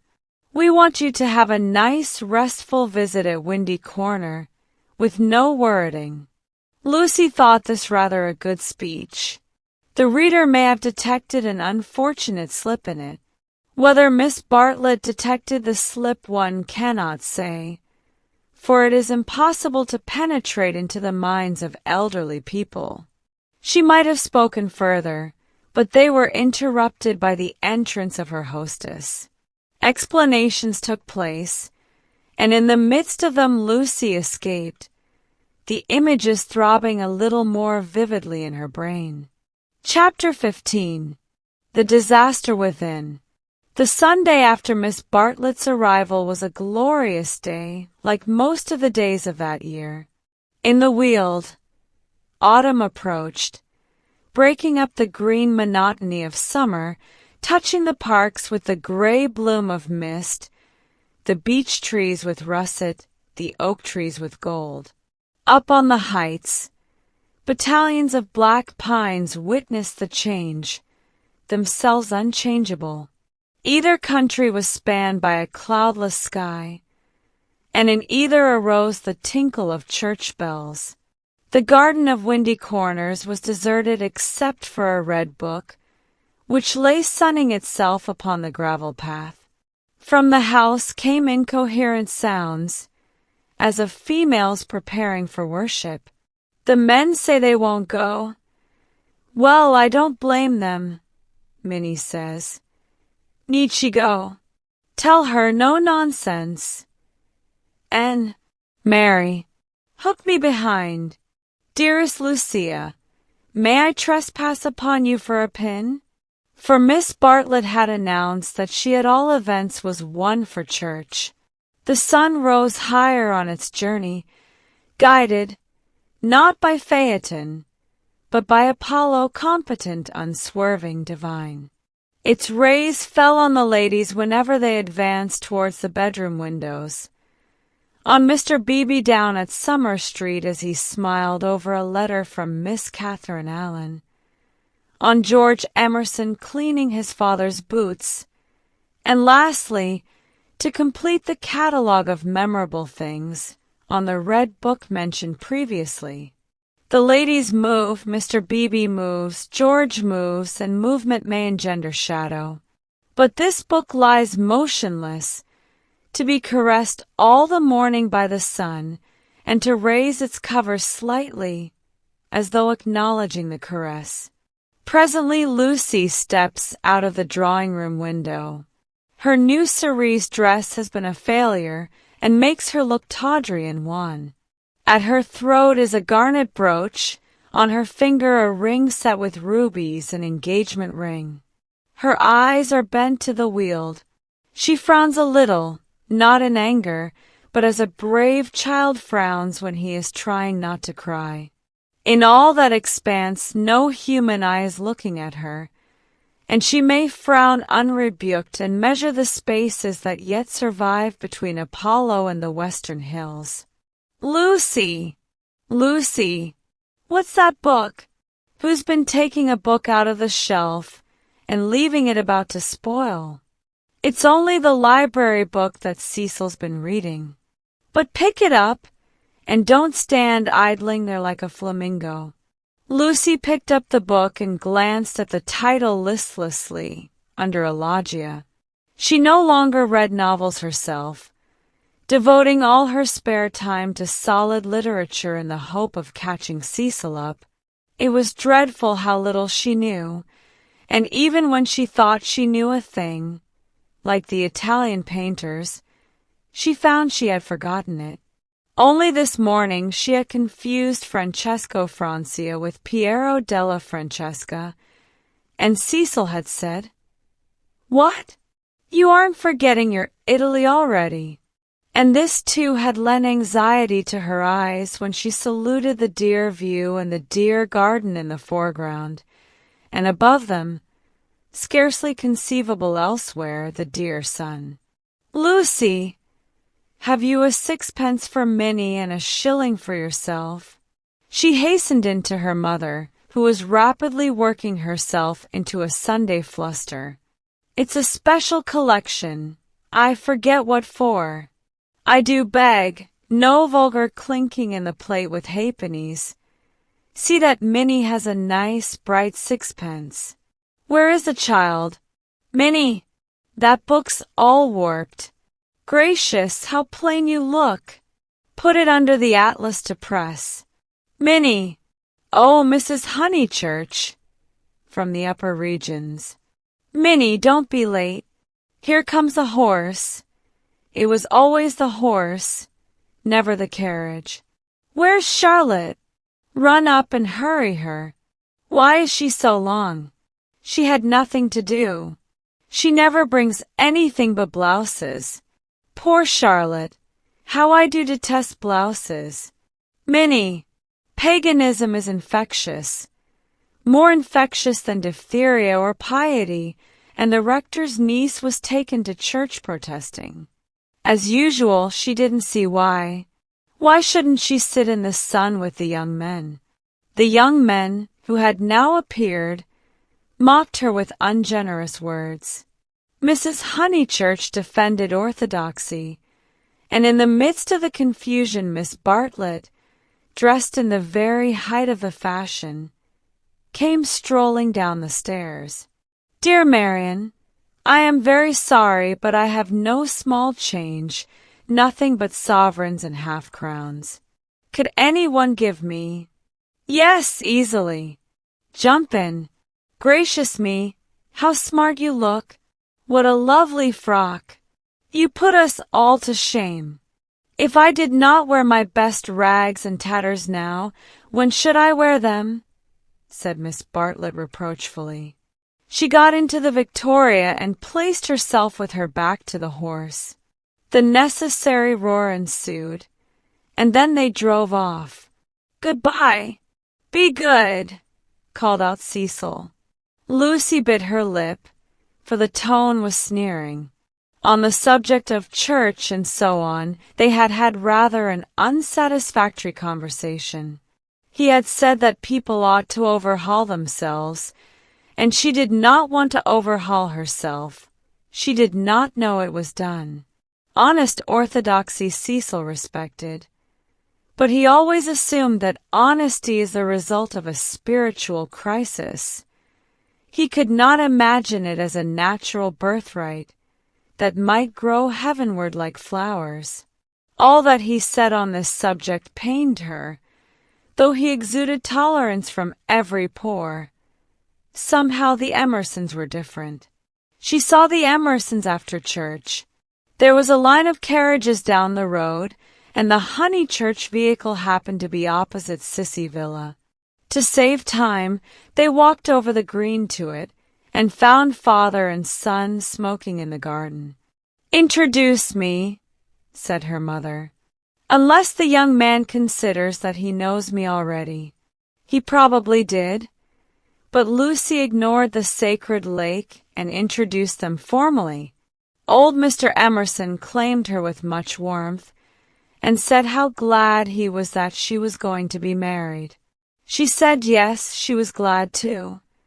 And then, as Miss Bartlett and Minnie were lingering behind with Mr. Beebe, she turned the conversation to a less disturbing topic, and asked him how he liked his new house. "Very much," he replied, but there was a note of offense in his voice. She had never known him offended before. He added, "We find, though, that the Miss Allens were coming, and that we have turned them out. Women mind such a thing. I am very much upset about it. I believe that there was some misunderstanding," said Mrs. Honeychurch uneasily. "Our landlord was told that we should be a different type of person," said George, who seemed disposed to carry the matter further. "He thought we should be artistic. He is disappointed, and I wonder whether we ought to write to the Miss Allens and offer to give it up. What do you think?" He appealed to Lucy. "Oh, stop now you have come," said Lucy lightly. She must avoid censuring Cecil, for it was on Cecil that the little episode turned, though his name was never mentioned. "So George says, he says that the Miss Allens must go to the wall. Yet it does seem so unkind." "There is only a certain amount of kindness in the world," said George, watching the sunlight flash on the panels of the passing carriages. "Yes," exclaimed Mrs. Honeychurch. "That's exactly what I say. Why all this twiddling and twaddling over two Miss Allens? There is a certain amount of kindness, just as there is a certain amount of light," he continued in measured tones. "We cast a shadow on something wherever we stand, and it is no good moving from place to save things, because the shadow always follows. Choose a place where you won't do harm. Yes, choose a place where you won't do very much harm, and stand in it for all you are worth, facing the sunshine. Oh, Mr. Emerson, I see you're clever. I see you're going to be clever. I hope you didn't go behaving like that to poor Freddie." George's eyes laughed, and Lucy suspected that he and her mother would get on rather well. "No, I didn't," he said. "He behaved that way to me. It is his philosophy, only he starts life with it, and I have tried the note of interrogation first." "What do you mean?" "No, never mind what you mean. Don't explain. He looks forward to seeing you this afternoon. Do you play tennis? Do you mind tennis on Sunday?" "George mind tennis on Sunday." George, after his education, distinguished between Sunday. "Very well. George doesn't mind tennis on Sunday." "No more do I." "That's settled. Mr. Emerson, if you could come with your son, we should be so pleased."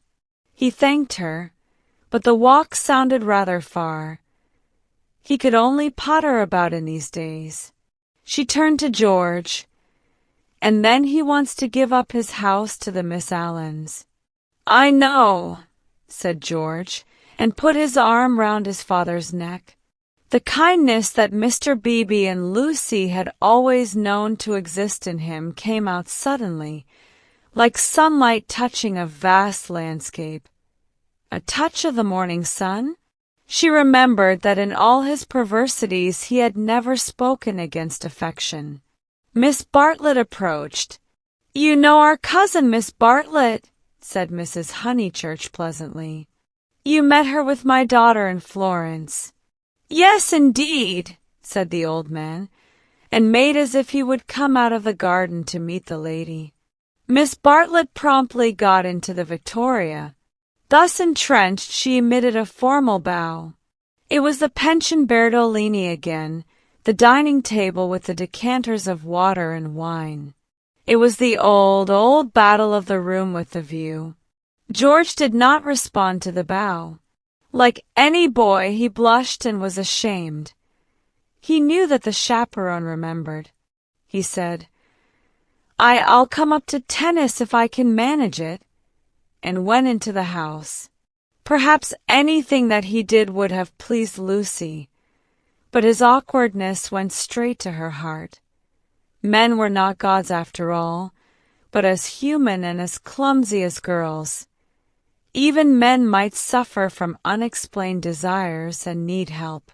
To one of her upbringing, and of her destination, the weakness of men was a truth unfamiliar, but she had surmised it at Florence, when George threw her photographs into the River Arno. "George, don't go!" cried his father, who thought it a great treat for people if his son would talk to them. "George has been in such good spirits today, and I am sure he will end by coming up this afternoon." Lucy caught her cousin's eye. Something in its mute appeal made her reckless. "Yes," she said, raising her voice, "I do hope he will." Then she went to the carriage and murmured, "The old man hasn't been told. I knew it was all right." Mrs. Honeychurch followed her, and they drove away. Satisfactory that Mr. Emerson had not been told of the Florence escapade. Yet Lucy's spirits should not have leapt up as if she had sighted the ramparts of heaven. Satisfactory. Yet surely she greeted it with disproportionate joy. All the way home the horse's hoofs sang a tune to her. "He has not told, he has not told." Her brain expanded the melody. "He has not told his father, to whom he tells all things." It was not an exploit. He did not laugh at me when I had gone. She raised her hand to her cheek. "He does not love me." No. How terrible if he did. But he has not told. He will not tell. She longed to shout the words. "It is all right. It's a secret between us two forever. Cecil will never hear." She was even glad that Miss Bartlett had made her promise secrecy. That last dark evening at Florence, when they had knelt packing in his room. The secret, big or little, was guarded. Only 3 English people knew of it in the world. Thus she interpreted her joy. She greeted Cecil with unusual radiance, because she felt so safe. As he helped her out of the carriage, she said, "The Emersons have been so nice. George Emerson has improved enormously." "How are my protégés?" asked Cecil, who took no real interest in them, and had long since forgotten his resolution to bring them to Windy Corner for educational purposes. "Protégés!" she exclaimed with some warmth, for the only relationship which Cecil conceived was feudal, that of protector and protected. He had no glimpse of the comradeship after which the girl's soul yearned. "You shall see for yourself how your protégés are. George Emerson is coming up this afternoon. He is a most interesting man to talk to. Only don't," she nearly said, "don't protect him." But the bell was ringing for lunch, and, as often happened, Cecil had paid no great attention to her remarks. Charm, not argument, was to be her forte. Lunch was a cheerful meal. Generally Lucy was depressed at meals. Someone had to be soothed. either Cecil or Miss Bartlett, or a being not visible to the mortal eye, a being who whispered to her soul, "It will not last, this cheerfulness. In January you must go to London to entertain the grandchildren of celebrated men." But today she felt she had received a guarantee. Her mother would always sit there, her brother here. The sun, though it had moved a little since the morning, would never be hidden behind the western hills. After luncheon they asked her to play. She had seen Gluck's Armide that year, and played from memory the music of the enchanted garden, the music to which Renaud approaches, beneath the light of an eternal dawn, the music that never gains, never wanes, but ripples forever like the tideless seas of fairyland. Such music is not for the piano, and her audience began to get restive, and Cecil, sharing the discontent, called out, "Now play us the other garden, the one in Parsifal." She closed the instrument. "Not very dutiful," said her mother's voice. Fearing that she had offended Cecil, she turned quickly round. There George was. He had crept in without interrupting her. "Oh, I had no idea," she exclaimed, getting very red. And then, without a word of greeting, she reopened the piano. Cecil should have the Parsifal, and anything else that he liked. "Our performer has changed her mind," said Miss Bartlett, perhaps implying, "she will play the music to Mr. Emerson." Lucy did not know what to do, nor even what she wanted to do. She played a few bars of the Flower Maiden song very badly, and then she stopped. "I vote tennis," said Freddie, disgusted at the scrappy entertainment. "Yes, so do I." Once more she closed the unfortunate piano. "I vote you have a men's four." "All right. Not for me, thank you," said Cecil. "I will not spoil the set." He never realized that it may be an act of kindness in a bad player to make up a fourth. "Oh, come along, Cecil." "I'm bad. Floyd's rotten. And so I dare say's Emerson." George corrected him. "I am not bad." One looked down one's nose at this. "Then certainly I won't play," said Cecil, while Miss Bartlett, under the impression that she was snubbing George, added, "I agree with you, Mr. Vyse. You had much better not play. Much better not." Minnie, rushing in where Cecil feared to tread, announced that she would play. "I shall miss every ball anyway, so what does it matter?" But Sunday intervened and stamped heavily upon the kindly suggestion. "Then it will have to be Lucy," said Mrs. Honeychurch. "You must fall back on Lucy. There is no other way out of it. Lucy, go and change your frock." Lucy's Sabbath was generally of this amphibious nature.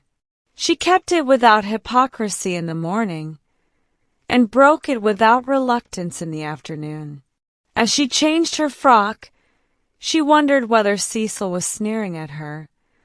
Really, she must overhaul herself and settle everything up before she married him. Mr. Floyd was her partner. She liked music, but how much better tennis seemed. How much better to run about in comfortable clothes than to sit at the piano and feel girt under the arms. Once more music appeared to her the employment of a child. George served, and surprised her by his anxiety to win. She remembered how he had sighed among the tombs at Santa Croce because things wouldn't fit. How after the death of that obscure Italian he had leant over the parapet by the Arno and said to her, "I shall want to live, I tell you." He wanted to live now, to win at tennis, to stand for all he was worth in the sun which had begun to decline and was shining in her eyes, and he did win. Ah, how beautiful the Weald looked! The hills stood out above its radiance, as Fiesole stands above the Tuscan plain, and the South Downs, if one chose, were the mountains of Carrara. She might be forgetting her Italy, but she was noticing more things in her England. One could play a new game with the view, and try to find in its innumerable folds some town or village that would do for Florence. Ah, how beautiful the Weald looked! But now Cecil claimed her. He chanced to be in a lucid critical mood, and would not sympathize with exultation. He had been rather a nuisance all through the tennis, for the novel that he was reading was so bad that he was obliged to read it aloud to others. He would stroll round the precincts of a court and call out, "I say, listen to this, Lucy. 3 split infinitives." "Dreadful," said Lucy, and missed her stroke. When they had finished their set, he still went on reading. There was some murder scene, and really everyone must listen to it. Freddie and Mr. Floyd were obliged to hunt for a lost ball in the laurels, but the other 2 acquiesced. "The scene is late in Florence." "What fun, Cecil! Read away. Come, Mr. Emerson, sit down after all your energy." She had forgiven George, as she put it, and she made a point of being pleasant to him. He jumped over the net and sat down at her feet, asking, "Ewan, are you tired?" "Of course I'm not." "Do you mind being beaten?" She was going to answer, "No," when it struck her that she did mind, so she answered, "Yes." She added merrily, "I don't see you're such a splendid player, though. The light was behind you, and it was in my eyes." "I never said I was." "Why, you did. You didn't attend. You said, 'Oh, don't go in for accuracy at this house.' We all exaggerate, and we get very angry with people who don't." "The scene is late in Florence," repeated Cecil with an upward note. Lucy recollected herself. Sunset. Leonora was speeding. Lucy interrupted. "Leonora? Is Leonora the heroine? Who is the book by?" "Joseph Emery Prank." Sunset. Leonora speeding across the square. Pray the saints she might not arrive too late. Sunset. The sunset of Italy. Under Orcagna's loggia. The Loggia de Lanzi, as we sometimes call it now. Lucy burst into laughter. "Joseph Emery Prank, indeed. Why, it's Miss Lavish. It's Miss Lavish's novel, and she's publishing it under somebody else's name." "Who may Miss Lavish be?" "Oh, a dreadful person, Mr. Emerson. You remember Miss Lavish?" Excited by her pleasant afternoon, she clapped her hands. George looked up. "Of course I do. I saw her the day I arrived at Summer Street. It was she who told me that you lived here. Weren't you pleased?" She meant to see Miss Lavish, but when he bent down to the grass without replying, it struck her that she could mean something else. She watched his head, which was almost resting against her knee, and she thought that the ears were reddening. "No wonder the novel's bad," she added. "I never liked Miss Lavish, but I suppose one ought to read it as one's met her." "All modern books are bad," said Cecil, who was annoyed at her inattention, and vented his annoyance on literature. "Every one writes for money in these days." "Oh, Cecil, it is so. I will inflict Joseph Emery Prank on you no longer." Cecil, this afternoon, seemed such a twittering sparrow. The ups and downs in his voice were noticeable, but they did not affect her. She had dwelt amongst melody and movement, and her nerves refused to answer to the clang of his. Leaving him to be annoyed, she gazed at the black head again. She did not want to stroke it, but she saw herself wanting to stroke it, The sensation was curious. "How do you like this view of ours, Mr. Emerson?" "I never notice much difference in views." "What do you mean?" "Because they're all alike. Because all that matters in them is distance and air." Said Cecil, uncertain whether the remark was striking or not. "My father," he looked up at her, and he was a little flushed, "says that there is only one perfect view, the view of the sky straight over our heads, and that all these views on earth are but bungled copies of it." "I expect your father has been reading Dante," said Cecil, fingering the novel, which alone permitted him to lead the conversation. "He told us another day that views are really crowds of trees and houses and hills, and are bound to resemble each other like human crowds, and that the power they have over us is sometimes supernatural for the same reason." Lucy's lips parted. For a crowd is more than the people who make it up. Something gets added to it. No one knows how, just as something has got added to those hills. He pointed with his racket to the South Downs. "What a splendid idea," she murmured. "I shall enjoy hearing your father talk again. I'm so sorry he's not so well." "No, he isn't well. There's an absurd account of a view in this book," said Cecil. "Also that men fall into two classes, those who forget views and those who remember them, even in small rooms. Mr. Emerson, have you any brothers or sisters?" "None." "Why? You spoke of U.S." "My mother, I was meaning." Cecil closed the novel with a bang. "Oh, Cecil, how you made me jump. I will inflict Joseph Emery prank on you no longer. I can just remember us all three going into the country for the day and seeing as far as Hindhead. It is the first thing that I remember." Cecil got up. The man was ill-bred. He hadn't put on his coat after tennis, he didn't do. He would have strolled away if Lucy had not stopped him. "Cecil, do read the thing about the view." "Not while Mr. Emerson is here to entertain us." "No, read away. I think nothing's funnier than to hear silly things read out loud.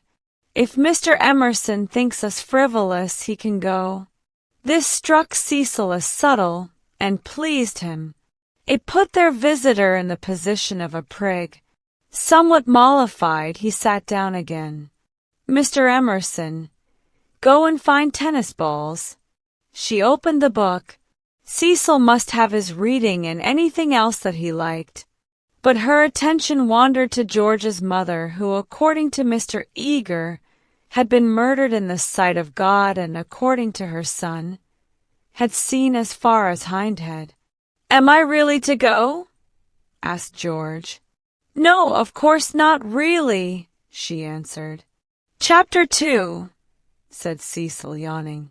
"Find me Chapter 2 if it isn't bothering you."